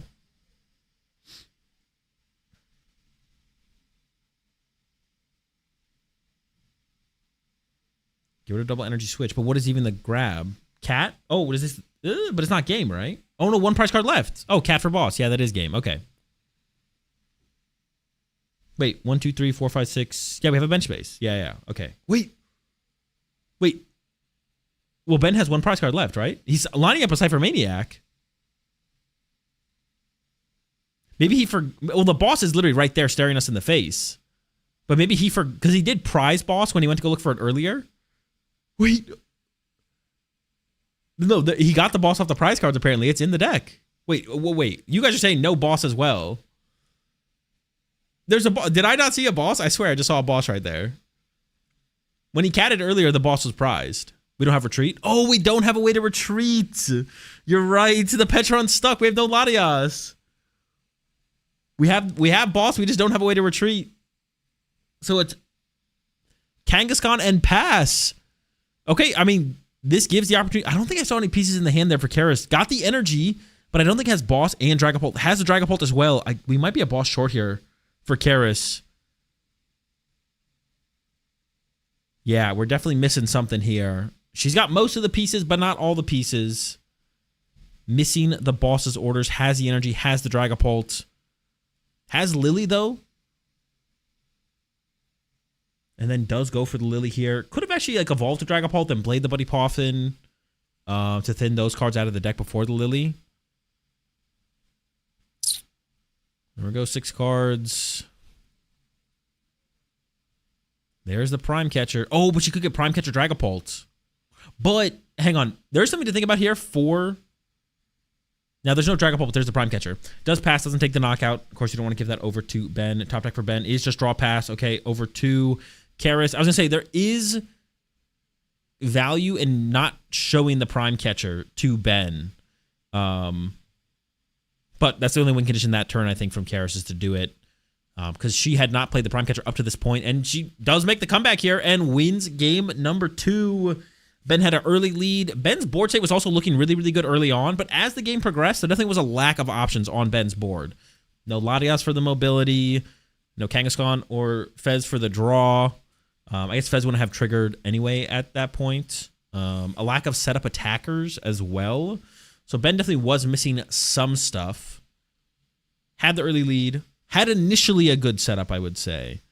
Now there's also only 9 minutes. We are tied up 1-1 here. It is best 2 out of 3. Tied up 1-1. Only 9 minutes left with +3. Now this matchup can be pretty quick, with either player being able to win, because obviously the slot box side of things, going fast, taking big one-hit KOs, and then Dragapult. You're maybe not taking one-hit KOs, but you're basically setting up to win in the same amount of turns through Dragapult spread. And then specifically, Karis does have the Ursaluna to be able to get that last KO aggressively as well. So definitely could see this conclude in 9 minutes, but I wouldn't be shocked to see a tie in the end.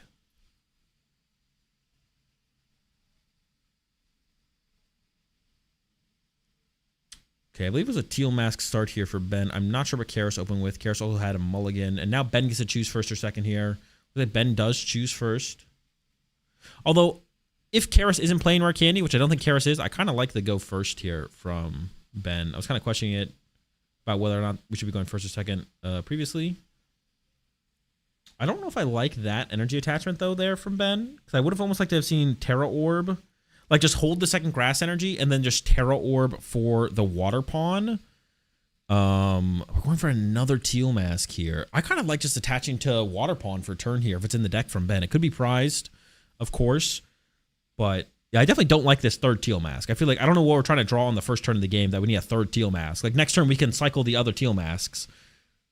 We don't. Yeah, I don't know what we're looking for here where we need this. All right. See, I feel like an energy on a Wellspring here is just such higher value. Plus, just save 2 grass for next turn to be able to attack with the Ogre Pawn if that feels better.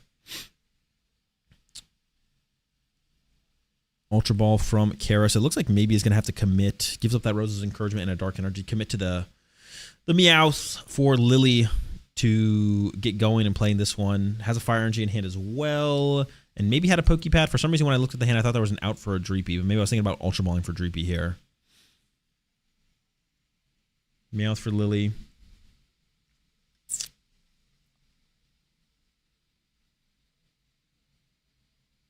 Oh, we do have a Pokepad. Okay, so we could go Pokepad. I feel like attacking with Bidoof here is super weak. So yeah, I think it is going to have to be a Dreepy attached to Dreepy. I guess for the current situation from Karis, you could have got the Chi-Yu instead, right? You could have gone Chi-Yu attached to Chi-Yu. Now, she does play Latias, so she could still get into it on the next turn comfortably. And it could have been prize there. I didn't think I saw it for sure. But when you're like staring down a board like this from Ben, you don't know for sure, but you know there's a good chance that you're going to get KO'd by the teal mask there. There's the Buddy Poffin Some more Dreeps on the way. So pretty solid start here. Latios in the deck. Latios was in the deck, yeah. Oh, you're saying like to set up for the play on the next turn. Sure, yeah. Badoo getting bench here. Okay, the Badoo also does give Karis the mobility, to be honest. So I kind of do like the Badoo bench here. Because we can kind of do the same thing. And I see Crispin and Dracloak in the hand, so we could find the Chi-Yu this turn for the KO. All right, for Ben here. Top deck, nothing. Has Clefairy, Energy, Boss. You could go Boss KO Dracloak here if you want. Or, excuse me, Dreepy. Or you could just KO the active. Honestly, I don't even... Is this going to be... Oh, we have E-Switch. Oh, but imagine if we had... Oh, interesting to not E-Switch to the active, though. Why are we attacking with Clefairy when we could have attacked with Teal Mask there? Oh, we want to recycle the energy for the Teal Dance. Okay, I don't hate that. Teal Dance again. But we could have still attacked with a Ogerpon. I still attack with... Oh, we want to take the KO on them. Yeah, we just want to swing hard. It is enough for the KO. Okay. I guess this does make sense then to swing with the Clefairy. I was like second guessing that there, but I guess, yeah, get the prize cards faster. Put the pressure on. I believe the Chi-Yu play is available here for Karis. Is just going to go with the Lily, but if we had Dracloaked first and drawn the Chi-Yu, we could have just gone for the Chi-Yu. Oh, no, it's a Clefairy in the active now. It's not a Teal Mask. Never mind. I was still stuck on the Teal Mask there. That is not good enough. So it goes for the Lily. Does immediately evolve to a Dracloak. I think that's about as good a sign as any that Karis does not play the Rare Candy. He's going to have to settle for Badoo this turn. You'd love some more Dracloaks here, and then split the energy on your Dracloaks if possible. Does go for the burn on the Buddy Poffin to begin the sequence. It feels like that wouldn't have been a bad card to keep around for a potential Ultra Ball. Looks like Judge is the grab there. Pheasantipity makes its way into play to draw 3 more. Probably don't love having to put Pheasantipity in play. That does become a sob target. If Ben ever wants to slow the game down, that is a possibility now. And no second Dracloak to split the energies on. So Karis just commits both energy to the Dracloak. I still feel like attaching to the Dracloak or the Dreepy would have been a little bit better, to be honest. Because boss here from... Oh, we already boss last turn for it. But a boss here from Ben would have been super devastating. No boss comes out, though. And it is just a Lily. We did boss last time. For some reason, I thought we had a boss in hand, but that we used it on the previous turn. No boss, draw 6. There's that boss. Not going to be good enough. Boss and 5 items. Going to go ahead and retreat now into the Teal Mask and protect it from the Dragapult. But Karis can easily chase that down with a boss. Or, as you see in the hand, the Prime Catcher also works here. Starting with the Dracloak. She is playing pretty quickly here. Only 3 minutes left. Not a ton of time. But both players are definitely playing with some urgency right now. Give themselves a chance to win this match. I think it is going to be that Prime Catcher from Karis' turn to chase down the Clefairy. There it is, Prime Catcher on the Clefairy. And I think it's the Judge to go with it. Not that the hand from Ben... Well, we don't have a great read on the hand being particularly powerful, but does go for the Judge. It is also possible Karis does play 2 Judge, and if that is the case, then the Judge this turn does seem pretty good. There it is, Prime plus Judge. Clefairy's going to go down here, spread some damage to the Teal Masks.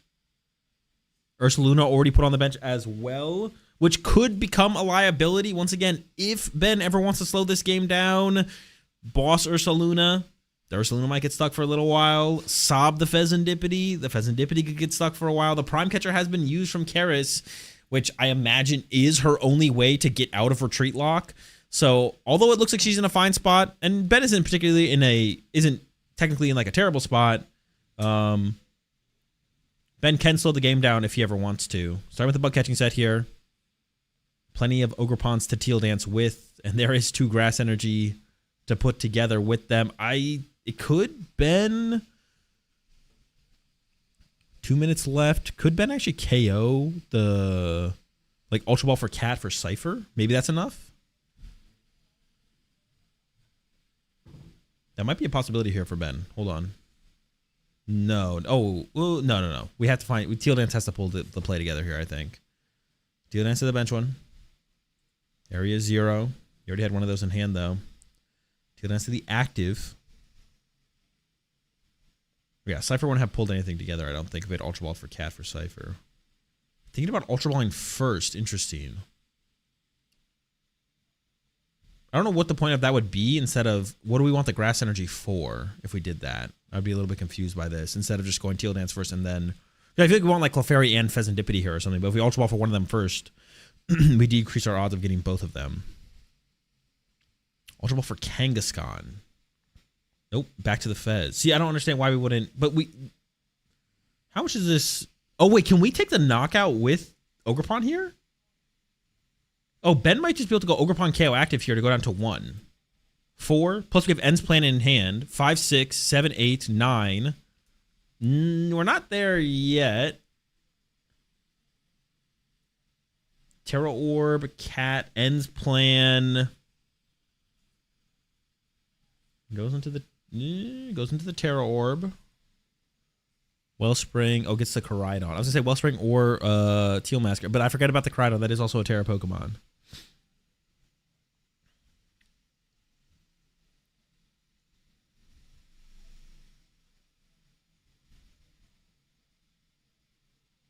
Koraidon makes its way down, takes 2 from the ruins. There's the retreat. Is my math just wrong here? Don't we have like Teal Dances to still use here from Ben? I'm confused by... Oh, we're in a Fez Snipe. That's our attack for turn. Okay. That makes things interesting for sure. We are going to only KO the Dracloak here. We don't get KO'd by Dragapult specifically, but the Risky Ruins is still in play. And Ursaluna could KO us as well. Was there really no better play? This play doesn't even seem that good. It seems just kind of fine. I mean, you do win next turn with the 2-prize knockout. But if Karis does play 2 Judge, you could go Ursaluna KO active plus Judge this turn. Oh, we have the damage on the Ursaluna already developed. So the Dragapult can KO the active here as well. Okay, and it looks like time has been called. And with that dice setup from Karis, I assume Karis is turn 1 here.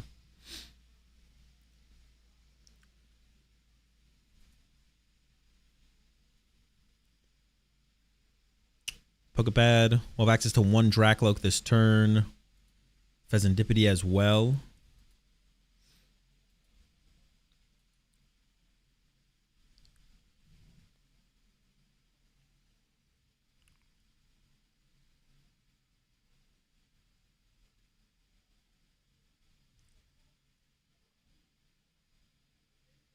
Giving it some thoughts. That is a Judge in the hand.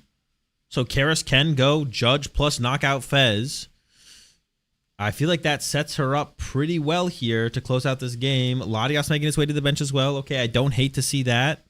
Just have the mobility if you're going to attack. I think you do want to attack with Ursaluna this turn as well, so you need to be able to move it back into the Dragapult to actually get that KO on the next turn. So this turn, Karis doesn't need... Oh, actually, this turn Karis needs an energy still. So we need an energy for the Ursaluna.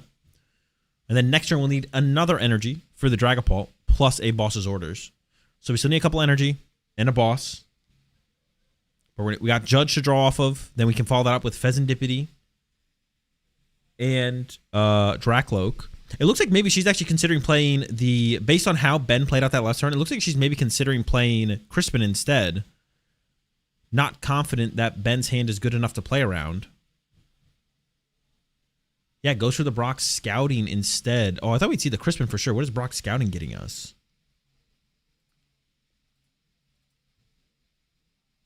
Oh, is she just going to attack with the Dragapult and not take a KO? Maybe that's going to be her play here, actually. She might... Well, then she's giving over the loss condition of the Clefairy. Into the Dracloak. But based on... Yeah, it looks like she was split between a couple different game plans there. But now is opting for attack with Dragapult, but don't take any prize cards.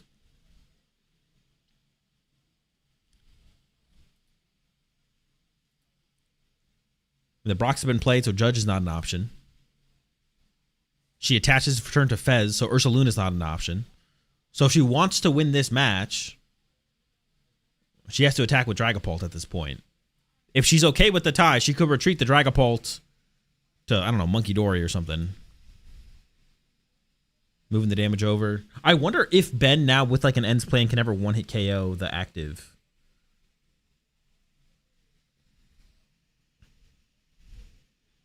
with the teal mask. How many do we need?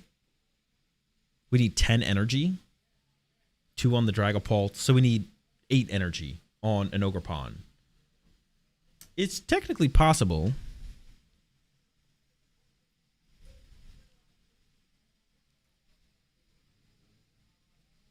Burning some more cards to grab a GP there. And it is going to be the Dragapult attack. 200 active, spreading damage to the bench as well. I can't fully tell what's in Ben's hand, but a Clefairy wins the game here for Ben. So Karis is playing into the Clefairy here with this play. I guess technically the Ursaluna plays into Clefairy to an extent. Like, you could still KO the Ursaluna with Clefairy as well. It would just need, like, a lot of bench Pokemon. Right now, you just need to attack with Clefairy. There's a Prism Energy top deck. Oh, it's close, right? Not quite there, though. We got the Prism Energy. We have a lot. Got the Meowth, got the Prism Energy, got the Ultra Ball for the Clefairy. But you can't do it all out of the hand.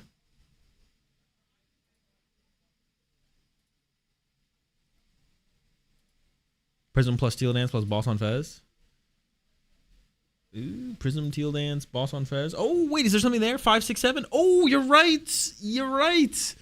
The energy attachment to the Pheasantipity. That's definitely just a misplay from Karis then. But does Ben see it? 4, 5, 6, 7. I doubt you're doing the math here from Ben to KO the Pheasantipity off the bench. But you're not wrong. That does win the game here. I feel like the way Ben's playing it so far, I don't think Ben sees it. It is like an awkward thing to notice in the moment. Like, that almost never comes up as a play.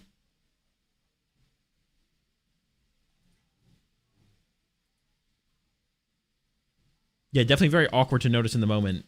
And yeah, it does not look like he sees the play currently. He could still come across it. There's a boss in the deck. There it was. But yeah, from the energy, because of the energy attachment from Karis, this does open this win condition here for Ben. Was it 1, 2, 3, 4, 3, 4, 5, 6? No, there's 4, 5, 6, 7. Yeah, that's enough. That's 210. Why the attachment to Fez? Honestly, I don't think it made a ton of sense for the attachment to Fez to Karis. I mean, I think she was thinking she just doesn't want to get stuck by Petron and wants to be able to attack with it. But at this point, they're in time, so the attachment to Fez doesn't actually do anything. Benching the Petron here. Now, Ben can still win. Ben needs to draw into Prism Energy, Energy Switch, Clefairy, so it's still winnable for Ben. Yeah, Ben had game on board. And if he doesn't draw game off of this, I think it's pretty likely Karis. I didn't see it for sure, but I think Karis probably has an out here to win the game on the next turn. Just needs a boss's orders. I guess Chi and Pao. I don't think we've seen the Chi and Pao from Ben, though, so I doubt Ben plays it. Okay, what do we got? All whiffs. No hits. We could still Teal Dance. Can we Teal Dance enough times for it to matter, though? I don't know. Bug catching set. There are all the pieces. The next 6 were pretty good. Well, that's not the 6 we got. Yeah, the next 6 had it all. So Ben gets punished for missing game that turn.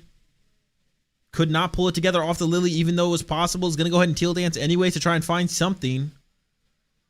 Kangaskhan. I mean, I feel like it's just retreat to Petron here and pass from Ben. We'll see if he comes up with anything else. This is Ben's last turn. We are in turns right now. Ben is turn 2. Karis is turn 3 coming up. So Karis still has a chance to win the game.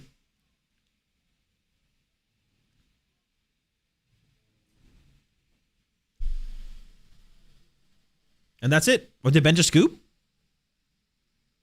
He didn't guarantee lose. Or unless were the turns off. Was that actually turn 3?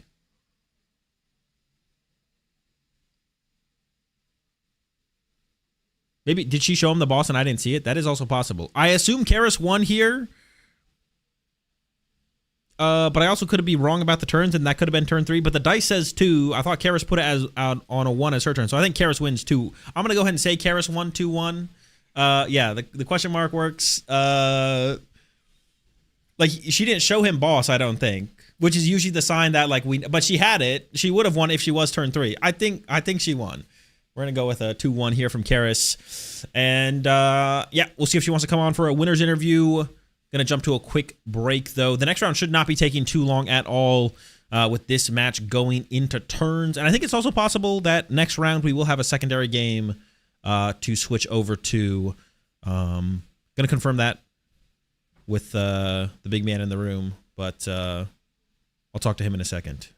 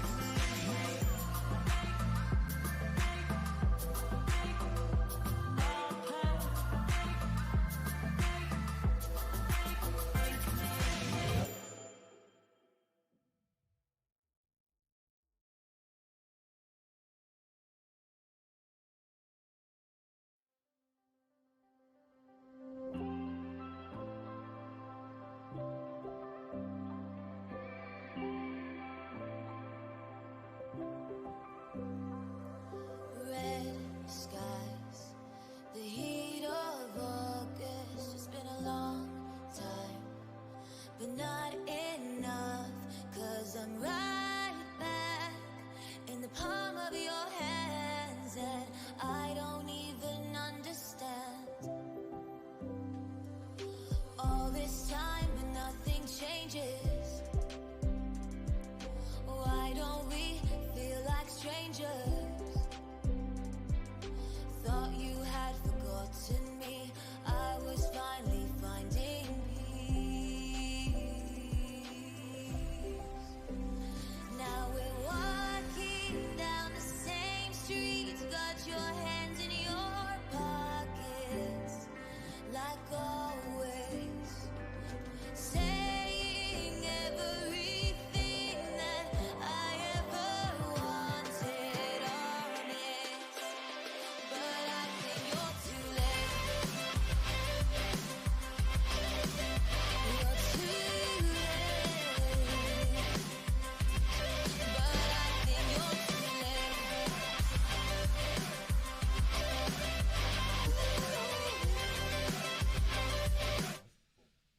5.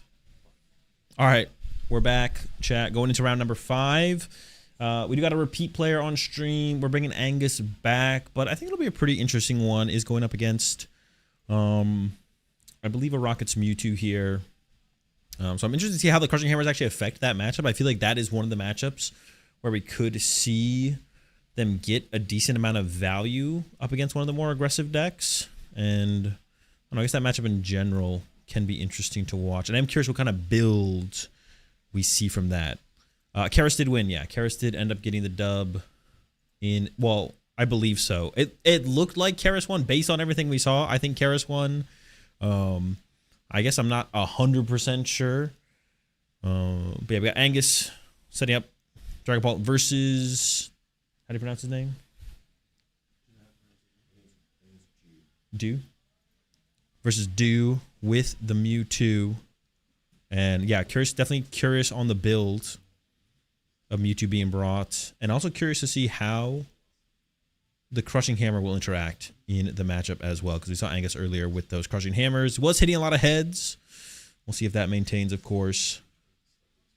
Yeah, the upside down, the Piplup, that is, I like the Piplup map for sure.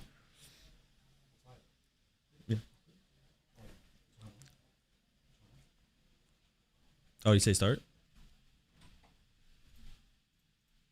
All right, players are getting ready. Looks like the timer has, the round has already started. So players a little bit behind schedule, but they're shuffling up. They should be ready to go here in a second.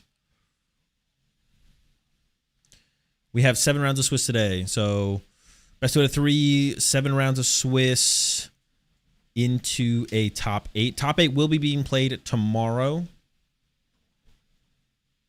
Those are heads. I don't know who called what, though. I assume both players will be choosing first. Well, especially if they're aware of what the other is playing. Mulligan here for Angus. If Dew wasn't already aware of the Crushing Hammers, definitely is now. Crushing Hammer in the hand there. Knows what they're getting into.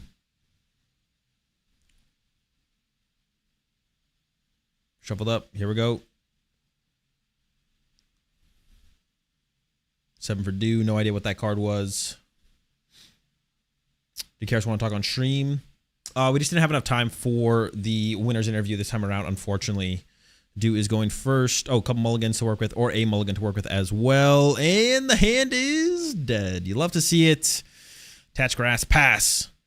My bad, attach grass, touch. Ooh, the lucky helmet, though. That could be the bailout. Actually, as Angus here, do you Itchy Pollen to give Do +2 after the attach pass? I actually don't know if you do. Well, you still item lock them. Actually, yeah, I don't. But the thing is, like, the Mewtwo deck is so reliant on supporters. And if Do had a Team Rocket's Transceiver in the hand, you would have played it for Proton. So you know there's no Transceiver in the hand. All other items would have been played. No items got played, which means Do is either relying on a supporter in the hand or doesn't have anything to work with. Yeah, I don't know, actually. I don't know if you Badoo here or not. Giving the lucky helmet plus, because Do could very much have a Lily in hand, right? There could just be a Lily in hand. Play the Lily. You find Ultra Ball or Bug Catching Set or whatever items Do plays to find Pokemon Pokepads, and then you can play those. So as Angus here, do you Itchy Pollen to prevent the? I guess it wouldn't even be a Transceiver top deck at that point. Will it be like draw 2? I just don't know. I just do not know what to do here. No memes. All right. Meowth into the, I assume, Lily off this Ultra Ball, giving up an Ultra Ball and a Boss's Orders. There's the Lily attachment for turn already onto the Dreepy. And then Angus plays the Lily here.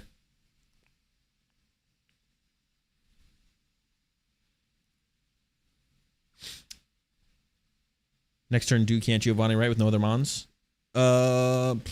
Actually, I don't remember how Giovanni works. I don't know if you have to switch first and then Gus. I think you have to switch first. So I think you do need 2 Team Rockets Pokemon to play Giovanni, yeah. Although in this situation, I'm sure you're down to just KO the Badoo with the Spider. Third Dreepy here for Angus. Couple Monkey Dory and a Pokepad, but you don't have to hold on to that. Now here's the big question for Angus. Do you actually Itchy Pollen here? Is it worth it to give over the 2 extra cards? You don't know if there's not just a Lily in the hand on the other side. You know the hand has no items, though. You know the hand doesn't have items. Does go for the Itchy Pollen. Okay, draw 2. Grass and Spidops. Nothing crazy. And top deck, another Giovanni. Okay. It's pretty bad. Evolve to the Spidops. Oh, wait, hold on. How much damage are you doing? Oh, I guess you're doing 30 at the very least. Maybe you do evolve to the Spidops, I guess. Evolve, attach. Well, yeah, otherwise you'd lose to a Dracloak, right? So you kind of have to. And then knock out on the Badoo. I don't know if Angus plays Rare Candy or not. So I don't know if there actually is a threat to lose the game here on this next turn. Prize card, I couldn't tell what it is. Over to Angus, Pokepad getting involved off the rip here for that Dracloak. Goes over to the active. Has a Lily, might just go into the Lily here. The Dracloak sent up there is actually... Yeah, it doesn't even play for a Red Candy combo. I think it gives us the info of the lack of candy in the list for sure. Or if they're prize. I'm pretty sure Angus doesn't play candy though.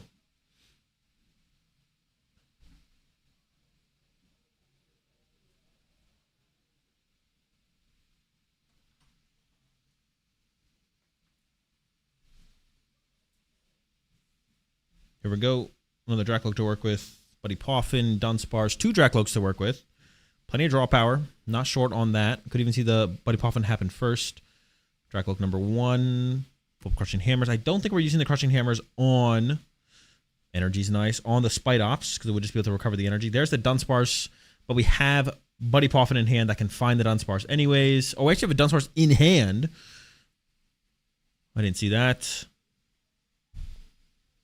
Then attach return to the Dracloak. And then I think we're just passing with this Dracloak in the active. Yeah, pass. Okay. That's what I was kind of questioning why we didn't send up like a different Dreepy though. Like we could have sent up we could have like had a Dracloak in the active with no energy.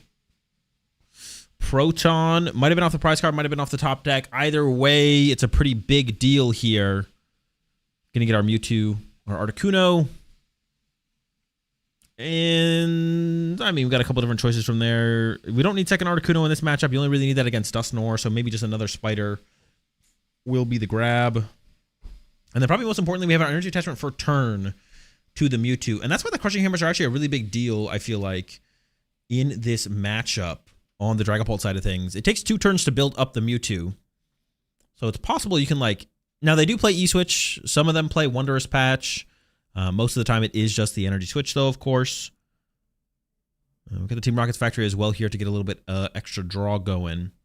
Yeah, most of the time, it is Energy Switch, not Wondrous Patch, because there's very little basic Psychic Energy in the deck. So that is a way to build up a Mewtwo in a single turn. Also, Mimikyu, of course, can be utilized to one-hit KO a Dragapult with Clefairy. That only needs a Team Rocket's energy, but it's a lot easier to KO a Mimikyu than it is a Mewtwo. So the Mewtwo surviving multiple turns in a row is usually like a pretty big deal. And we do see that handheld fan there in the hand for Do as well. We might see that make its way down onto the Mewtwo. And I don't know about the Team Rocket's energy attachment there from Do. I feel like we know the Crushing Hammer exists. That's not like an unknown here, because in the mulligan there was a Crushing Hammer shown. So I feel like it's kind of a mistake to go for the Team Rocket's energy. I feel like we should maybe just go with the Grass energy. I don't know. Take the KO, get our prize card. Over to Angus once again. Receive Ruins in the hand. Can bump this Team Rocket's Factory aggressively. And we got that Crushing Hammer to throw out as well. Let's start with the first Dracloak here. Let's find a Crispin. Crispin for turn does seem pretty good. Start to build up energy in play for a follow-up Dragapult. Or get some energy on Monkey Dory. Although the energy on Monkey Dory matters a lot less in this matchup.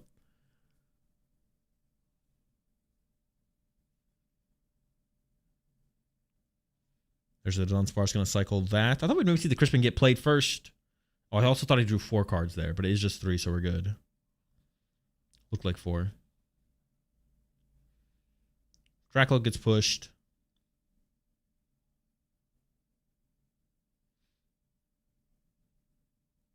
Maybe he should have played Crushing first. If he hits Tails, he might want another off Dracloak. That is a good point. We probably... Opening up the turn with the Crushing Hammer might have been correct for sure. Is it Tails?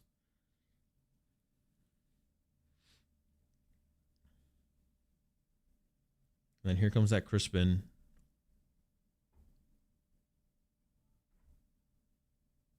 I do feel like the Crispin should have just been played as soon as we saw it, though. Waits to do the Dunsparce, and then the Crispin gets activated here. You can't do that. There we go. Fire Psychic found. Definitely some banter going on at the table as well. And yeah, Dragapult swinging this turn.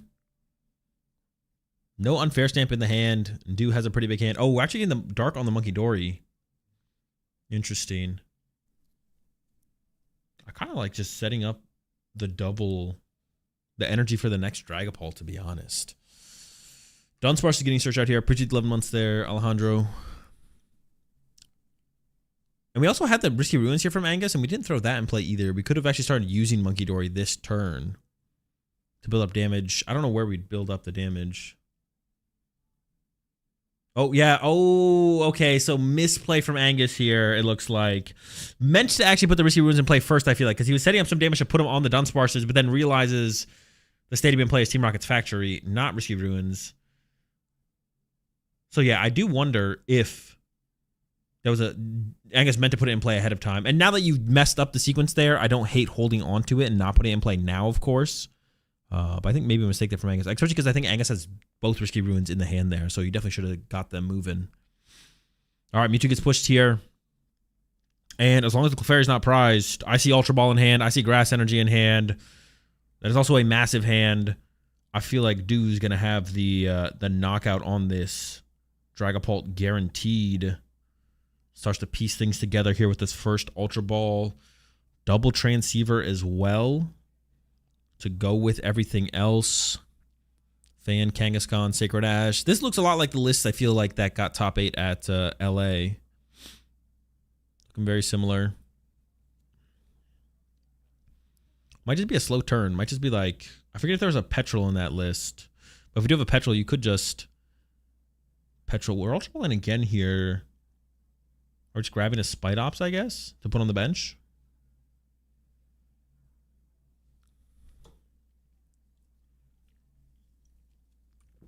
Is developing the Spite Ops here. I guess Spite Ops is pretty good at this point. Oh, I guess no, it doesn't KO the Meowth anymore because we don't have Clefairy on our bench, actually. I feel like, oh, Mimikyu must be prized, actually, then. Also, I don't love this Night Stretcher play. Yeah, Mimikyu must be prized if we didn't go Ultra Ball for Mimikyu there, because I feel like Ultra Ball for Mimikyu is definitely the better play. I don't love the Night Stretcher play, because we kind of want Night Stretcher. Oh, we're going to commit to the Ariana first. But I still don't love the Night Stretcher play, because we kind of want Night Stretcher to be able to recover Clefairy. I guess in this situation, it doesn't matter, because Angus can't boss KO Clefairy and set up a Dragon Ball in the same turn. But that's because Angus didn't attach to Dracloak for turn. Yeah, I don't know. Now I'm kind of going back to that play from Angus, and I'm questioning it even further. If we just put the energy on the Dracloak there from Angus, you can boss KO Clefairy this turn. Oh, and it's so bad for Angus that he's just going to concede. Okay. I mean, I don't know about that. I feel like with some Crushing Hammers, you could still win that one for sure. I didn't feel like it was that cooked for Angus, but Angus is like, nah, it's too much. Set up too clean, I guess. Yeah, I did not expect the concession there at all. That is definitely a big surprise to me. This is also, we are in round 5 now, and both players are 4-0. So it's not guaranteed to make top cut, but I believe 5 wins and a tie would be enough for top cut. So they could ID the next round. They could play out the next round. If they lose, they could ID afterwards. We expect the winner of this match to be in top cut, though. That's why we decided to put it on, despite already having Angus on stream earlier, with the idea that the winner of this match will be in top cut is why we're running it. Yo, appreciate 30 months there, Pete. So that's why we got this one on stream.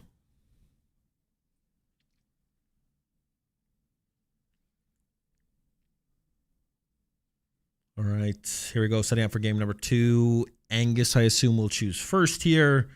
Honestly, just thinking back on that match for how the setups went, I don't want to call it like a comeback from Dew, but like really weak start. Obviously, he was able to pull out the Proton before things got too crazy and get the board established. But yeah, fairly weak start there from Dew, able to put it all together. Eventually, gets the dub in that first game. Oh yeah, Dew won game 1. But just start to start, Angus definitely had the way better start there.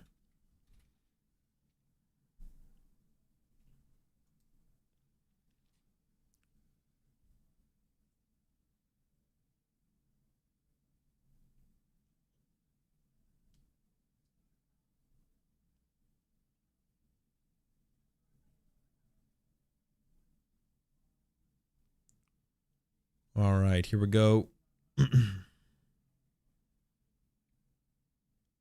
Buddy popping off the rip here from Angus. I believe also has another Dreepy in hand as well.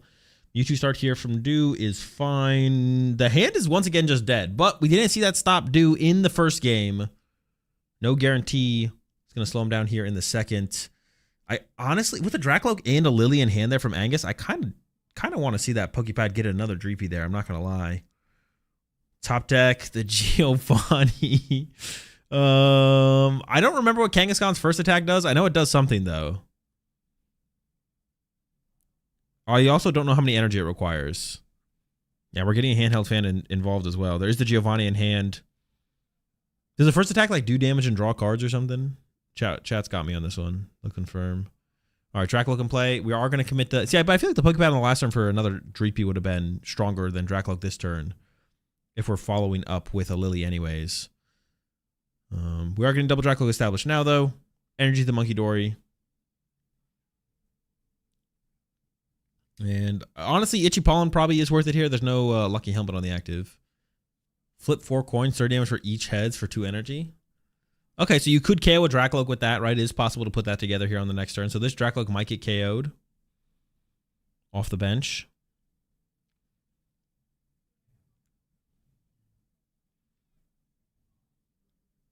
We did find a Pokepad there for Angus, so could go for the Badoo off that.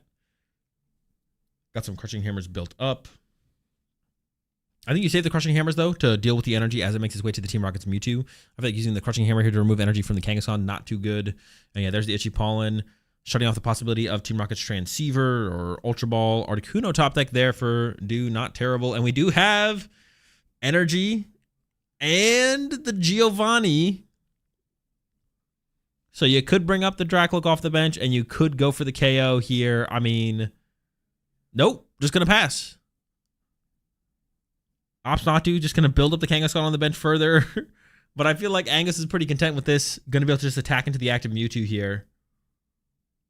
And start to take over the game. Crispin in hand. I think we had an Ultra Ball 4, a Dragapult there. And really no fear of the Mewtwo attacking this turn. I do, if we weren't going to get aggressive with the Kangaskhan, like attack with it this turn, I wonder if we should just attach to the Mewtwo. And then that way, if we just top deck a Lily, then Lily becomes Clefairy, Team Rocket's Energy, ideally. So I don't love that this is the route we ended up down here from Do. Like, if we're going to attach to the Kangaskhan and get aggressive with it, I'm all for it. Start swinging as soon as possible. But if we're not going to do that, I feel like attaching to the Mewtwo and hoping on a better top deck makes more sense. Giving up a Dracloak there off that Ultra Ball. Maybe we prize double Dreepy here from Angus. Maybe that's why we didn't get another Dreepy on that turn. And also are giving up this Dracloak this turn as well. I mean, is a 1 in 8 to kill the Loke? Yeah, but if you don't go for that, then you just have a Kangaskhan set up against Dragapult. I feel like that's not doing that much better for you. 200 active, no damage to the bench because of the Articuno, and let's imagine it's bad. It's another Giovanni. Another Giovanni is going to play it this time. Now we're getting aggressive all of a sudden, but why didn't we do this on the previous turn? I mean, I feel like we got to go after the Dracloak. Yeah, there it is. Now we're getting aggressive, going after the Dracloak. Also, it would have put the Pokemon with the handheld fan that we had into the active. Like, we're already at a huge disadvantage here. Hoping to get the knockout, and then getting the handheld fan into the active seems reasonable to me.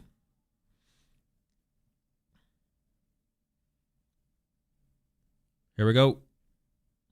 So someone in chat said it was flip 4 coins, 30 for each heads. That's 30.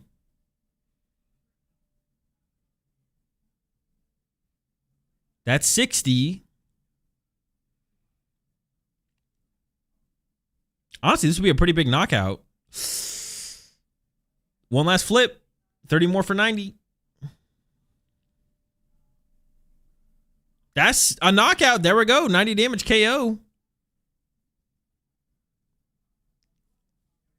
And the handheld fan is on the active Kangaskhan. So if we attack into the active here, well, now Angus wants to deal with this Kangaskhan, throwing hammers at it.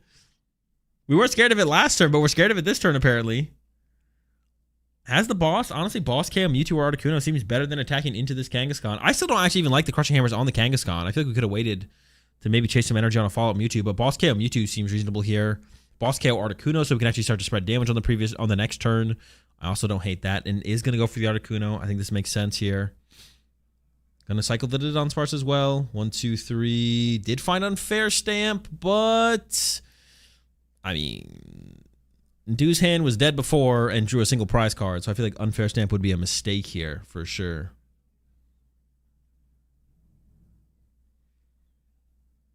Contemplating the recovery of the Dreepy. Yeah, there must be 2 Dreepy prize in this one. Otherwise, the sequence, the last couple turns here is a little bit weird from Angus. Wait, what is the card on the bench that is completely blinded? I forget what that one is. What one is that?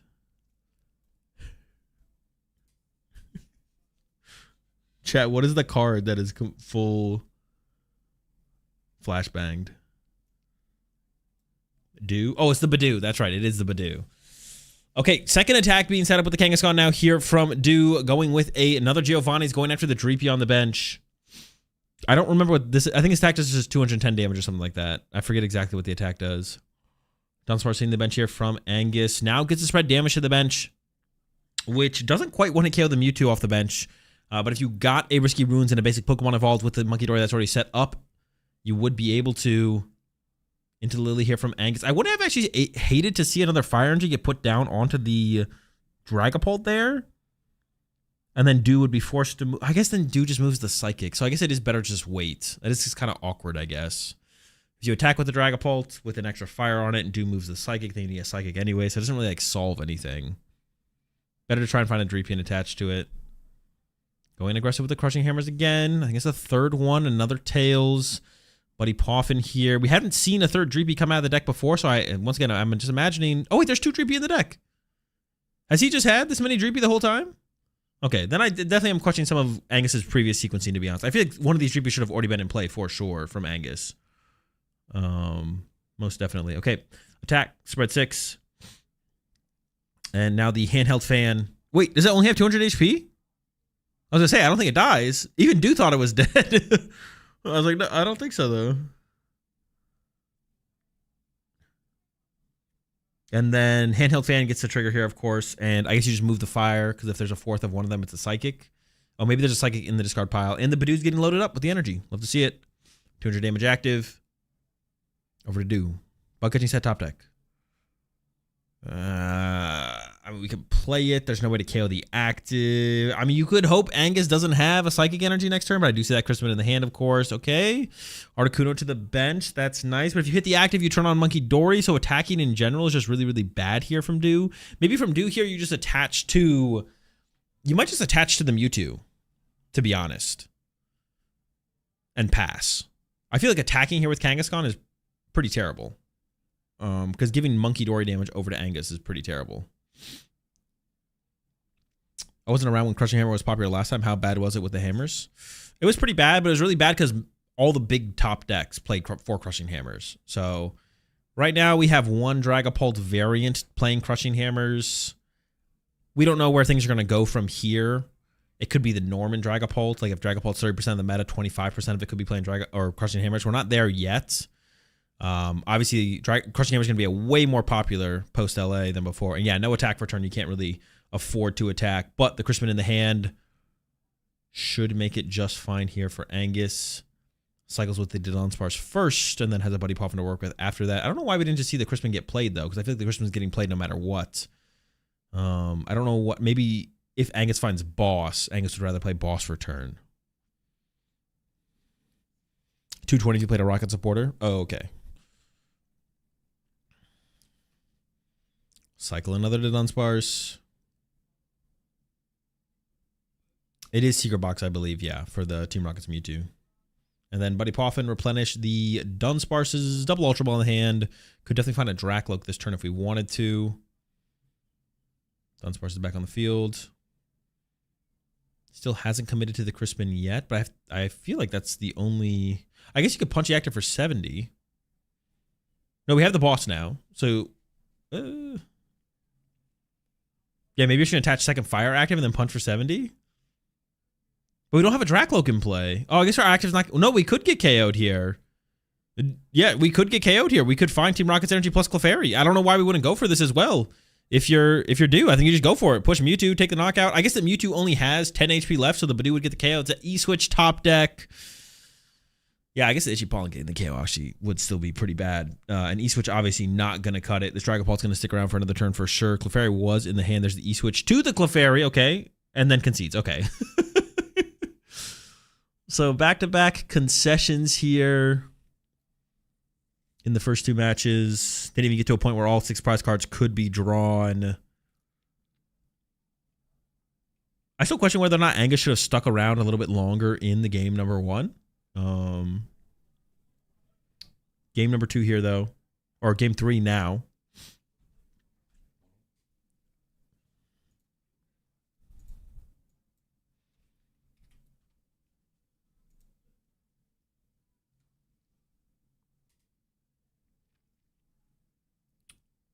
Game 3 now. Hopefully we see a little bit more game played. Do, of course, will be going first, looking for that turn 1 Proton. Wasn't able to find it the last 2 games. Game 1 did eventually find the Proton before things got out of control. Things got out of control in that game 2 much quicker. Dude did stick around for a little while, but the game felt pretty unwinnable for sure. Just do go 3 for 3 on opening dead hands. I mean, I feel like it kind of fits the name of the deck, right? Or the attribute or whatever. I don't know what you want to call it. That people have assigned Team Rocket's Mewtwo. The deck theoretically has very good matchups. Its consistency is the issue, though. Starting off with a mulligan. That would have been a very strong hand with a Pokemon. That was Proton, Lilies, Giovanni's. All the options were available there. Is it me or does Dude's playmat have mixed emotions right now? Yeah, I feel like that the Piplup might be going through it a little bit for sure. Andu's got him playing upside down like that as well. Maybe to intimidate the opponent. Make them question everything. The Piplup makes them question everything. Misplay. Looks like a dreepy start there for Angus. Do still needs to find a basic here.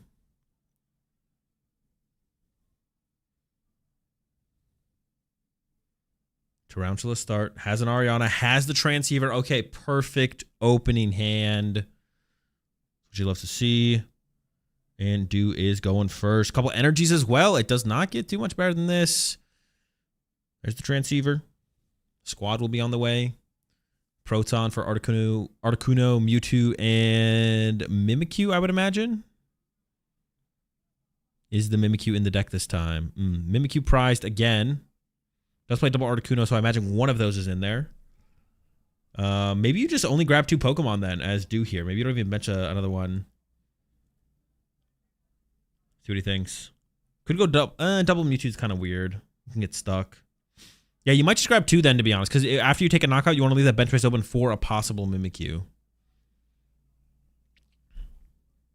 But is lining up. Now, you could grab a Pokemon and just leave it in your hand. Oh, wait, no. Is that it? It was there the whole time. Yeah, we're chilling. Looks like an Articuno was prized. But yeah, the Mimikyu was in there the whole time, and we do end up grabbing it there. Grass energy to the Tarantula. Is that better than attaching to the Mewtwo for turn? I guess, right? So we can start attacking with Spite Ops next turn if we really want to. Giving it a thought, and then passes over to Angus. Okay, boss top deck there. The rest of the hand, nothing crazy. It looks like the cat is going to have to get involved here for a Lily. Of course, we're used to that at this point. Ultra Ball for Meowth for Lily's determination. Give up the Dunsparce EX, and I feel like it's got to be one of the energy. There's a boss and a Risky Ruins that could be discarded. Does end up giving up the boss. If there was like 3 dark energy in the deck, I feel like giving up a dark there would have been fine. And actually goes for the Monkey Dory grab here. Wait. Was the Meowth prized?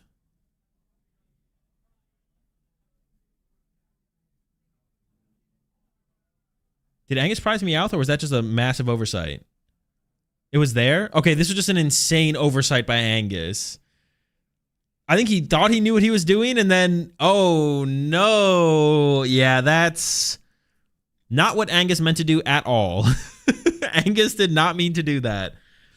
I think he looked at the hand. I think he knew when he went to go get off the Ultra Ball, but then he forgot what he was getting off the Ultra Ball and was like, well, Monkey Dory seems pretty good here. But Monkey Dory's not even that good here. We didn't even attach a Dreepy for our turn.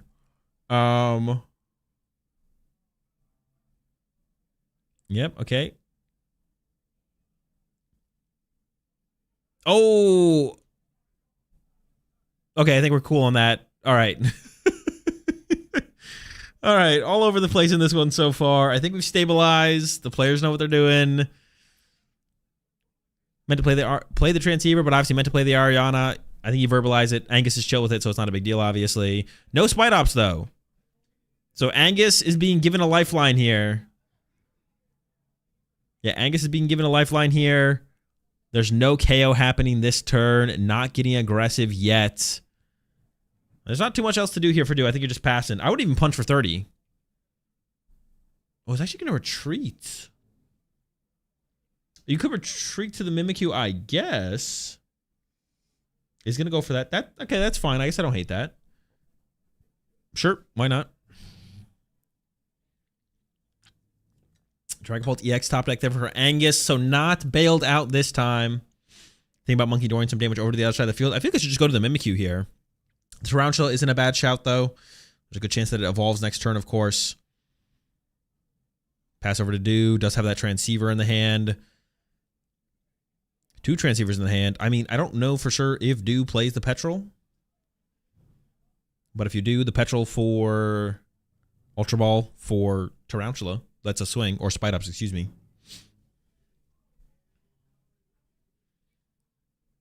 Grass to the Mewtwo. I mean, we want to attack this turn for sure. Grass to the Mewtwo is still fine, of course. Spite Ups can generate an energy out of the discard pile. There's the Transceiver. Is there a Petrol in here to grab? That's my question. Go for the Ariana. We're not drawing that many off Ariana here, though. Yeah, what? We're just like, we're not drawing anything here. Maybe there's no petrol. Maybe it doesn't play the petrol though.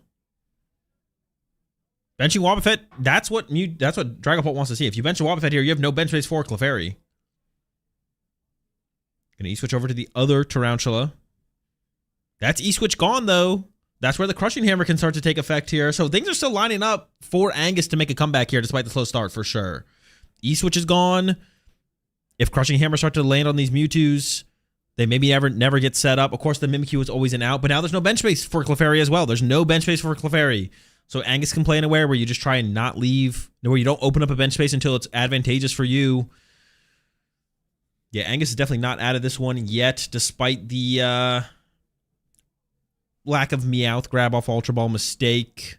Didn't get bailed out with the top deck, but this Ariana's only drawing like 2 cards, and you need a Spite Ops here. Or 3 cards. Oh, there's the Team Rocket's Factory, +2. 5 cards. No Spite Ops. Angus is getting bailed out one more turn. Will we see a Lily top deck? Dracloak, Meowth, Pokepad. Buddy Poffin, that's more Dreepies. There's the cat. Angus showing him. I did have it. Hold on, though. We can get a prize card here from Angus. Oh, no, it's not a Risky Ruins. It's Team Rocket's Factory. Never mind. We're not going to get a prize card here from Angus. 3rd Dreepy this time. And the Dunsparce has an energy. So you could attach to a Dreepy. You could retreat. Retreat doesn't really do anything. I guess we probably attach to the other Dreepy this turn. The risk of like Team Rocket's energy plus Giovanni too high. Oh, I didn't even see the pass happen. Or so do already top. Wait, we didn't even attach. Okay, so we chose not to attach. Okay, all right. So no attachment for turn. I think I would have liked to have seen attachment to Dreepy there though, from Angus to the bench Dreepy, the other Dreepy. Because do having like, I guess you're still 2 turns removed from Angus though, because you don't play Rare Candy. So maybe it's not that big of a deal. All right, Liz Determination. 8 cards here for Do. We just need a Spite Ops or a Team Rocket's energy, and we can attack for this turn. We can finally attack. Odds are pretty high. Odds are pretty high.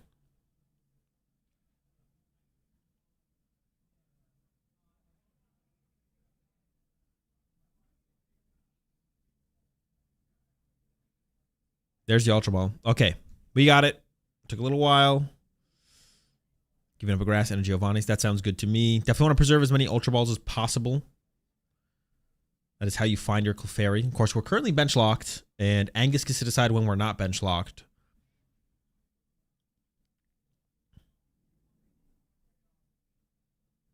Oh, I think Do asked... Okay. I think Do asked Angus if he could change the Ultra Ball target there, and Angus was okay with it. Psychic Energy recovered off the Spite Ops there, and then retreat into the Spite Ops for the attack. I actually don't like the Ultra Ball away Ultra Ball there from Do, though. The Ultra Balls are like a super high value card in this matchup. Okay, and it's just immediately into the Mind Bend from Angus here. That's it, just immediately into the Mind Bend. I guess that's why we preserve the Psychic Energy here, to try and slow Do down through the Mind Bend. Another Ultra Ball. Oh, was there 3 Ultra Balls in the hand? Jeez. Well, Spite Ops top deck is pretty good. Now Do can just retreat from Spite Ops to Spite Ops and then take out this Monkey Dory, which honestly to me seems like a pretty reasonable play. You could get the Wobbuffet involved with a Team Rocket's energy. Oh, we're actually just going to go for... Actually, the more I think about it, though... the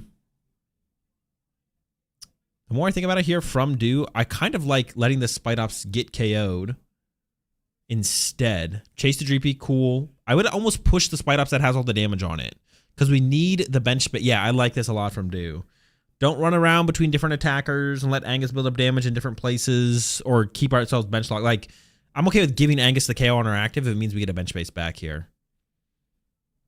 So I don't hate offering this up to Angus like this. Crushing Hammer top deck. We can go for the Crushing Hammer on the Mewtwo. It's a Tails. There we go. Mind Bend Knockout. Now, this does give a prize card over to Angus, of course, but now we have our bench space back for our Clefairy later in the game, which is a really big deal. Lucky Helmet as well found. Can make that way. That can make its way onto the Mewtwo this turn, I feel like. Spite Ops getting set up. I feel like Lucky Helmet for turn. Oh, okay, or that. Yeah, sure. Another Giovanni KO, the only Dreepy in play from Angus here. 14 minutes left. This is game number 3. Draw 2 more off the Team Rocket's Factory. The handheld fans getting involved now. I think Lucky Helmet on the Mewtwo makes the most sense. And we do want to play fairly aggressively around... Yeah, I don't like this Ultra Ball placement here, though, from Dew. Because once again, that's how we find our Clefairy. It thins out the deck, but we could just attach all these tool cards and then hold the Ultra Balls. We're running out of ways to find Clefairy here. I also don't like the Spite Ops bench. Once again, this gives over like a line for Angus to put damage in play. That I actually think Angus could make a comeback here. I think Angus could make a comeback here. Bench is locked. Can Mind Bend this turn. Honestly, the energy going back to the deck is almost a good thing for Angus because then we can find it later. Because that energy is going to get pushed to one of these Dunsparces probably. And then you can shuffle them back into the deck. We can evolve what? One of these Dunsparces, right? One was in play for a turn. The other one just got found. So, and yeah, Dew's bench locked again. So I feel like there is a route to make a comeback here for Angus where Angus can like actually build up damage in play. And then Unfair Stamp later on. There's a Lily finally as well. And our energy attachment. We can put the fire on the Dreepy and then Lily for 8. And then go ahead and Mind Bend this Spite Ops. Yeah, I wouldn't count Angus out quite yet. Not yet. Can build up for a big Unfair Stamp play turn where we theoretically can like KO the Mewtwo and the Mimikyu or something at the same time. Might still be tough. But if we can get like a boss... I don't know, we're in a Monkey Dory this turn. I mean, if Dew just has boss KO Dreepy, it's probably cooked. But if there's no boss KO Dreepy, this turn we Mind Bend. Next turn we sacrifice another one, prize our build up to the Dracloak. The turn after that, boss Mewtwo plus attack with Dragapult. Deciding between Psychic and Dark. Ops on the Psychic at the end. There we go. Immediate Giovanni there from Dew. Okay. All right. Now it's probably cooked. I had like a little bit of hope for a while there. That's tough, though. That's tough. Less hope. Although I will say, this is less mobility cards left for Dew. A simple boss on a Mewtwo or a Wobbuffet could get stuck for a little while. There's not that many mobility cards left here for Dew. Is that a Lily's Pearl in the hand, or is that a Sacred Ash? Honestly, I don't hate the idea of the Lily's Pearl for the Clefairy for this matchup. If that like changes the prize trade that much, that'd be interesting. Okay, knock out the Dreepy in play. I think Angus is out of Dreepy. I'm going in with a Pokepad. Yeah, I think Angus is out of Dreepy. I think we Night Stretcher for one. There might be one Night Stretcher left to recover a Dreepy here. We will see.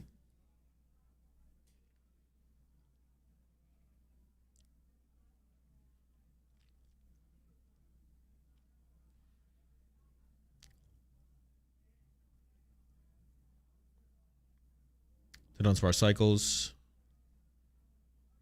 Crushing Hammer found. Dunsparce is refound. No Dreepy yet. Crispin if we want to... Well, there's a Psychic on the Monkey Dory, no? Am I missing...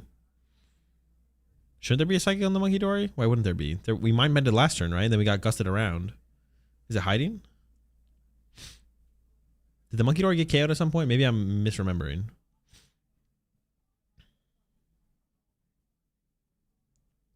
It's a Dark on Monkey? Well, didn't that Monkey Dory? Am I losing my mind? Oh, the handheld fan. The handheld fan. That's right. I was like, where did it get moved from, though? But yeah, handheld fan, sure. 60 more. Spite Ops confused. Another Spite Ops in play now, though. So if you just find an energy for that Spite Ops. I still can't tell what that card in the hand is.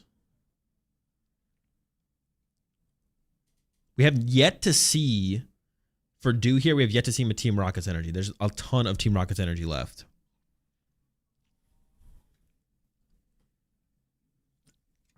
Or all of the Team Rocket's energy are left. Also, no no Dreepy from Angus. So I feel like Angus next turn needs to find like boss on Wobbuffet. Hope it gets stuck. As well as Nitrogen for Dreepy here. Drew 6, did find the grass, so we can retreat the active Spite Ops into the bench Spite Ops. The active Spite Ops is confused.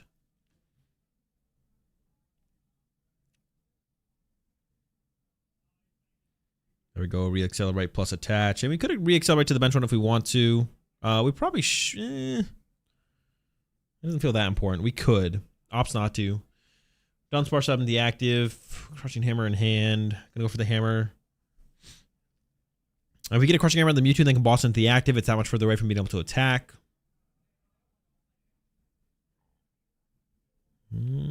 Dark to the active as well. This Dunsparce is getting ready to swing. But no, you can't just judge here. You have to boss. Boss is like your only out here as Angus. No boss found. No basic as well. You have another Dunsparce to draw cards with. But there's no basic to run to. Tails on the follow-up Crushing Hammer. And, I mean, as Angus here, you could go out on your own terms and just cycle the Dunsparce if you want. Ops to Judge. We should have probably at least evolved the active there, though, for sure. I mean, I don't know if it really actually makes a difference. I think this one's coming to a close pretty quickly here.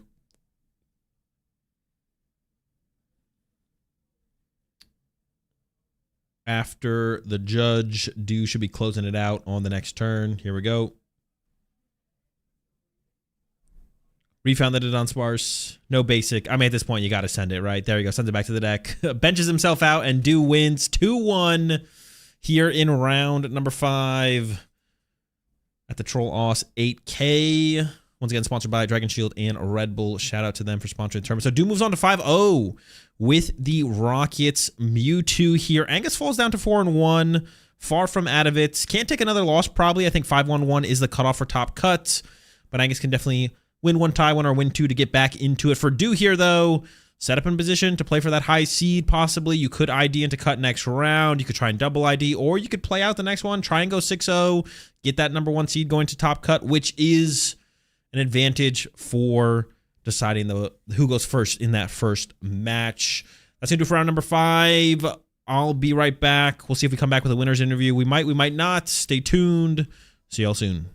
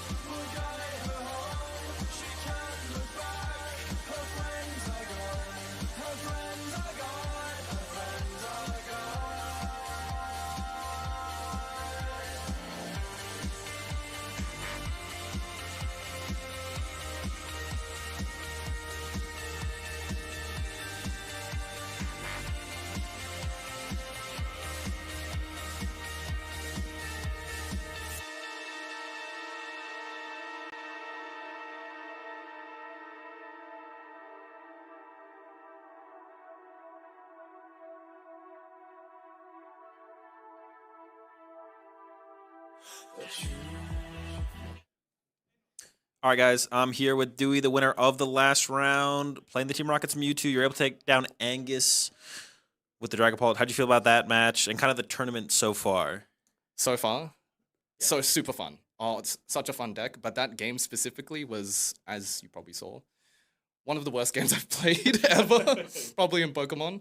If you guys didn't know, Angus, it's probably pointed out, but Angus missed Donk with Meowth and Crispin. And it just went downhill from there. Yeah. But it was a funny game all around. I enjoyed every second of it. Yeah, the game was interesting. I actually missed until you told me about it. Yeah, I missed the Monkey Dory donk. Or yeah, it was with Monkey Dory, right? Yeah, Took care of it's the like Meowth to grab Crispin. Yeah. And then charge out Monkey Dory. Okay. Yeah. Okay, yeah. Missed that one. And then I mean game one, it looked pretty bad for you to start with. Yeah. And Angus did have like a decent start. Yep.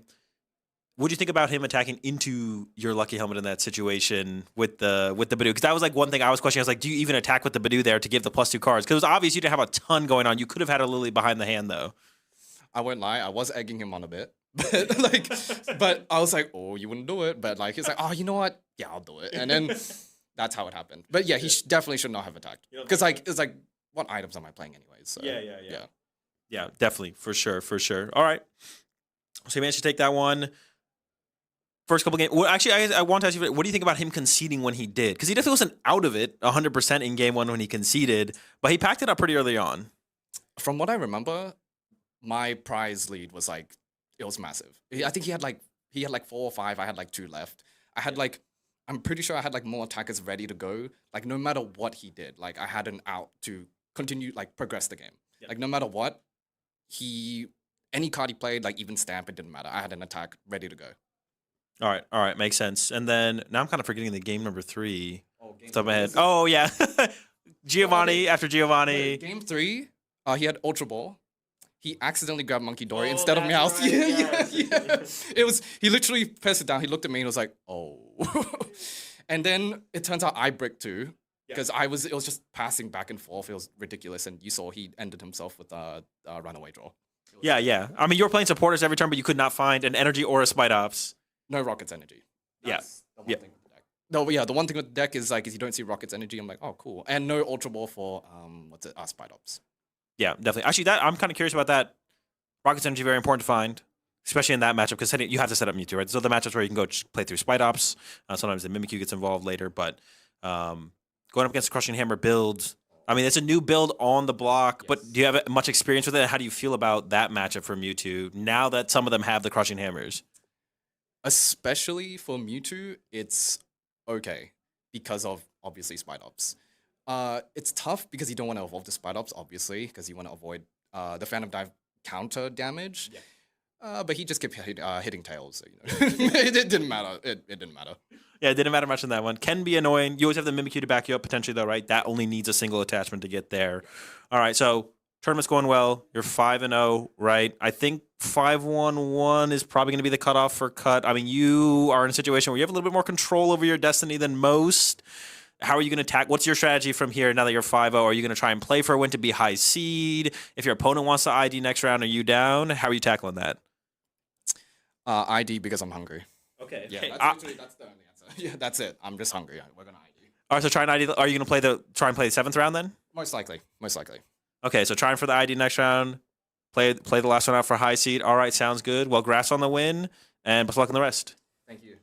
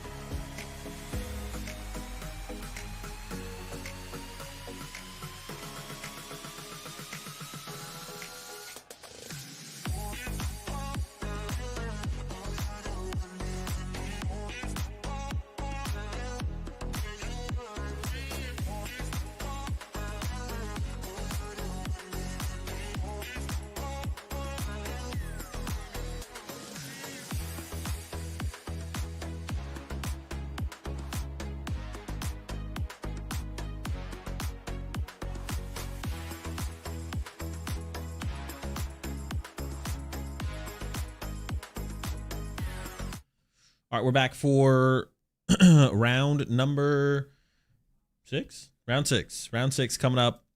We got 2 4-1s. So this is a win to 5-1. So it is an effective winning in. Because I don't think there's going to be any 5-1-1s that whiff cut. I guess that is possible.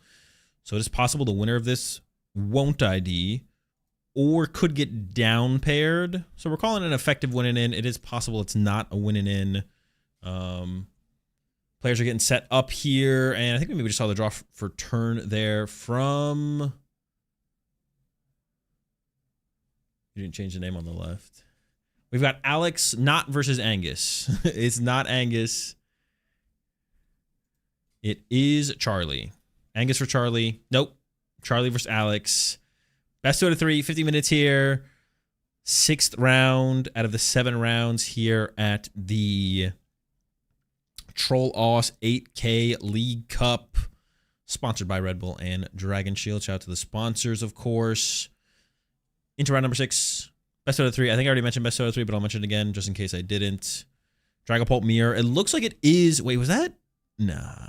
I see the Torchic there. So it is Chicken Pult here for Alex. But I thought I saw a Duskull, but there's no way. No, there's no way. There's no way. But let's just take one more look just in case. It had to be a Monkey Dory. It was definitely a Monkey Dory. I'm not going to second guess it here. It was definitely a Monkey Dory here for Alex. And attached retreat to the Badoo. And Itchy Pollen coming in aggressively from Alex. Even throws down the Risky Ruins as well. A really aggressive Itchy Pollen there from Alex.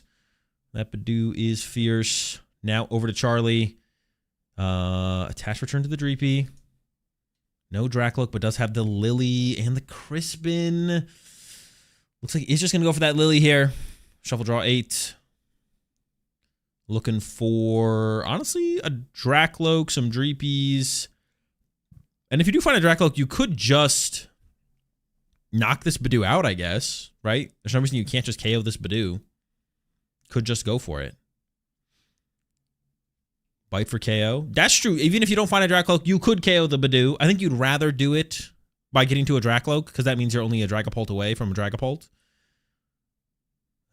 But if Alex can't item lock you again, if Charlie's playing your Candy, which we're not aware of right now, then you could still Candy Dragapult, as long as you don't get Badooed again. But theoretically, Alex wouldn't back-to-back Badoo you. That'd be too rude. Okay, we found a Dreepy. Prepping that 20 damage from the Ruins. There it is. Oh, and we found the Dracloak. Okay. Pretty solid here for them from Charlie. Now, we don't know if Charlie plays Rare Candy, but we do know Alex does play Rare Candy. The Chicken Pult always plays Rare Candy, so we can expect that from Alex. So Alex could KO this Dracloak next turn with like Candy Blaziken, or Candy Blaziken, Candy Dragapult, Dragapult attack knockout. That'd be a lot. So I don't expect Alex to be able to put that play together, but I wouldn't be shocked to see a Candy. Oh, I do see a Candy in hand. Well, I guess also Alex does play Crispin, so we actually could see Candy Dragapult Crispin here. He's debating the Night Stretcher to Itchy Pollen once again. Okay, there is, and yeah, we have this. Just burns the Buddy Poffin into the Lily here, leaving the bench space open for potential Monkey Dory, Fez, Meowth, stuff like that. But yeah, committing pretty aggressively to the second Badoo there. And yeah, it does take the 2 damage from the Risky Ruins, which would set up for a potential Monkey Dory from Charlie on this next turn to kind of remove the Badoo from play and kind of not move it to the bench, but get out of the way so the Dragapult can punch something bigger. So despite the seemingly better start there from Alex off the rip, it's not looking terrible for Charlie with how things have developed. There's Candy Dragapult in hand, but doesn't quite get the KO on the Dracloak. Yeah, there's Candy Dragapult in the hand there for Alex. I feel like it's a pretty big mistake there. And there's the Ultra Ball as well. A pretty big mistake from Alex. I was just about to say, shouldn't Alex have still sent up the Torchic? Like, even if you were going to be content with Retreat Dreepy to Badoo, you should have sent up the Torchic, right? Just in case you get Candy Blaziken for the knockout. And Alex draws into it here, but didn't send up the Torchic. So we're just committed to having to retreat to the Badoo this turn instead. You could still Candy out the Blaziken, of course, to start to build up energy on your bench, which you probably should do here as Alex. But yeah, pretty big mistake there from Alex. And is getting punished here for it. Not going to be able to pull that play together.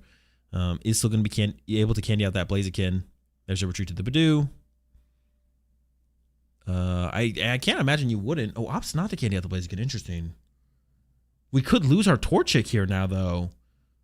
If Charlie just has Monkey Dory, Dark Energy, Dragapult, and we're not item locked here as Charlie, so that's like not that unreasonable at all. There's an Ultra Ball to get one of those pieces. Wait, we're there. We just have that for Charlie. Charlie can KO the active and KO the Torchic from play here. Unless Alex prized double Blaziken, but I'm pretty sure I saw a Blaziken in the deck there from Alex. So this is just a huge error on Alex's part. Did the Torchic hit the bench this turn? Am I misremembering? No, it came out turn 1. Yeah, the Torchic was in play turn 1. I'm like second guessing based on the situation. Charlie's just going to go for the boss on the Torchic here instead. I feel like with the Monkey Dory should still get set up here though, right? Or do we already attach to the Dracloak that turn? Maybe Charlie prized double Monkey Dory or one Monkey Dory. I guess I don't know how many Charlie is playing. Oh, wait. Charlie is Badooed here. Charlie is Itchy Pollen here. Charlie cannot play items. I'm trolling.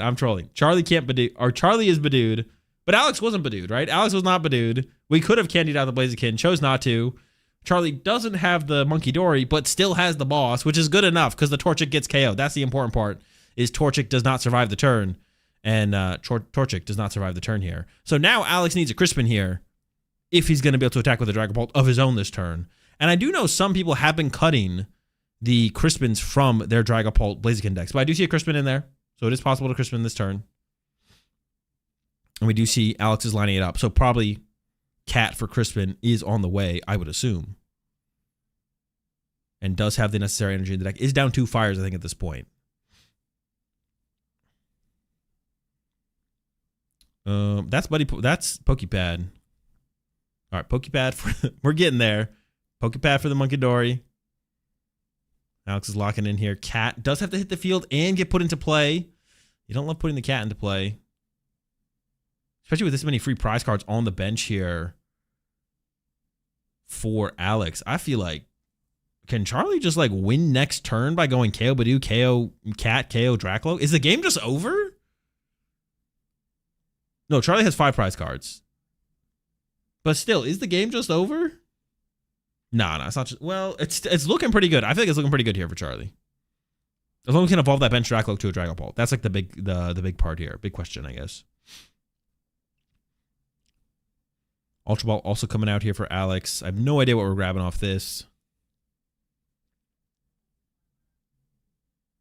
It's going to be another Dragapult. Okay, to protect that Dracloak on the bench.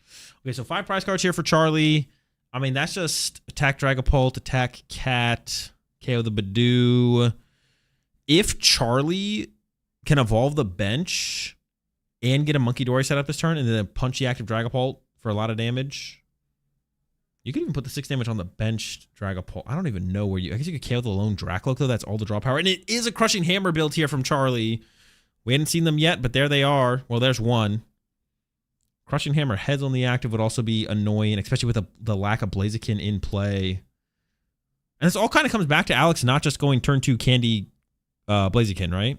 I'm still kind of second guessing myself, like thinking that play wasn't possible, but I'm almost positive that play was available there for Alex. Just chose not to go for it. Pokepad here eyeing up that Monkey Dory. Oh yeah, it is 4 prize cards. No. It is. No, it is. You're right.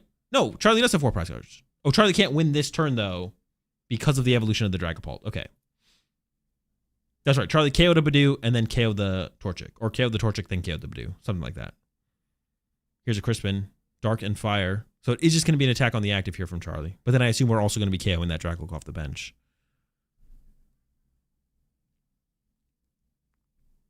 Doesn't attach the fire quite yet. Maybe could set up double Monkey Dory. Could double Monkey Dory be good here?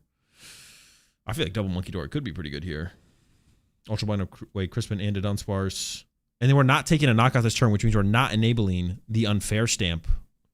Oh, we're not going double Monkey Dory. We're going for that second. That's right. We have to evolve to Dragapult to protect the Dracloak. And we're attaching the fire for turn anyways. Okay, cool. And then top it all off with a Crushing Hammer. It is a Tails. Cuts the deck. But this still looks really, really good here for Charlie. We don't have to take a knockout on the Dracloak if we want to avoid unfair stamp and Fez. But Alex's only draw power in play is the Dracloak. So there is an argument to KO it. Let's see what Charlie opts for. I'm actually not sure if KOing the Dracloak is good or bad here, to be honest. Because I don't really want to give my opponent unfair stamp in this situation. He is going to go for the 3 on the Dracloak.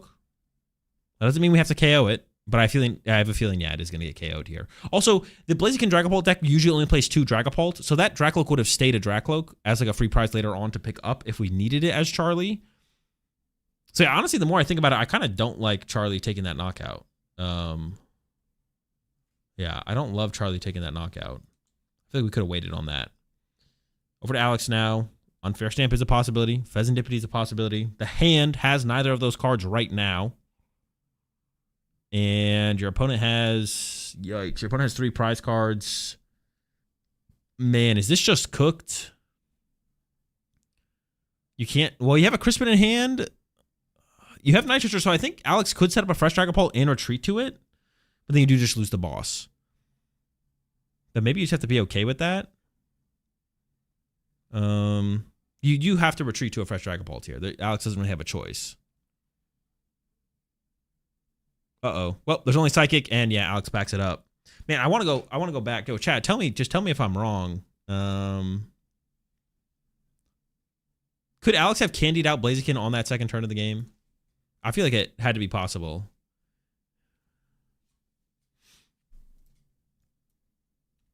And I feel like Alex would have been in a great spot had we gone for that candy Blaziken there.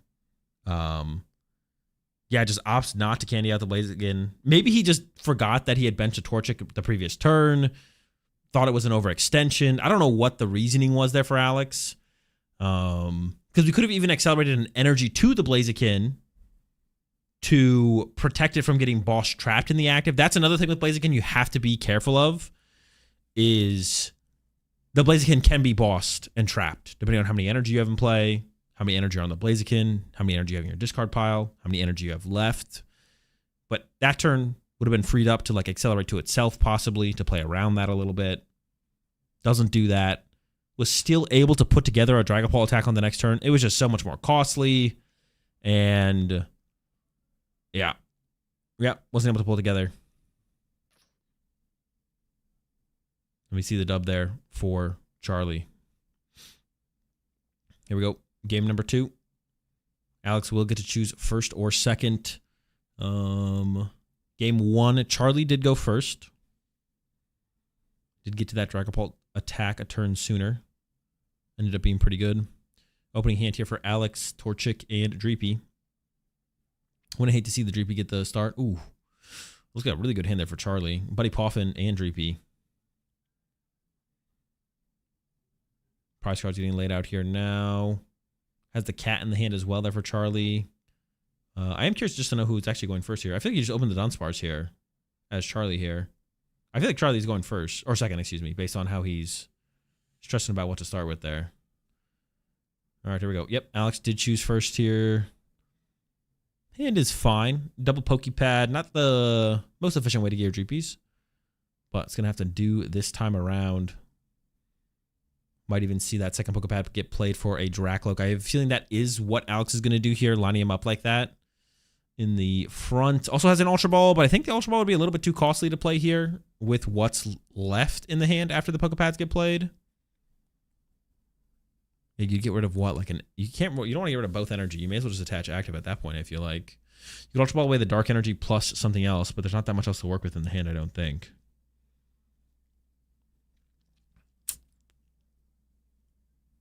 Doing the final prize checking.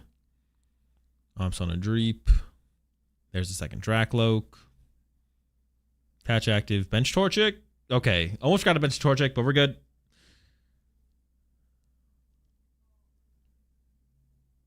And now we are over to Charlie. Dreepy to the bench. Buddy Poffin coming in.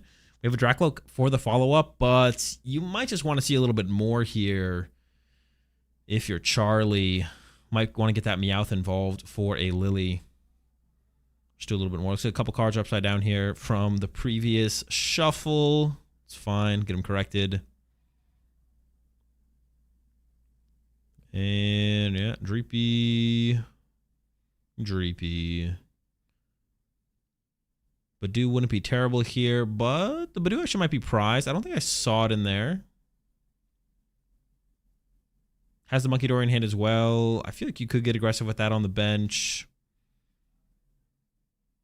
Yeah, I feel like we didn't shuffle up yet, so I feel like the cat's going to happen. Just kind of going through everything else. Tails on the Crushing Hammer again for Charlie. So far, not a great showing from the hammers for him. And now the bench is fully locked, so even if Badoo was in the deck, not an option anymore. Into the Lily. Gonna get ourselves 8 here. We're going to see the standings.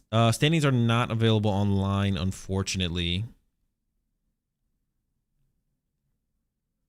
We might be able to show a picture of top seeds going into tomorrow for top cut. If not, to begin the stream off, we'll definitely have that information available. All right, here we go. 8 from the Lily. What do we get? Buddy Poffin. Bunch of energy. That's not bad. Need a little bit more. Pokepad for Drac looks good. And I can't tell what the other cards are. Some full art supporter, but I can't tell which one it is. It looks like a Dawn, but I don't think it is a Dawn. I don't think Charlie plays Dawn. Or I would doubt that Charlie plays Dawn. He's going to Pokepad for the Dracloak before getting Badooed.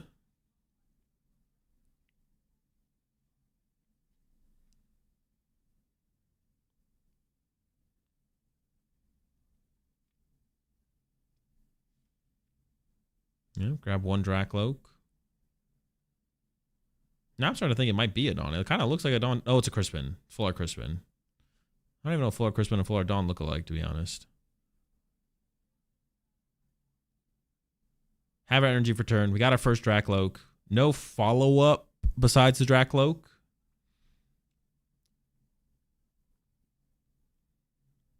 And then pass over to Alex. Couple Ultra Balls in hand. We got the Dracloaks to work with, of course. You could actually just attack this turn as Alex, especially depending on how... Honestly, I kind of just like the Dracloak attack here from Alex. If you can put it together. We got another Buddy Poffin here as well to find some more cards. Find some more stuff to set up. Debating the Ultra Ball instead, but there we go with the Buddy Poffin. Maybe not going to happen. I say that, but there's no Psychic Energy in hand. And if we want to go further this turn, it would have to be Ultra Ball for the cat for Lily. Then we're putting the cat in play.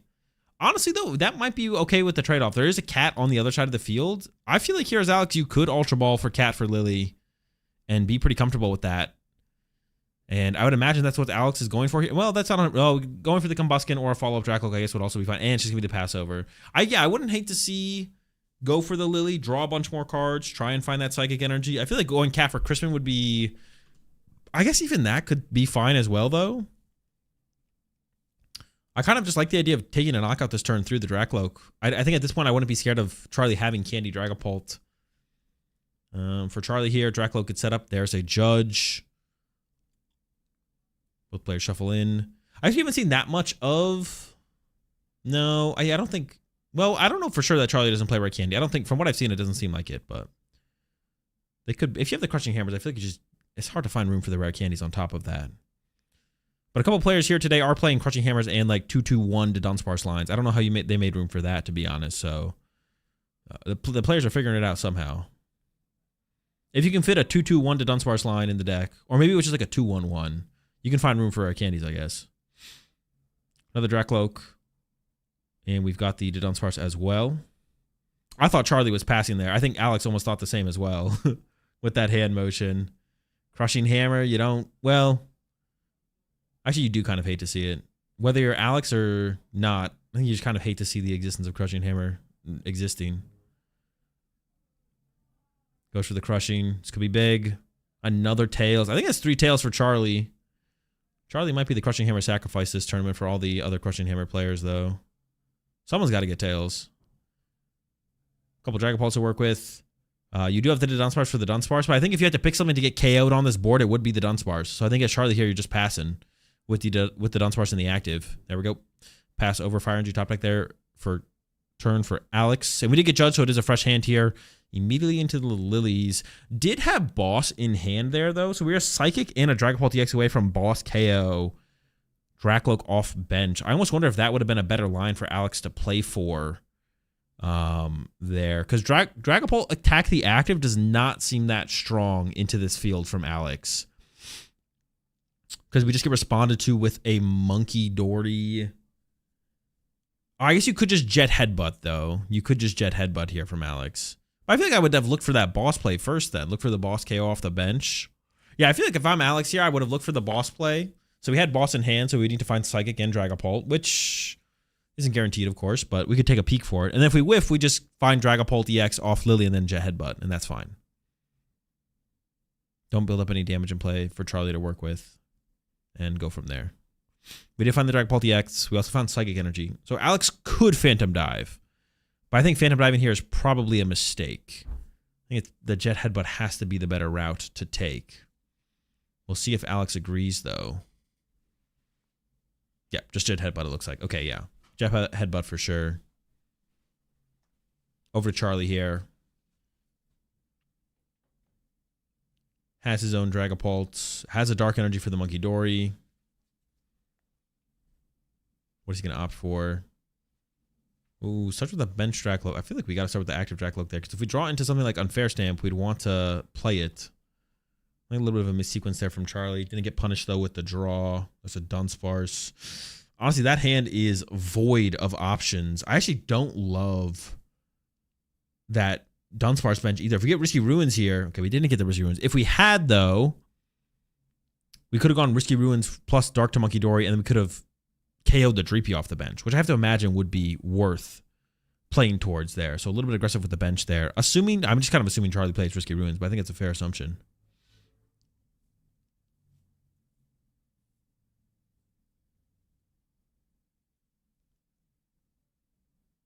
All right, Charlie's giving this some thought. He does have a boss's orders here. If you want to try and do the same thing where you avoid putting damage in play here, you could boss Jet Headbutt the Dreepy, but it's a lot of butts. Actually, yeah, Charlie is considering it.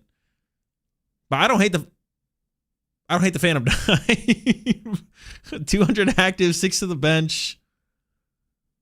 Opted against the Headbutt. That seems reasonable to me. You gotta make some big attacks happen at some point. You can't Jet Headbutt the whole game. Otherwise, your opponent just starts doing big attacks and you just kind of fall behind. Although I have to say, though, if I'm Alex here, I don't love the idea of attacking into the Dragapult. That's for sure. Pokepad coming in for a Dracloak. Candy that into Dragapult seems like it would have been pretty good. Don't have that option here. I think Alex was just asking if he could go back, look through his deck here just to check something. I think he's still grabbing the Dracloak, of course. Although, like I mentioned, Candy that into Dragapult feels like it's the better play.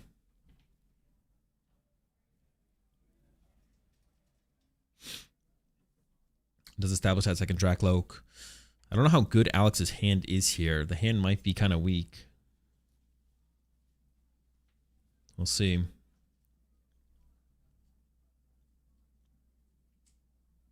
Couple Psychic Energy. Unfair Stamp, but no KO was taken during that last turn. That is another part of this as well. Is like, it's possible Charlie never wanted to KO the Dreepy just to not give Unfair Stamp access to Alex on that previous turn. Second Monkey Dory being considered here from Alex. What is the price count out? It's like 6 to 6. If we had candied that Dragapult, if we had Blaziken and then candied into Dragapult, I'm trying to think if there's like a play here from Alex that existed. He's going for the boss on the Monkey Dory. So we're going to go KO Monkey Dory, KO Dracloak, it looks like. No. So once again, it's not, but this is like always I see players like do these kind of plays with the Dragapult matchup, but how are you ever winning here as Alex? How are you ever winning the game? Goes for this wide damage rate, but we're just not pressuring the Dragapult. It's like Charlie's going to have free reign with the Dragapult, and all Charlie has to do every turn is evolve Dracloaks to Dragapults to get them out of range, evolve Dunsparce to the Dunsparce, cycle it back to the deck, and then get Monkey Dory activated if it's possible. There's the Dunsparce evolve. We don't have to cycle it, though. We can just leave it there on the bench, chilling. And this turn from Charlie as well, you can take the KO on the active and KO the Dracloak off the bench and just leave no damage in play. Found Unfair Stamp there. I don't even feel like we have to use it here as Charlie either. We could preserve the Unfair Stamp if we want. Could also KO double Dracloak as well, and not even KO the active and just leave that there for next turn. It feels pretty good to KO the Dragapult though. Evolves one Dracloak to Dragapult, attaches to it for turn. Looks at the unfair stamp. Oh no, we're gonna go for that play. Yeah, we're gonna go for eliminate the Dracloaks. Unfair stamp. Yeah, see, I don't know about that play on that last turn from Alex. It just felt like, I don't know, Charlie's just doing bigger Phantom Dives. Charlie's just doing more with the Phantom Dives, it kind of feels like. Gonna remove the full draw power from play here from Alex. Combo that with the unfair stamp. There's also really not that many liabilities on Charlie's board. There's the cat, there's the Dracloak. But now that we got the Dunsparce evolved to the Dunsparce, that's protected from Phantom Dive, cleaning it up. We evolved one of the Dracloaks to a Dragapult. So 4 prize cards left here for Alex. No damage on either of these Dragapults. They're not even close to getting KO'd.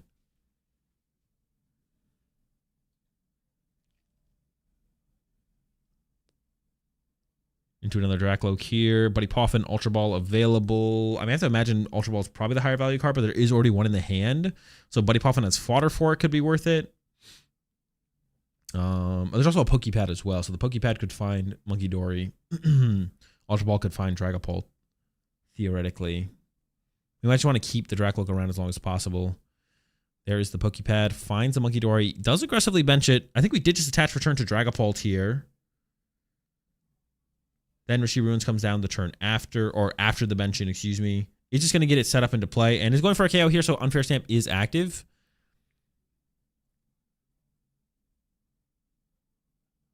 KO the Dracloak, and then 3-2 the Monkey Dory. All right. Alex still has a Dragapult fully set up. Draw for turn is a Night Stretcher. Oh, boy. There's nothing worth Night Stretchering for. I guess the Dark Energy. Goes from Night Stretcher to the Dark Energy. Attaches to the Monkey Dory. North of the hand is a Clefairy and a Badoo. And yeah, I think this one's pretty quickly coming to a close here. It's going to move the 30 damage over to the other side of the field. I mean, I feel it's got to go after the Dracloak. You got to remove that draw power from play. And then here comes the Phantom Dive. 200 to the active, and you're knocking out the Dracloak. You could end up with 2 other damage to work with. You could just send it to the Void. Once you KO the Dragapult, maybe you'd rather have it be there. But you could put 2 on the Monkey Dory, I guess. Yeah, I guess 2 on the Monkey Dory makes the most sense. I mean, your Dragapult's going to get knocked out here, though, so I don't even see like a line that exists. Oh, there also needs to be 2 damage on the Clefairy for Alex, I guess. There's a KO. Draw for turn, fire to Dragapult. I don't think the damage is going to end up mattering here. Oh, they caught it. Sick. Trying to come up with a win condition for Alex at this point. We have 3 prize cards left. Liability of the Clefairy on board. I almost feel like maybe if Alex didn't put the Clefairy in play, maybe there was a route here where you like send up Monkey Dory, evolve Combuskin to Blaziken. Mind Bend. Yeah, I feel like just benching the Clefairy ahead of time, it was like too soon. There's an Ultra Ball. This could get the Blaziken now. But if we didn't have this Clefairy on the field, there honestly might have been a comeback win condition here for Alex. It would have required a lot of top decks. Oh, we're going further in this one for Alex, though. Oh, is debating cat for Petrol, it looks like. But it looks like maybe the Petrol is prized. It's going to end up on the cat for the Lily. Alex thinks the only win condition here is to find the unfair stamp, it looks like. I was thinking we were going to Ultra Ball for the Blaziken here, but maybe that was just too slow.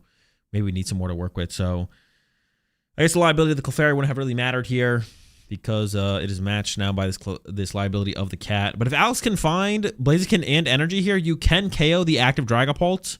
There's still the Dunsparce on the bench here for Charlie to find a boss. But if Charlie can't find boss on the next turn, then the Clefairy all of a sudden KOs the Dragapult for Alex to actually win this game. Or actually just KO anything. It doesn't even have to KO that. There's 3 prize cards left here for Alex, so that could very well happen. So it all comes down to finding Blaziken, or I guess it comes down to finding Unfair Stamp. We'll worry about the Blaziken later. Unfair Stamp is the first piece. And, oh, we got Fez. Was there a knockout taken last turn? Well, Alex thinks there was. I think there probably was. I don't remember. We did not find the Unfair Stamp, though. Now it's looking kind of doomed. See what Alex thinks. Night Stretcher is getting played. Mind Bend, sure. It does take the KO because of Clefairy. Gotta move over 31st. And then there we go. Knock out the active. Dragapult gets pushed, and Boss's Orders is game here for Charlie. Massive hand. I didn't even realize the hand was that big, but doesn't have game yet. Is there a cat for a boss in the deck? No. Oh, I guess it only plays one cat, right? The cat's on the bench.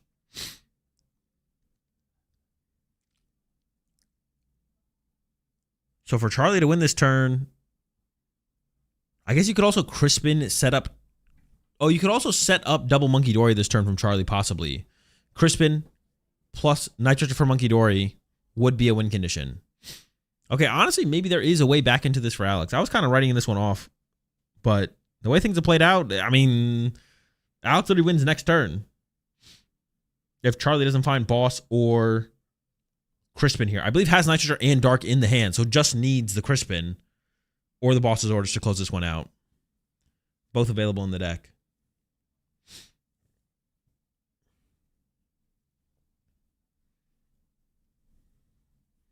The Dunsparce. There's the boss, slams it. And Charlie gets the dub. 2-0 over Alex. Moves on to 5-1. So, like I was saying at the beginning of the round, effectively locked up for top cut. Assuming Charlie does go for the ID here in the next round, which is possible. That would be top cut at that point. We'll see what Charlie opts to do. And then for Alex here, I think that is Alex bowing out of the tournament at this point. He might still play out the last round, of course. Maybe a 5-2 can make top cut. That is also possible. I'm not 100% sure. It's a pretty big League Cup, though. Usually at this size for 7 rounds, X1-1 is the cutoff. X2 is not going to make it. We'll have to wait and see. I'll be coming back shortly, probably with a players interview, winners interview from Charlie. And then we got round 7 coming up shortly. After that, stay tuned. We'll be right back.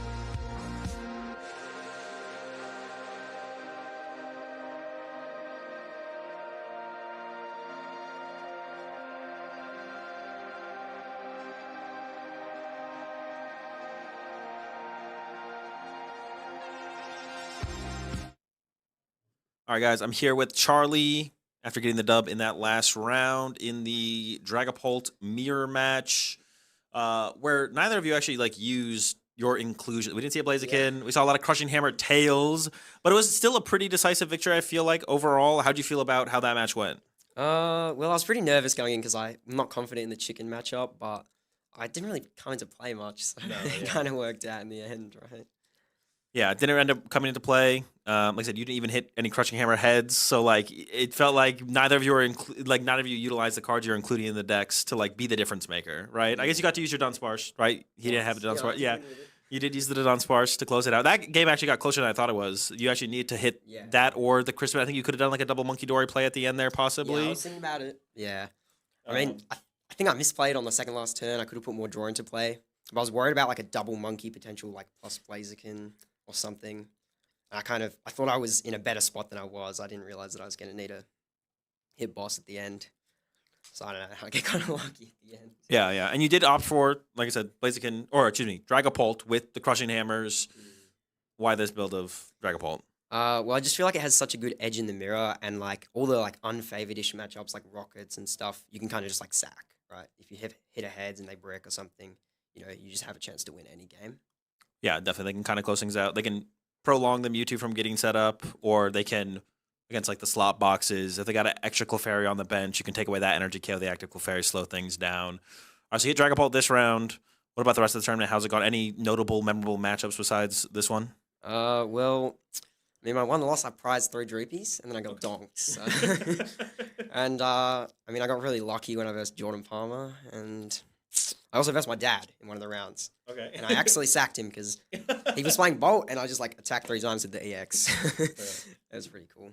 All right, so pretty smooth sailing so far? Yeah, pretty confident in the deck. Okay, so now you're 5-1, right? I think 5-1-1 is probably locked for a cut. I haven't looked at the standings at all. I don't know if you've looked at them. But going to this last round, what's your strategy? Are you going to try and play for the hide seed and play for the win? Or if 5-1 gets you into top 8, are you just going to take the ID if your opponent's down? I'm kind of, like, tired. I just want to go get something to eat. I think I'll ID. I think the people who ID probably won't be bubbling out, if anything. It'll probably be someone who wins up, right, or something. So I'm pretty confident that I'm just going to ID. All right. Sounds good, Charlie. Well, best of luck in the last round if you have to play it out. Yeah, If not, we'll see you tomorrow on Top Cut.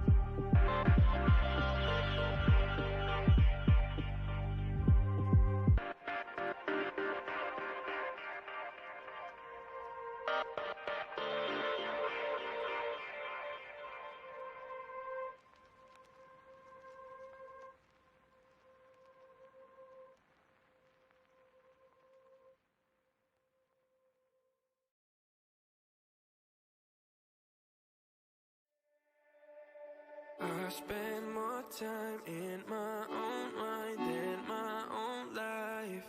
Drowning in tears, swimming the sea of our dreams. Yeah. I spend more time in my own mind than my own life. Wanting you here, yeah, but I only see you in my dreams. I'm better when I'm sleeping, yeah. I'm better when I'm sleeping. I'm better when I. I'm better when I'm sleeping. I'm better when I'm sleeping. And you only love me when I'm sleeping. I'm better when I.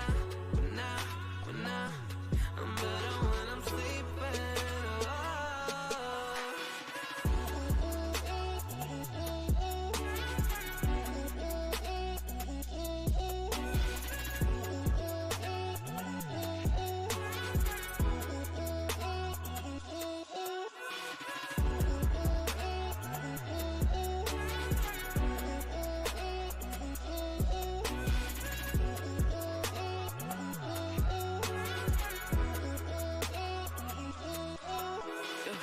It's harder than you think, harder than I think. I don't miss one thing, I miss everything. Don't wanna be awake, 'cause I just want you to stay. Even if you're not with me, my head is not on. You're with me. I couldn't go on, every day feeling alone. I'm stuck next to the phone in case you hit me. Even if you're not with me, my head is not on. You're with me. I couldn't go on, yeah. I'm feeling alone, baby. I'm better when I'm sleeping, yeah. I'm better when I'm sleeping. I'm better when I. I'm better when I'm sleeping. I'm better when I'm sleeping. And you only love me when I'm sleeping. I'm better when I. I'm better when I'm sleeping. Oh.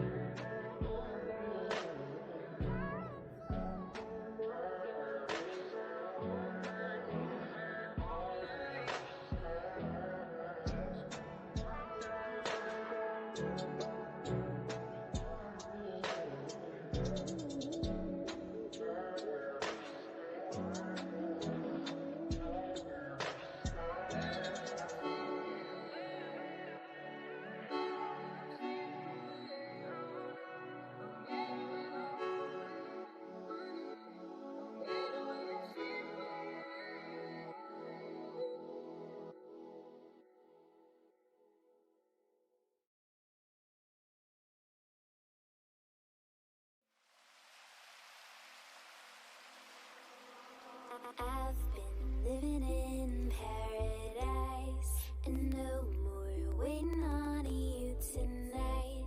And my dreams will never ever die. Can you feel that spark in our bones tonight?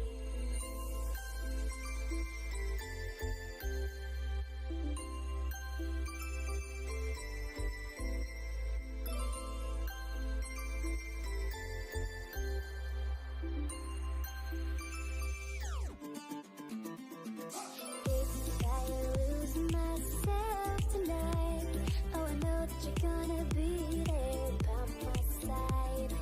If I lose myself tonight,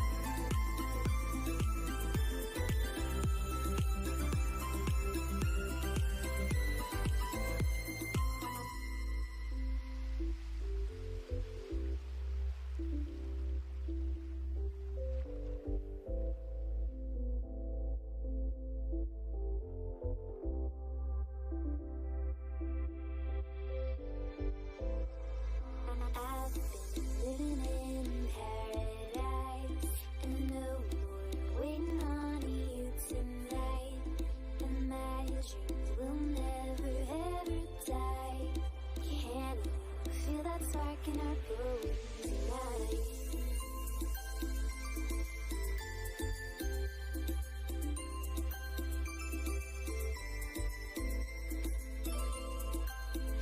Whoa, violence of baby tonight.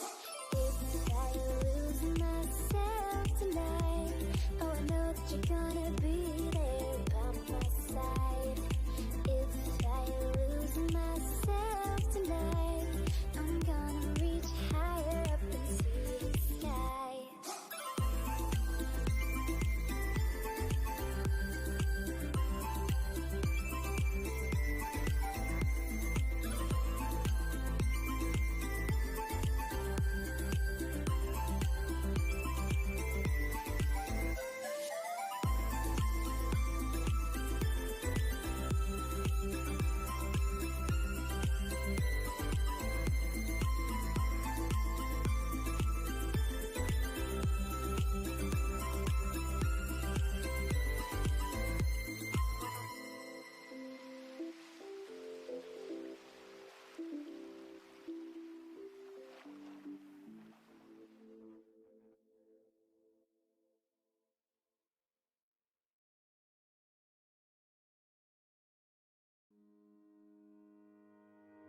I'm treading slowly on this darkened road, just waiting on the sun to rise.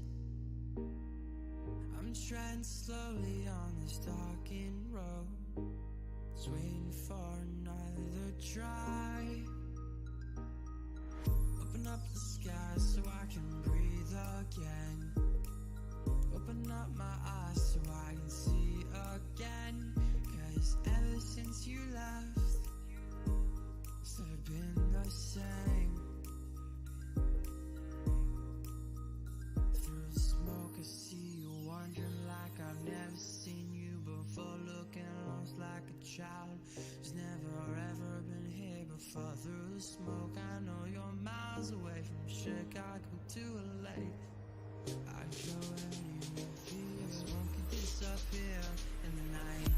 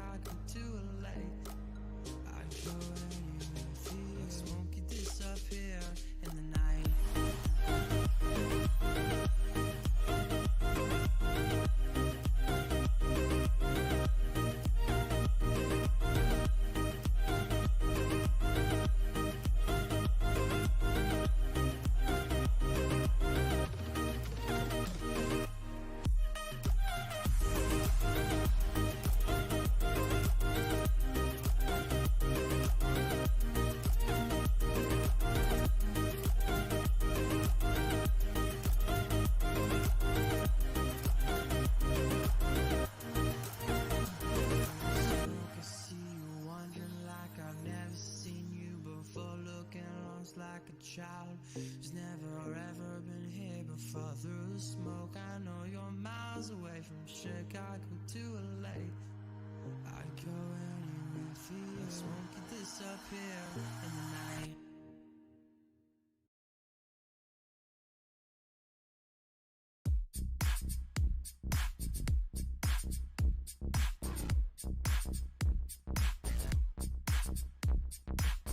A tombstone chiseled into the code of a machine. That is all I need to mark my existence.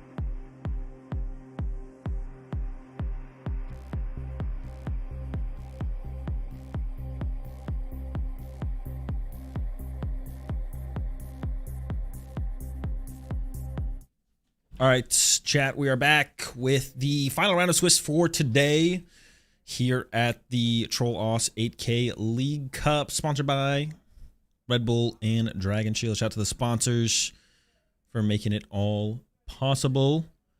We have got Kai on the left-hand side with the Hydrapple versus Sean with the Dragapult here. And they're getting right into it. It looks like Kai is going first. Got the Teal Dance to work with. Not much else, it looks like. And almost drew an extra card there. Does have the Lilies to back up the hand for the next turn.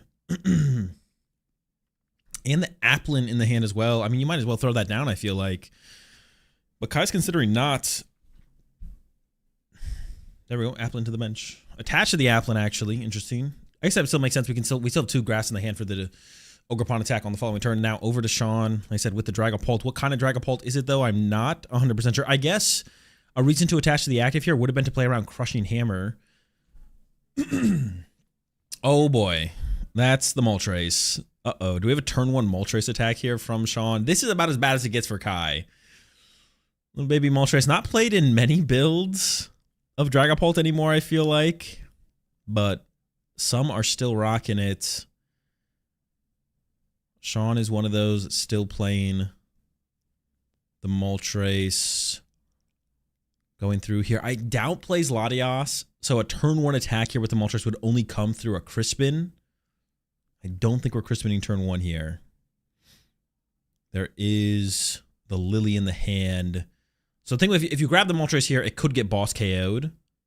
But you can also just... Oh, wait, we're going in with the cat. Oh, wait, we are just attacking turn 1 here from Sean. Going for the cat for the Crispin. This feels a little aggressive. And honestly, Kai does kind of have the punish in the form of that unfair stamp as a response. So it feels a little bit aggressive. Going for a Psychic and a Fire here from Sean. I feel like the Dark Energy should get involved here to burn that. I don't know how much Adrenaline Braining we're going to do here. Goes for the... And ends up on the Dark and the Fire. Fire, Dark, and then... I was thinking about Ultra Ball in there. I don't think we're Ultra Ball in here. Yeah, retreat to Moltres attack. I don't even know how much I like this, but I guess if Kai can't respond to it, it's really good. If Kai does respond to it and responds to it with an unfair stamp, it gets really bad. Let's see how it goes. Draw for turn is the Meganium here from Kai. Could attach for turn to the Applin to increase the odds of being able to pull off the attack for the KO on the Moltres. So you definitely want to KO this Moltres if possible. So I wouldn't hate to see attached to the Applin. Also, you don't really want to draw into the energy off of this unfair stamp, which I imagine Kai is going to play here. I think Kai's thinking about it, what to do. Could just be waiting for Sean to finish shuffling, but I think Kai is actually just debating whether or not to play the unfair stamp, and do we attach before we do it, or do you just play the Lily? Thinks about it for a little while, but then, yeah, just plays the unfair stamp. I think that is probably just the route to go. You need like a big recovery turn here. And you also need to make sure you're slowing Sean down. Sean obviously could have gone with the Meowth for Lily instead. Chose to go this more aggressive route. That probably means that Sean has something else to work with there in the hand. Also to get 2 prize cards to go with it. Not attaching the energy though. I forget Hydrapple's exact. I think Hydrapple is 30 plus 30, right? So it feels like we should have attached to the Applin there, because then all we need is... we don't have anything to work with yet. There is an Ultra Ball in the hand, though. That can find Pheasantipity.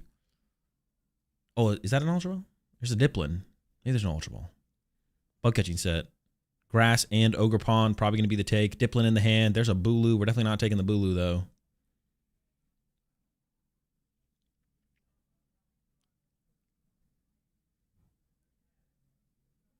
Is debating what to grab off here? If we're debating what to grab here, I feel like we do have an Ultra Ball in hand. Goes with the Grass and the Ogerpon. Like I said, Ultra Ball for Fez does seem pretty solid here. Now we have more than enough Grass Energy in play. Oh, I guess, like, no. Hydrapple's attack does take 2 Grass Energy to attack with. So we still need another energy for the Hydrapple here. As Kai. So yeah, still once again attaching to it before. Oh, I guess it's not an Ultra Ball. I thought the Diplin looked like an Ultra Ball. Which honestly, it just kind of does. Evolve to the active. Could bench another Ogerpon there. Chose not to. I actually don't know how I feel about that. I feel like we could have benched that other Teal Mask there. We would have been able to cycle another Grass that we draw into off this Lily possibly. And there's a good chance that we draw into more than enough energy. Obviously, the big hits here are going to be the Hydrapple EX and an energy for it with the Force of Vitality. We'll see what this 8 looks like from Kai. There it is.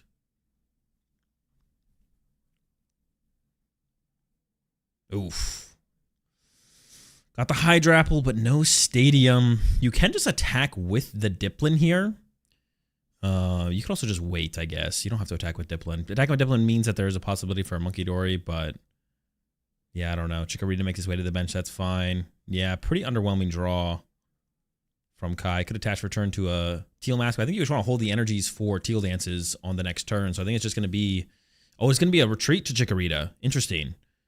I think that leaving the Dipplin in the active would have been fine here from Kai. I'm not actually sure the reason to retreat there at all.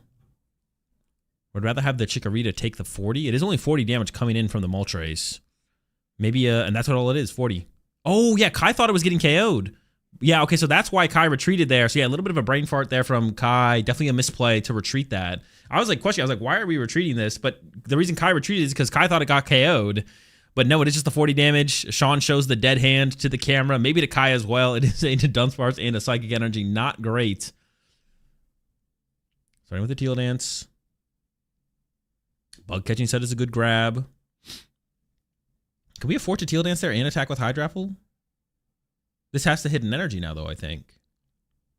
We do hit an energy. And is that Bayleaf? Bayleaf would be good. Yeah, that Teal Dance there from Kai seems like a misplay for sure. Because we could have just used Hydrapple to accelerate to the Chikorita to heal it. And then attach return to the Hydrapple so we can attack with it. Because it is too colorless energy to attack with Hydrapple here. So definitely a misplay there from Kai. Gets bailed out by this Bug Catching Set, though. Has Ultra Ball for the Bulu. But I don't think we're going to be playing Ultra Ball this turn. Or has the Bulu for the Ultra Ball, maybe I should say. I don't think that's happening this turn, though. I think this turn we're just going to see the Hydrapple attack, KO the Moltres, and kind of go from there.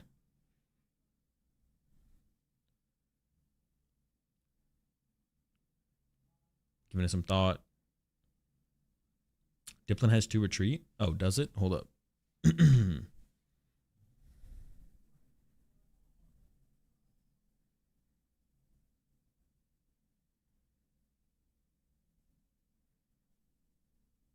Does it actually? Oh, wait. Did he actually evolve to Dipplin and then retreat it? Okay, hold up. Hang on. I'm going to go... Archie, can you go tell them to stop the match real fast? All right. Give me 1 second. Yeah. All right, chat. I'll get to the bottom of this real fast.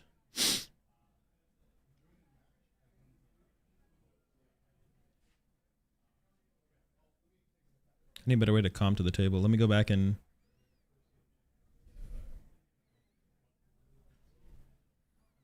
Dipplin does have 2 retreat. Did they retreat as a Dipplin? Yeah, they did retreat as a Dipplin here. Okay, I'm going to go make sure the match gets stopped here. I'll be right back.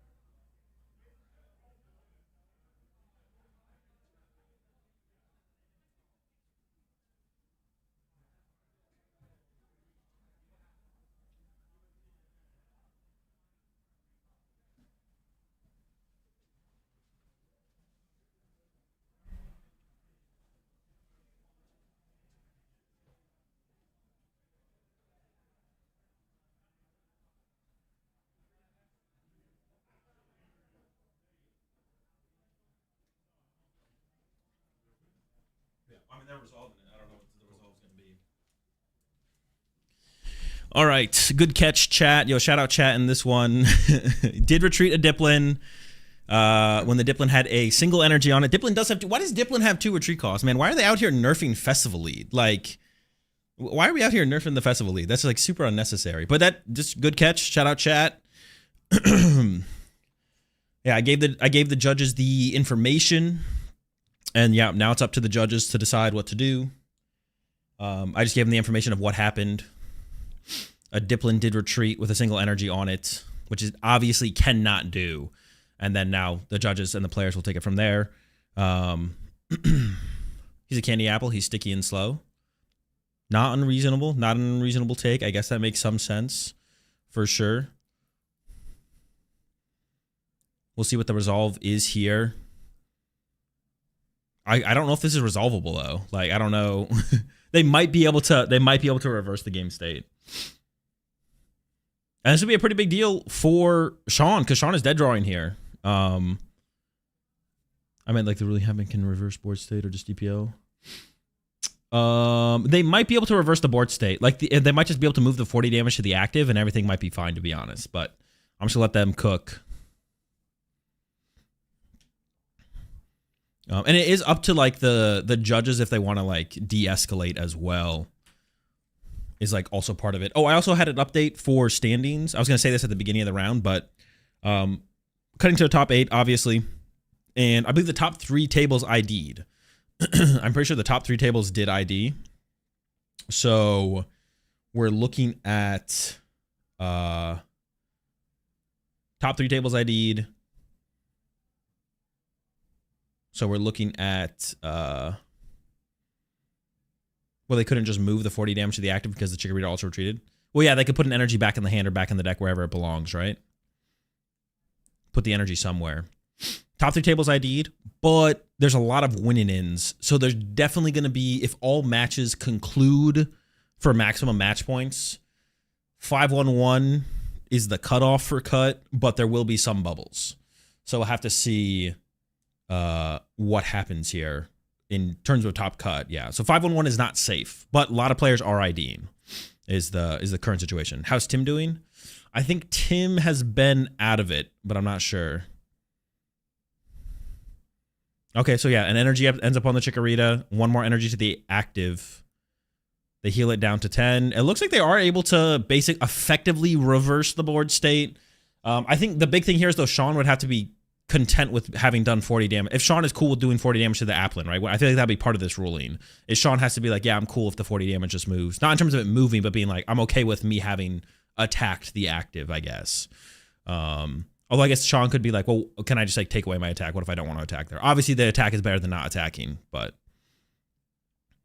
I don't know if this ever changes Sean's play. I don't know if Sean is cool with trying to like just maximize reversing the game state.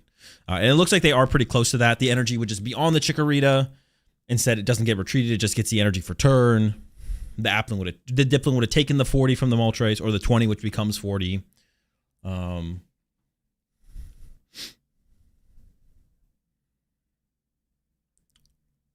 Yeah, now the timer is way off. Yeah, the timer is now way off. Yep. So the timer means nothing, but that is fine.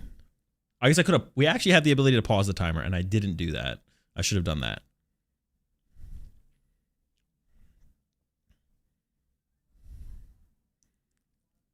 And there could, I feel like there, even though they did fully reverse the board state, even though they were able to rectify that, I think it is possible Kai still gets a double prize penalty. So, plus 6 minutes.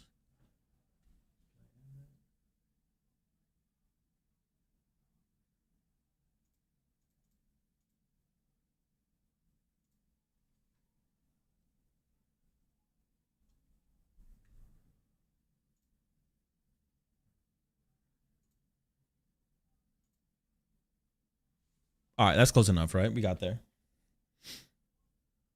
This has to be a DPL IMO, not even for a mistake, but just like playing Hydrapple, honestly. Just for rolling up with the Hydrapple in general. I could see it. I could see it. I'm okay with that. All right, back on track. honestly, DPL or not, actually with the DPL, Sean could just win through like a Moltres recover, like a Moltres KO Ogerpon if there is a DPL, because Sean only has 4 prize cards left. No clue if there is a DPL or not, but Sean has been dead drawing. Yeah, the Moltres is dead. It's cooked. it's done. Monkey Dory gets pushed here from Sean. Draw for turn into a fire. We have the Mind Bend for 60. Maybe can slow things down.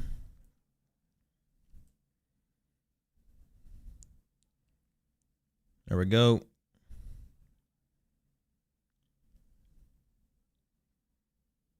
Now over to Kai. Meganium available. There it is. With the Meganium in play now, I feel like the game is kind of cooked. Before the Meganium, I think Sean had some hope. I feel like that hope is gone now, though. And Kai should be winning this one. Well, I say that, okay, there is still, I don't think there's a double prize penalty involved here. So it should just be Kai swinging for a couple more turns and this game being over. Piecing together the Dawn here. Going for a Meganium. We already have a Meganium, but sure, same difference, I guess, for the Hydrapple. We're probably not setting up the second of either of those. I guess if our Meganium gets KO'd, we want to set up another of those. Hydrapple, going to be pretty tough to KO at this point for Sean. So I imagine we'll be going to game 2 here pretty soon. And I wouldn't actually hate to see Sean concede soon, just to conserve time. I think Sean has the advantage in this matchup with the Moltres. Without the Moltres, I think this matchup is probably favored for Kai. Not by a whole ton, but somewhat for sure. But the Moltres kind of is a big deal in this matchup for sure. A 1 prize Pokemon that can KO the Ogerpons, set up a 2-hit KO on the Hydrapple. Stuff like that is tough to overcome on the grass side of things, especially because it's an aggressive attacker, where it's like sometimes the Pulp player has to feed you a couple prize cards. With the Moltres in the deck, you kind of just have to give your opponent less before you can start swinging. There's an Ultra Ball from Kai, continuing to just cycle through the deck, set himself up as best as possible to deal with potential unfair stamp. Keep going here. Cat to the hand now. Another Ultra Ball in the hand, which you could play. You don't have to play, but hold on. I think Kai's going back, and we can see the Pokepad first here. Pokepad for the second Diplin, and discard that. Doesn't look like that's going to be the route, but is giving up the Applin. I feel like we may as well give up is the Diplin in the deck there? I feel like we may as well give up the Diplin there. Oh, no Diplin in the deck. Okay. All right. I think it's the end of the sequence here for Kai. We figured it out, got everything put together.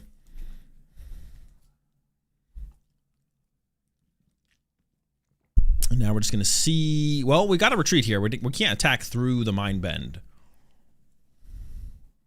Is it 2 energy? Doesn't Hydrapple have... What's Hydrapple's retreat cost? Is it 3? I mean, I assume it is with those retreating. I feel like Kai would be extra attentive to not mess up the retreat on Pokemon right now. Into the Ogerpon. And then Ogerpon will KO the Monkey Dory. And once again, Sean living off the top deck. Pushes up the Dreepy. Top deck for turn is Dragapult EX. Not packing it up yet, though. Hold up. Sean is sticking it out. Once again, if there's a prize, I don't think there's a prize penalty applied here. If there is one, this is actually still winnable. Over to Kai. Draw for turn. Lily, rest of the hand, just a bunch of Pokemon. I mean, KO the active seems more than good enough here to me. Maybe want to go find some grass energy to like set up some more grass energy in play.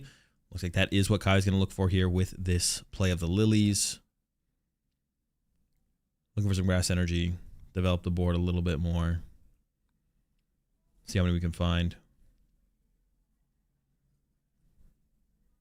There's a 6. Couple grass. Boss. Lana's 8. I mean, basically everything you'd ever want to be able to close out this game. I guess except the only thing missing here for Kai is the Force of Vitality. We haven't seen one of those yet. I know, obviously Kai plays them, I think. But maybe a couple of them are prized. That might be why it's hard to find. I also have to assume it's probably playing only 3 of them because it's playing double Celebi. There's one there. Must be a DPL involved. In what world would the Pulp player otherwise be sticking it out this long? I mean, a lot of players play a lot of situations incorrectly, right? So could just be a mistake. I mean, I think it would be a mistake for Sean to continue to play this out if there wasn't a DPL. If there is a DPL, I think playing it out makes sense. But it could also just be a mistake from Sean. Same thing as like any other time anyone makes a mistake, right? It's the same thing. It's just a mistake. But Sean, there also could be a DPL involved here for Sean. I didn't get that information, or I'm not aware of that information. Another Dragapult EX top deck here for Sean. Pretty sick. All right, packs it up. All right, we go next. Game 1 over. Kai does win and is up 1-0. Once again, final round of Swiss of the day here at the Troll Aus 8K League Cup, sponsored by Red Bull and Dragon Shield. I'm curious to see if Sean, I always choose first here, right? Because like the grass deck can't do anything. Well, I get to use Celebi. I don't know. I guess that is interesting. I don't know if the Celebi makes it a reason enough to choose second as Sean. You probably still just choose first. But the grass deck can't attack on the first turn of the game to draw prize cards. But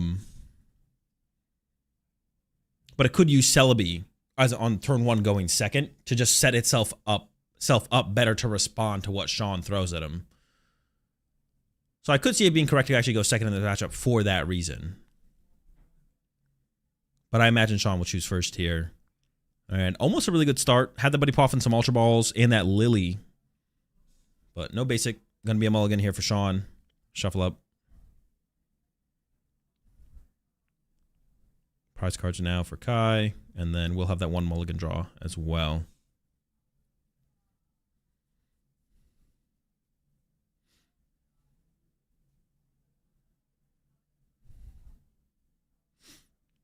Sean thinks it's a super bad matchup. I'm just trying to cheese it. Yeah, but the ties are not beneficial anymore at this point in the tournament. It's win or nothing. Okay, start there for Sean is, oh, it's all right. Dreepy start. Got the energy for turn, which I think is a big deal to be able to get into your Moltres and utilize it aggressively. Ogerpon start here for Kai.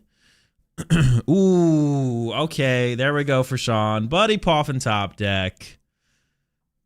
You could actually grab Badu here for the mobility.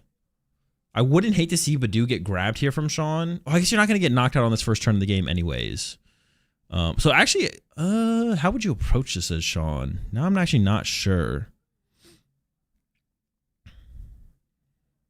I guess it's just double Dreepy. It's just double Dreepy attached to the active. Well, I don't know if you do attach to the active actually though. Is there candies in the list? Probably not. It's just Dragapult did unsparse with the Moltres. So probably pretty similar to like the Henry Chow build or something like that. Buddy Poffin.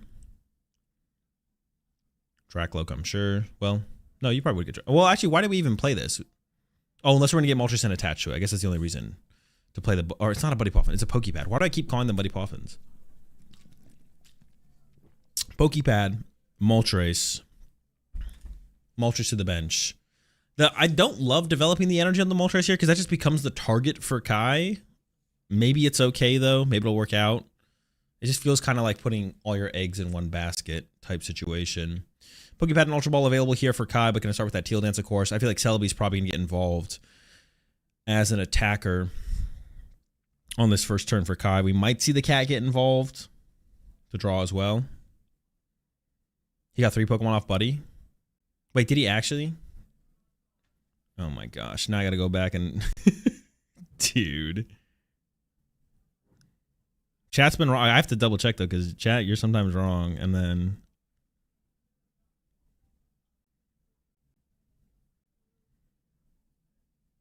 Okay, Buddy Poffin grabs a Dreepy, looks back at the hand. Oh my gosh. Dude, there's no way. And then Buddy Poffin. Okay, hold on. I'll be right back, chat.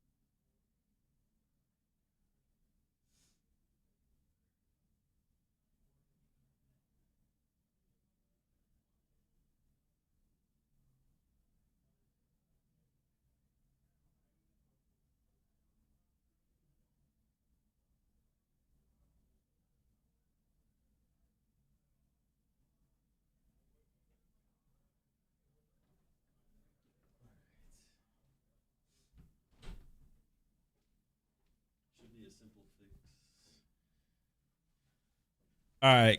Good job, chat. You got him again. They will be going to jail. We've already notified the authorities. They're surrounding the venue as we speak. All right. Looks like I just got shuffled back to the deck, which I'm pretty sure that should easy fix. It belongs in the deck. The deck is currently random. It just goes back into the deck. The deck becomes random again, and we're all good. It's possible it could be a... Well, they just fist bumped. I don't know if it's like a double prize. It could be a double prize penalty. That's what I was going to say. I'm not sure.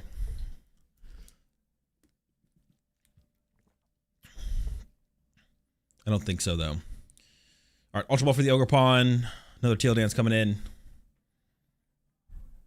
And it's going to have to be that cat for... You don't have to go cat for Lily here. I don't think this is essential. You could just retreat to the Celebi, use the Celebi, keep the cat out of play. Kai... With this play, though, Kai saying he just wants a little bit more this turn. He doesn't feel like this turn is strong enough, despite having the Celebi attack available. Wants more. So he's going to go get more with this Lily. And there we go. Lily's Determination. 8 cards on the way. Looking for... I don't know, I guess just more basics. I don't know. I almost feel like, well... The cat would maybe have to come into play next turn anyways. So... Yeah. Maybe it's just fine to go ahead and throw it out now. Because it is likely that we'd have to cat for Lily next turn. So just kind of get one turn ahead. So that way your board is so developed that it's going to be hard for the Dragon Ball player to keep up with it. It makes sense, I guess. Here we go. 8 off the Lily. And then we will be closing it out with whatever Celebi's attack's name is. I don't know the name of the attack, but... 1, 2, 3, 4, 5, 6, 7, 8. For some reason, it looked like less than 8 to me, but that is 8 cards, so we're all good there.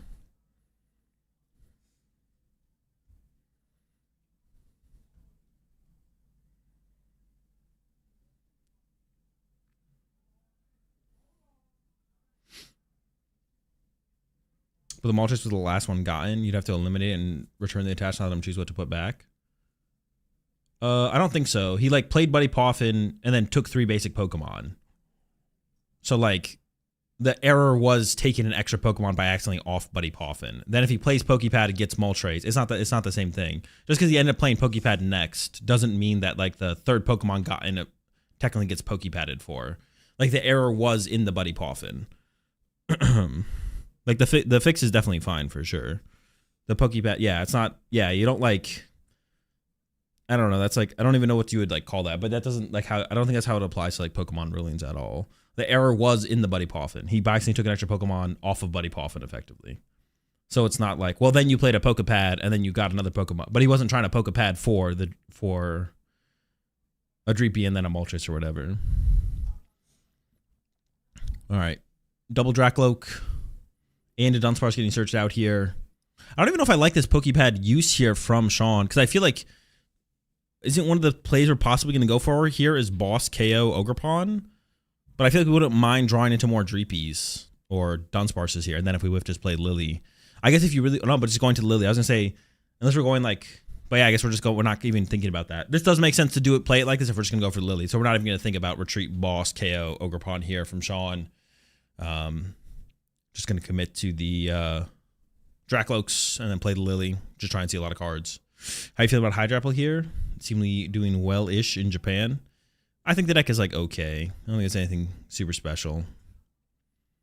Got 8 off Lily. We can cycle the Dunsparce if we want to. That's definitely the one thing we might not do this turn from Sean. We might just hold on to that. Nice Retro Dark Energy. It's okay. Dracloak number 2.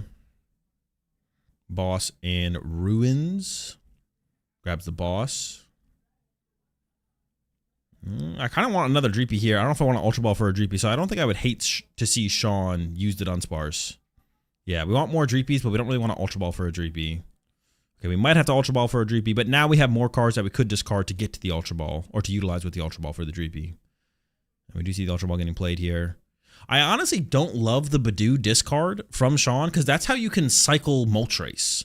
I feel like this Badoo discard is actually a pretty big mistake. from Sean, because that's how you can cycle Moltres more efficiently possibly. Now if you have the Dunsparce set up, you can also do it through the Dunsparce, push the Dunsparce, bench Moltres, attach to Moltres, attack with Moltres. But we have no Dunsparce on the bench here. So if Moltres gets boss KO'd here from Kai, things will be a little bit awkward. For sure. Psychic Energy to the Drakloak. And then pass. Like, we could still hard retreat the Drakloak, but that's way more expensive. Well, we'd be doing that. No, I guess it could be into a Ogre Pawn. But yeah, hard retreating the Drakloak is like so much more expensive. All right, pass from Sean over to Kai. Kai's got a massive hand there. Wait, did Kai grab a Force of Vitality? Okay, there is one. I was like, we better have. Starts with the Teal Dance. Night Stretcher has Dawn. So you can set up both. You can set up Hydrapple and Meganium here. But then you're not dealing with the Moltres. The Moltres is surviving for the turn. Teal Dance again.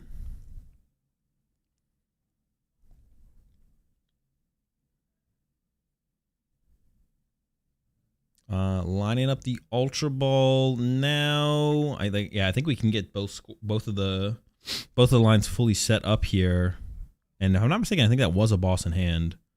So we might be looking at the boss KO Moltres, and then Hydrapple lines up to KO the Dragapult. And we probably KO with the Hydrapple. Oh no, it's not a boss, it's a Night Stretcher.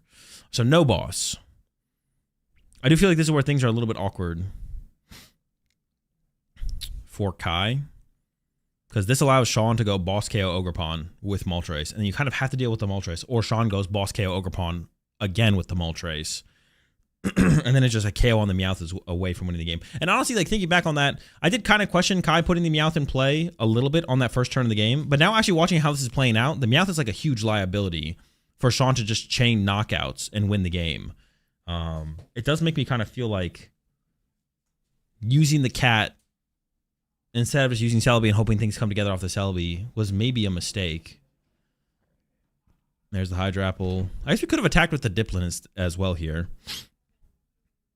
It's probably not better, but there's the Meganium. So the whole squad is set up here for Kai, which is pretty nice.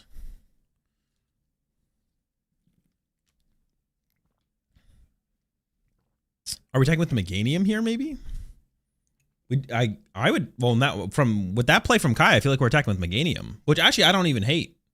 Well, losing our Meganium is pretty bad though. Maybe I do hate it. If our Meganium gets KO'd, it's hard to KO a Dragapult. So if you're Sean here, you have a couple different routes you could take. You can go Moltres KO Ogerpon and try and go KO Ogerpon, KO Ogerpon, KO Meowth. Or you can KO the Meganium here, load up damage on the Celebis and Ogerpons, and then go like Dragapult attack, Moltres attack to KO the last Ogerpon. So you have multiple options here for Sean. No grass energy, but we did find the bug catching set. I feel like attacking with Ogerpon from Kai here is terrible. I guess the only other thing Kai could do would be attack with Celebi, I guess, and just get more cards to set up for the next turn. But then you're just giving Sean the possibility of just having boss KO Ogerpon and just getting super far ahead in the prize exchange. Because I doubt Kai has a way to like remove Pokemon from the bench here. Well, no, I know that's true. There's nothing he could play. I guess he could be playing like an Area Zero and a Chien Pao, but I don't think so. No, I know. There's no way that's in there. We don't have to think about things we know. Okay. Attach return to the Hydrapple. Okay, so it's not going to be attacked with Meganium. Or it's not going to be attacked. Yeah, it's not going to be attacked with Meganium if we put that there. So now is it just going to be, have we always just conceded to attacking with Celebi here? That was always the plan here. That might always have been the plan here from Kai. But is now thinking about it.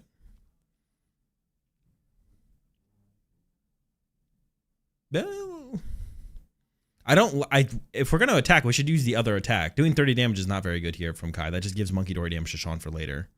So I think that's a mistake. If we're going to attack with Celebi, we should use the first attack. That's the attack I want to see. Yeah, giving them damage here doesn't make a ton of sense at all. Tons of draw power in play here for Sean now. A decent amount of energy established. If you got boss here as Sean, I mean, I'm like, and then, my gosh, the hand is massive. So many options. Yeah, if you're Sean here, I'm liking boss KO Ogerpon with the Moltres thing that's lined up as well. Now we have the mobility with the Dunsparce on the bench that can become to Dunsparce, so we can like chain Moltres attacks as well. It's looking... It's looking... I don't... If we're going to attack, we should use the other attack. Doing 30 damage is not very good here from Kai. That just gives Monkey Dory damage to Sean for later. So I think that's a mistake. If we're going to attack, we should use the first attack. That's what I that's the attack I want to see. Yeah, giving them damage here doesn't make a ton of sense at all. It's looking This one's looking pretty good for Sean. Usually the first attack, obviously coming in from the Ogre Pawn side of things to kind of set the tempo. That is not the case in this one. I mentioned, though, the Moltres is going to be a big difference maker. Sean really thinking about this one hard. I mean, I think this is pretty straightforward. Attach, active, retreat, boss KO, and Ogre Pawn. Like, I just don't see how it gets better than that. Sean apparently disagrees, though. It thinks there's other plays out there that are like, why would he? Oh, I guess you want to play around Unfair Stamp. I mean, our board is so set up. I mean, you could also ball for Pheasantipity here, maybe if you wanted to. But yeah, I don't know what Sean's cooking so hard. I mean, this looks pretty good. Sure, you could get Unfair Stamp next turn, but because you're attacking with a 1 prize or 2 initiate the prize trade here, you have so much time to. You don't even have to take a knockout next turn as Sean, and you're still winning the game. Maybe set the Dun before the KO. We just benched the Dunsparce this turn, so the most we could do would be to Ultra Ball for Fez, but I don't even know if I like that much. I think chilling's fine. You could evolve to a Dragapult, but I think just the draw power of the Draklux is going to be better for you. And there we go, the first 2 prize cards over to Sean with this KO, and that's why I didn't love Kai playing so passively on that last turn, like attacking with Meganium or attacking with Hydrapple, take a knockout. Like there's such a high chance of this happening with how much draw power Sean had available and have been cycling the last couple turns. Has the Tapu Bulu in hand. Hydrapple to the active. We do have the Unfair Stamp. So that is going to be available here to Kai. Starts building up the Teal Mask on the bench. Another Teal Mask to work with. Could definitely see that get benched here to fill up the bench. Not a lot of time left. And a tie is no good for either player here. This is a winning into 5-1-1, I believe. And even then, 5-1-1 is not guaranteed top cut. And if you don't make top cut, I mean, you kind of get nothing. So playing for top cut is the only thing to play for at this point. Do you see the Lana's Aid get played here from Kai? Looks like maybe he's just going to play that alongside the Unfair Stamp. He's debating this second Teal Mask to the bench. We got Grass Energy to work with now, so we can Teal Dance here. Tim was playing the Festival Lead. Saw him on stream in round number 1. Attach return to the Meganium. Or maybe that was... Or a Teal Mask, I meant. That was Hydrapple's ability to the Teal Mask. My bad. There's a big investment into this Teal Mask here if we put the 4th energy on it. Doing some quick maths. You'd have to make sure you can retreat your cat as well. So we might see this get put on the cat. Oh, back to the Ogre Pawn. And finally, to cap it all off, Unfair Stamp. I think that's what Sean was stressing about during that last turn. Coming up with what to do.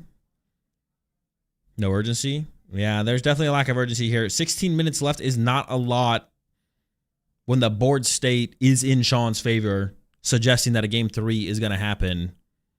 You'd want to see some more urgency from Kai and Sean as well. You just want to see some more urgency in general. There we go. Apple knockout on the Moltres. 1 prize card only. Aggressive push on that to Dunsparce there from Sean.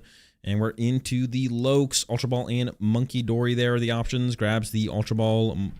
Dracloak number 2. Buddy Poffin and Dunsparce. You could cycle this to Dunsparce and then Buddy Poffin for both of them afterwards. But opts with the Dunsparce. Crispin and Unfair Stamp. Sean's own Unfair Stamp here. I wouldn't hate to see that get played. There's the Dunsparce. There's the Dunsparce. We could play the Ultra Ball here and go get Fez. If we really want to see a lot of cards this turn. I don't hate not doing that, though. Oh, and it looks like that. I mean, Sean's debating playing the Ultra Ball here. I'd have to imagine it would be to get that. But I don't hate the Area 0 and then just playing the Unfair Stamp. I think this is also just very reasonable. There we go. Unfair Stamp. And yeah, like I said previously, Sean does not need to take a knockout this turn. Sean can just cycle the Dunsparce, maybe Itchy Pollen.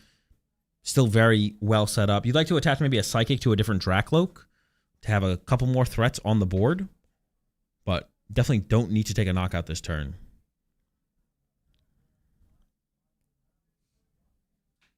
Five drawn. Did draw the fire. Does have the Dunsparce. Could preemptively bench the Monkey Dory to push that. Oh, thinking about evolving here. I would not attack with a Dragapult into the Hydrapple here, I don't think. Well, I guess it would still work out. You could attack with Dragapult here, and then you could Moltres KO it. I don't even know if I don't even know if I like that attack very much, though. I guess we haven't played a supporter yet, right? What supporter options do we have? Let's see.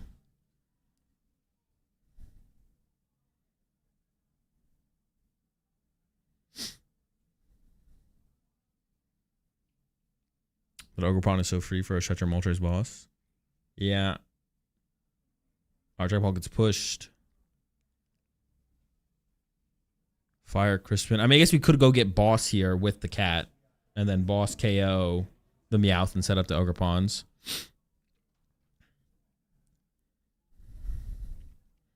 Debating the Monkey Dory bench. There's a Crispin in hand as well.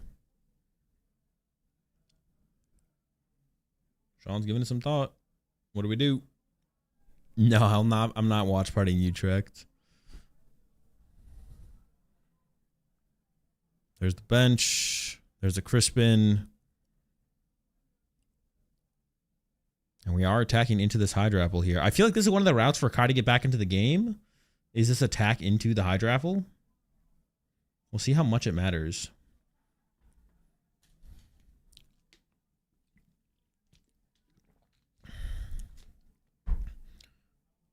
Yo, appreciate the raid there, Doom. I'm assuming this week's Tournament of Doom has just ended. Hope the tournament ran well. Hope the stream went well. Oh my gosh. There's just no urgency here as well on top of everything else. From Sean or Kai. And we're set up to go into a game number 3 here. Like, we're set up to go to a game number 3. Paul Tammer's won. Oh my gosh. Why would you say that? Lack of urgency here. I mean, it's going to come back to both players if we end up in a tie here. A win. The only thing that matters here is a win. Unless I'm pretty sure both players' records are 4-1-1. That's the information I was given, so I'm just working with what I got. 6 to the cat, punchy active. I mean, this Hydrapple is KOing this Dragapult here. We could even retreat to an Ogerpon and do it with an Ogerpon instead. And actually, that might be a little bit safer for the situation. Fez comes down just to get it established. Got a Grass Energy and a Lily left to work with. Goes with the Hydrapple. There we go. We got it. Accelerate to the cat. I think Sean just making sure what it can accelerate, where it can accelerate. Honestly, I could have not told you until Sean looked at it that it could accelerate to a cat. Both are 4-1-1? Okay. Confirmed 4-1-1s. So this is it. This is all that matters then. Winning the match is all that matters. They only have 11 minutes left. I would say we're seeing a little touch more urgency here from Kai.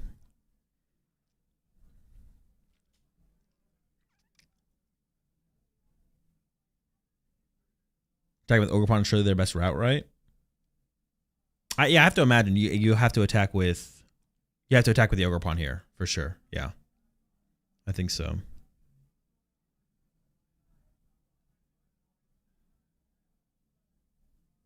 Energy to the Fez for turn. Fez fully flashbanged.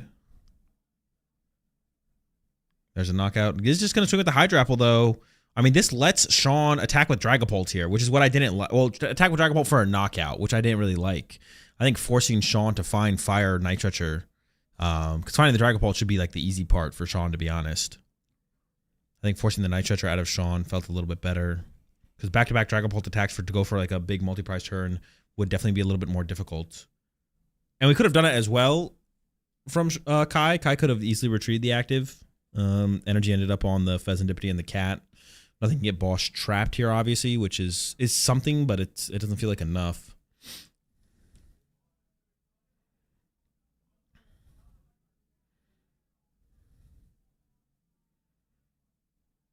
So Dunsparce getting searched out.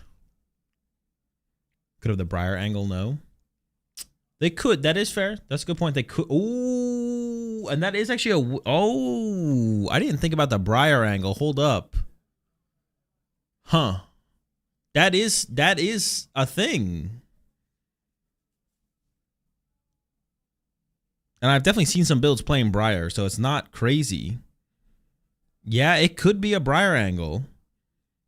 Hold on. Yeah, maybe that makes the way that Sean approached this so much worse then, right? Like attacking with the previous Dragapult, you could have just like sacrificed a prize card for turn and then gone back into Moltres, or waited for Dragapult boss KO Meowth into Dragapult KO Ogerpon. That makes the way that Sean played this so much worse. If that is, oh, I didn't even realize Kai has 6 bench Pokemon. I didn't even realize. Wait, is Hydrapple a Terra Pokemon? It is, right? Wait, is it? Oh, we have Teal Mask. It's not. Teal Mask, though, is a Terra Pokemon. I was like, wait, how did we get to the activation for Area 0 here? It is the Teal Mask. Teal Mask gets us there. Very cool, very cool. Okay, Monkey Dory is set up. Dragapult is set up. Could bump the stadium. Yeah, I was starting to question everything there. Going after this. Oh, this KOing Celebi plays around. That plays around Briar, though. So still in a pretty good spot here as Sean. But nah, the Unfair Stamp's already been played. Yeah, I feel like this is kind of wraps. I feel like Sean definitely has Moltres KO Ogerpon next turn. And there's only 8 minutes left. Yeah, playing around the Briar with that Celebi KO. I did not see that one. That works, though. A couple bug catching sets here for Kai.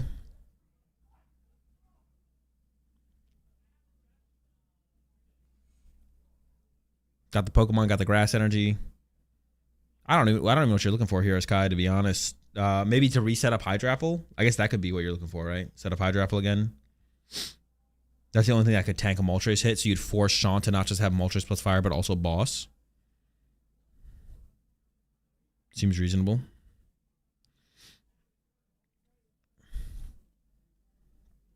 The players are not undefeated. 4-1-1, winning in for Top Cut. Top Cut will be tomorrow, though. Playing 7 rounds of Swiss today. Oh, we have the whole... Oh, we just need the... Ooh, okay. We are still missing the Stadium card. We do not have everything quite yet. And actually, if Kai... Ooh... If Kai can find enough basics here, couldn't Kai find Stadium and then discard the Teal Mask? Oh, we have to discard both Teal Masks and KO the active. Okay, never mind. That's probably too much. Because we still need enough energy on the Hydrapple to KO the active and discard both Teal Masks. Or, hold on. No, but... and yeah, the threat of Risky Ruins is there. The only other thing I could see here is what if Kai attacked with Fez and KO'd the Dracloak, and then next turn KO'd the Dragapult. I don't know if that could work, though. Oh, no, because then Sean just wins with the boss anyways on a 1 prize. No, it doesn't work. Never mind. 1, 2, 3, 4, 5. Wait, actually, would we be able to get there through Hydrapple's ability? If we can find 2 Grass Energy, Hydrapple ability plus attachment for turn. What is Hydrapple 30 plus 30? No, we didn't find any Grass anyways. And no Stadium, so we can't even set... Oh, no, was there Stadium? No, no Stadium, it looks like, so we can't even set up the Hydrapple. Yep. Looking pretty cooked.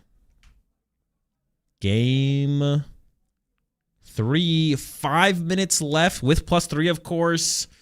Yeah, lack of urgency in this one from both players. Might lead to an eventual tie here. Kai trying to now piece together what to do after the whiff of attacking with the apple. It was pretty important to find. Didn't find it, though. Gonna dance. Stadium. Oh, hold on. It was the next card. Okay, the apple can be set up now. Wait, but we don't have a... Is there no... I thought there was a Lily in hand.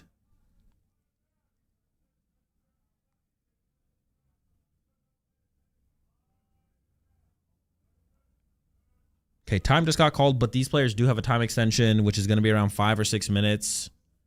Maybe 7. So they should have a time extension here, I believe, because of the ruling earlier.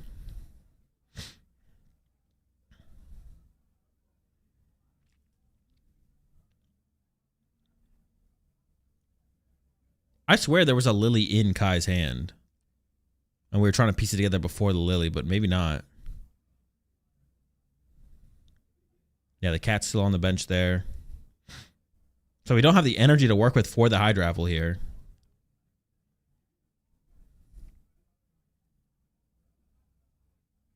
Oh, it just goes Ogre Pawn knockout. Yeah, we didn't have the energy for the Hydraffle. So now all Sean needs is a Fire and a Night Stretcher. There was a Lily, but he discarded it. Oh, did he? Okay, so there was. I thought there was. There's Fire Energy.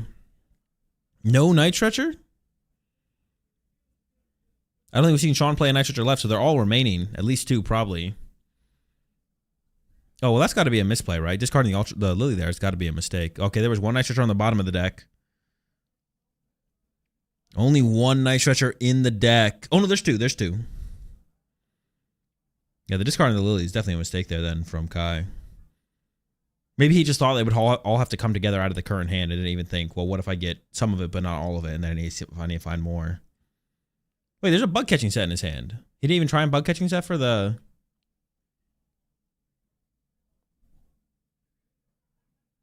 Wait, that bug catching set should not be in his hand, right? Didn't he play that? Did he by accident put it back in his hand? Dude, that should not be in his hand, right? Am I losing my mind? Where did that come from? Did he got? Oh, he got it off the prize card. He got it off the prize card. I was like, dude, wait, what? That's right. He did draw prize cards. Dude, I'm tripping. I'm like, wait, that can't be there. All right, Sean's playing through it right now. Maybe Sean's not going to get there. I thought Sean for sure would have it here. I mean, you definitely check with Drakloak first. You don't Lily and then check with Drakloak. I think that's what Sean was thinking about here. There's only 2 minutes left, though. They have no time remaining for a third game at this point. It's going to be a tie no matter what. Drakloak. Oh, there's the Night Stretcher. Okay.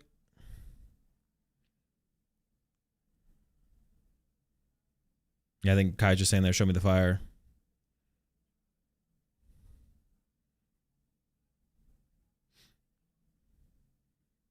Okay. Should have a game number 3 here with basically no time remaining. Like I said, 5 or 6 minute. I mean, that I added extra minutes to the clock. There's 2 minutes on the timer right now, but it might be like plus 1 minute. I don't think it's any less than the current clock. If anything, it's a little bit more. But still, not a lot of time to work. It's going to have to basically be an effective donk here. I mean, they might have some kind of gentleman's going down. Once again, yeah, 1-1. A loss here, I mean, a tie here is effectively just losing. A tie doesn't do anything for either player. So, I think this might be what the players are talking about right now. Taking a little bit to get done with the shuffling and setting up. I think they might be discussing. Yeah, Kai is Kai is missing 1 card. Wait, you have to. There we go. Found it. Got it. All right, shuffling back in. Here we go again. Minute, maybe 2 minutes left. Plus 3. They do have the plus 3, of course.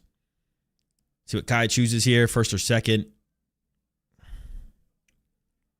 That is a really good hand there for Sean. A lot of Pokemon. It's usually what you want to see early on.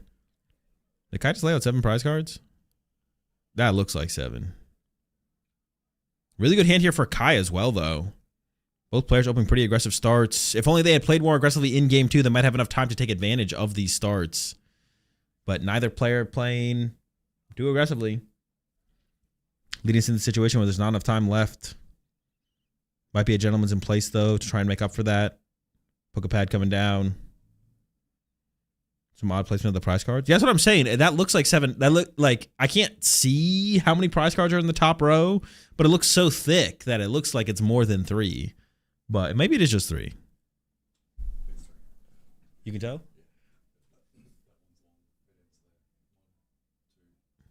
All right, all right. Wide top row.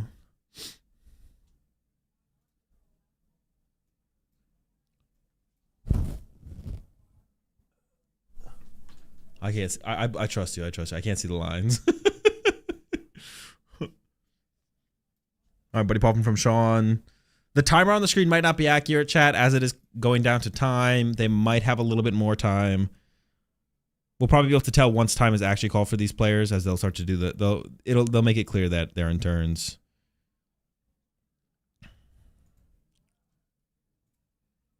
Looks like Sean is going to go for the cat here.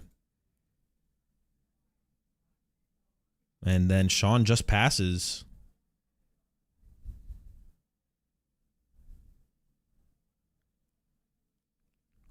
Force of Vitality there from Kai, Ogerpon, and then Lily.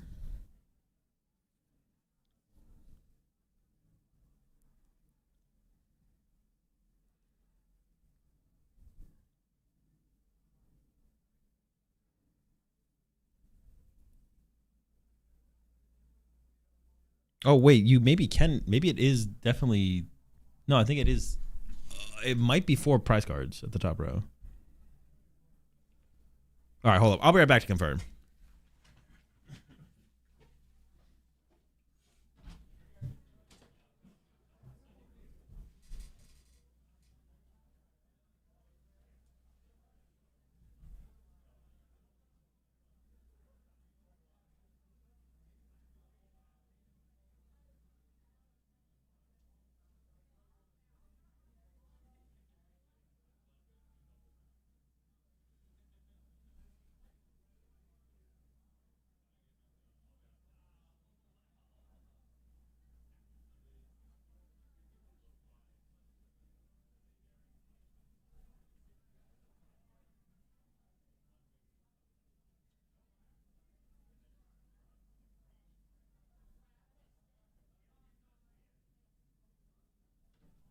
Nah, you were right. But the chatter had a good point. Because how close the second one is to the first one makes it look. It's 6. It's 6. Although once someone said that the gap between the first and the second prize card was so small, how could the third one not be a 4th involved? But there's no 4th. I don't know if time's been called for them yet. I don't know where we're at with that. I mean, the way the players are playing, though, makes me think there is some kind of gentleman's agreement involved, though. They're playing as if they, like, have a win condition. So I do feel like some kind of gentleman's agreement might be here. Okay, that might be time called right there. Both players did just react.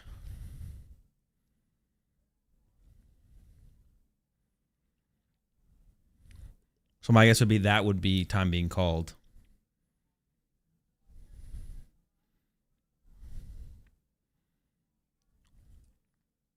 Loke number 1 being activated here for Sean. Wait, did we just... Or did you already use 1 Loke? Okay, Loke 2. Loke 3. Unfair Stamp could be pretty powerful for the next turn.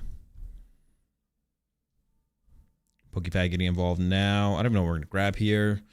Yeah, I was going to say we could preemptively bench Moltres. I really don't want to see an energy get put on the Moltres, though. I don't mind grabbing it, but we should probably attach to a Dracloak for turn. The Moltres is a little bit too easy to KO. Just a couple energy and a boss.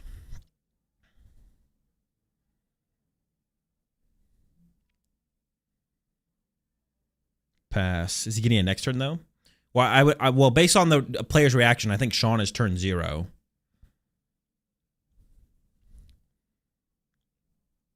Tapu Bulu gets benched. Nothing crazy about the rest of the hand. Trying to piece it together. Attach to the active, and then Lilies? Nope. Applin bench. Oh, yeah, we do have Area 0. Getting the whole squad involved. Or it might just, yeah, they might just be doing it on prize cards here or something like that. I feel like they definitely have a gentleman's agreement involved.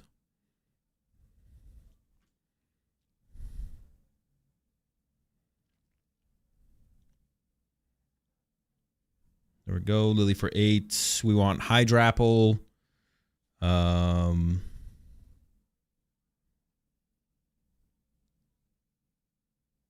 Oof. Got Ultra Ball. Okay, hold up.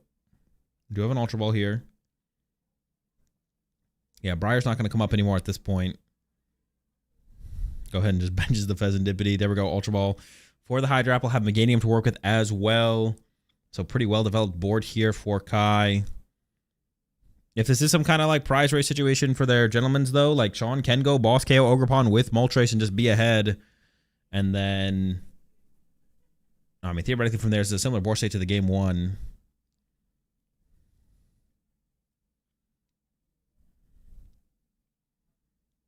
There's a Teal Dance.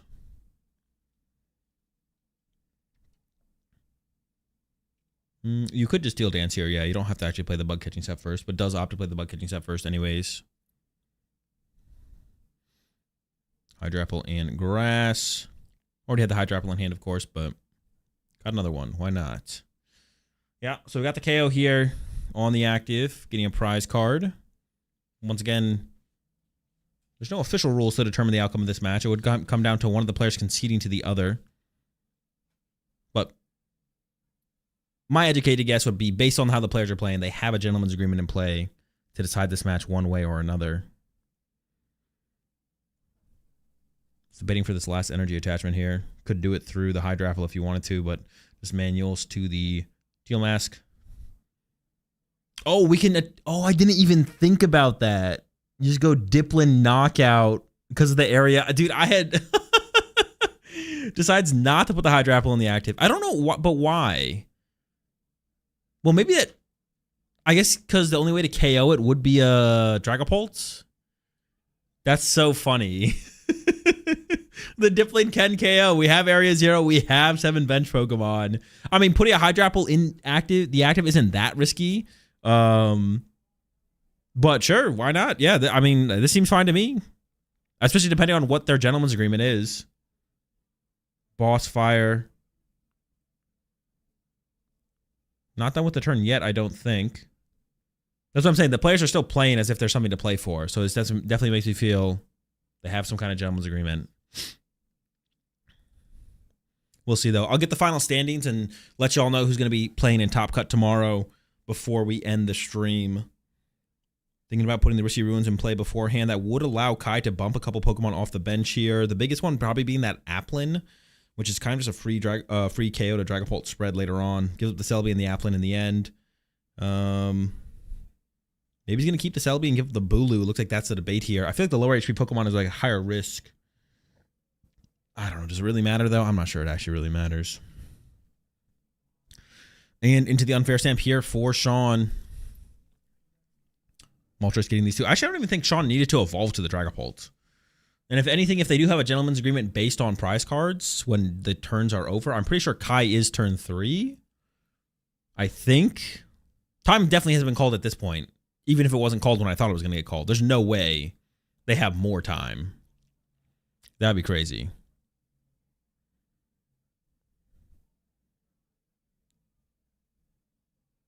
Oh, what just happened? What did Kai just try and do? Oh boy. I wasn't paying attention.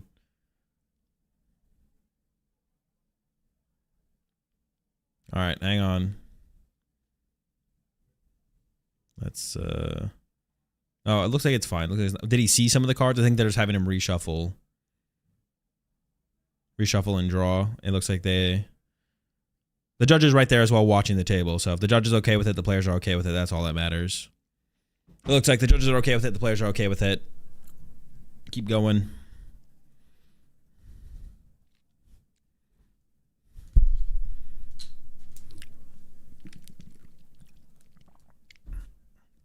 Buddy Poffin coming in here. There's a Dracloak in the deck, so if you get a Dreepy here, there is potential to see more draw power through it.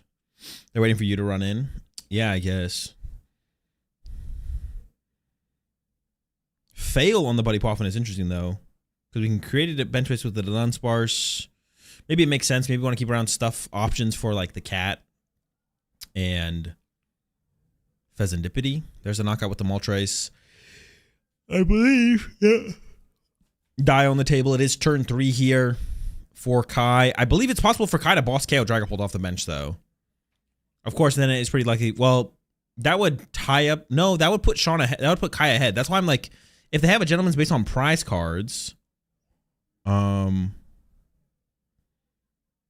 just don't know what their gentleman's would be. I guess that's where I'm kind of stuck here. I just don't know what it would be. It seems like they're playing as if they have a gentleman's, but I just don't know what it is. Nitrogen for the Teal Mask, cycle another energy. But like theoretically, if Kai has boss KO Dragapult, I don't know why Sean put Dragapult into play. Okay. No boss, no Hydrapple, but we're only a boss and a Hydrapple away from boss KO Dragapult. If it is based on prize cards, I don't even know what we're going for at this point.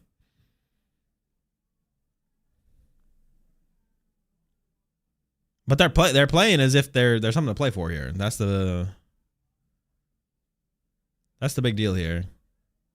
Kai confirmed turn 3 with that die on the table.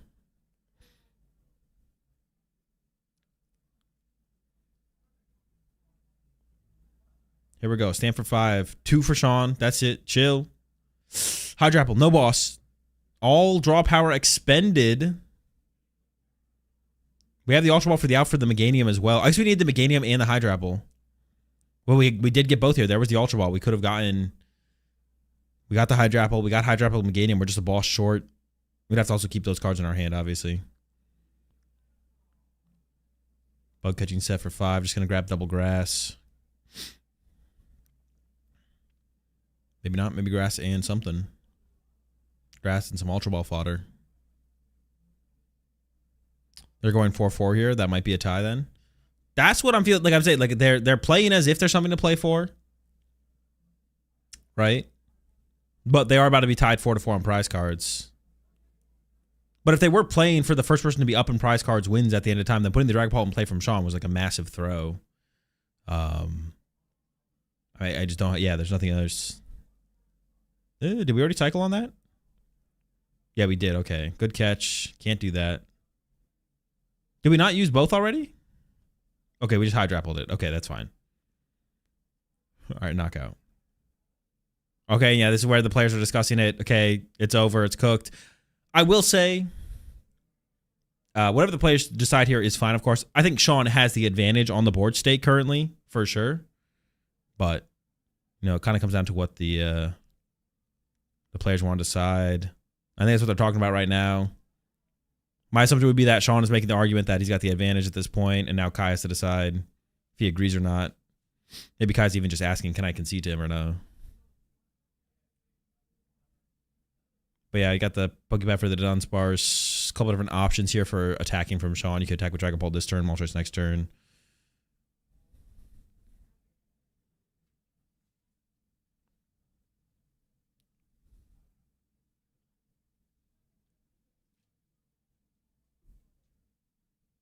Yeah, I think the players are just discussing who they think would win from the situation, and what are we doing? It is a tie. Unfortunate ending, but I mean, a big part of this I think just came down for both players. Both players were playing to win. Obviously, both players wanted to win. Lack of urgency though in the first couple games. They were obviously playing a little bit faster in game 3, but like that's when you like know like. You need to try and know. You have to even when there's 40 minutes left on the clock, you have to be aware of how relevant time is, how big of a resource time is in the game, and you got to be aware of that before it's like super evident that time is a big deal. You can't wait until there's 5 minutes left and be like, oh man, there's no time left. I got to play fast. You got to start playing fast when there's 30 minutes left because you know you're gonna need the time later in the game. Another skill in the game that separates some of the best from everyone else. So we see a tie here, unfortunately. Super unsatisfying end there. For the rest of the players, though, a lot of the other 5-1-1s, I think they'll be pretty happy to see the tie here, as it means there'll be less bubble potential, for sure. But, yeah, I'll be right back with the final standings. And we'll break down everyone who's in top cut heading into tomorrow. We'll be right back.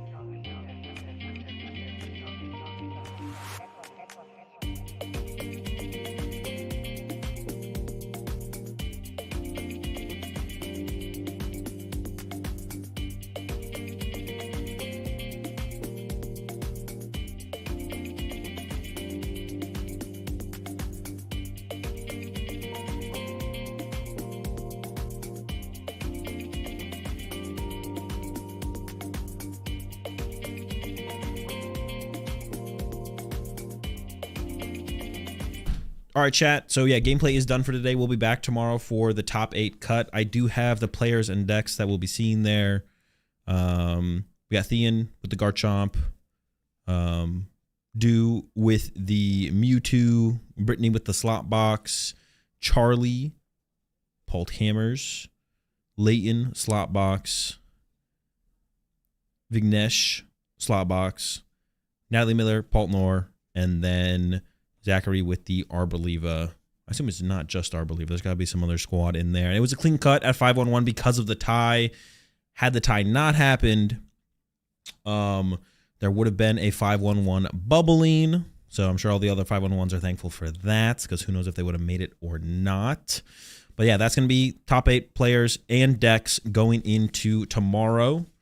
So with that, I'm signing off for the night. I'll be back tomorrow, 10 a.m. Melbourne, Australian time, to do a show match against Tim. And then I believe Top Cut is planning to start around 11 or 11:30 right after that. And we'll get to Top Cut. Hopefully we have 2 cameras available for the Top Cut game, so we'll be able to watch multiple of the matches. If one ends early, then we can switch over to the other one, so on and so forth. So that's the plan for tomorrow. We'll catch you all then. And I am out of here. Have a good night. Have a good evening. Go watch the Utrecht Regional Championships. I believe the stream is going on right now. Yeah, guess one last shout out, Trollos, for having me here to stream the event for their 8K Cup. Shout out to our sponsors, Red Bull, Dragon Shield. Really, really appreciate that from them sponsoring the event. And we will catch y'all tomorrow. Peace.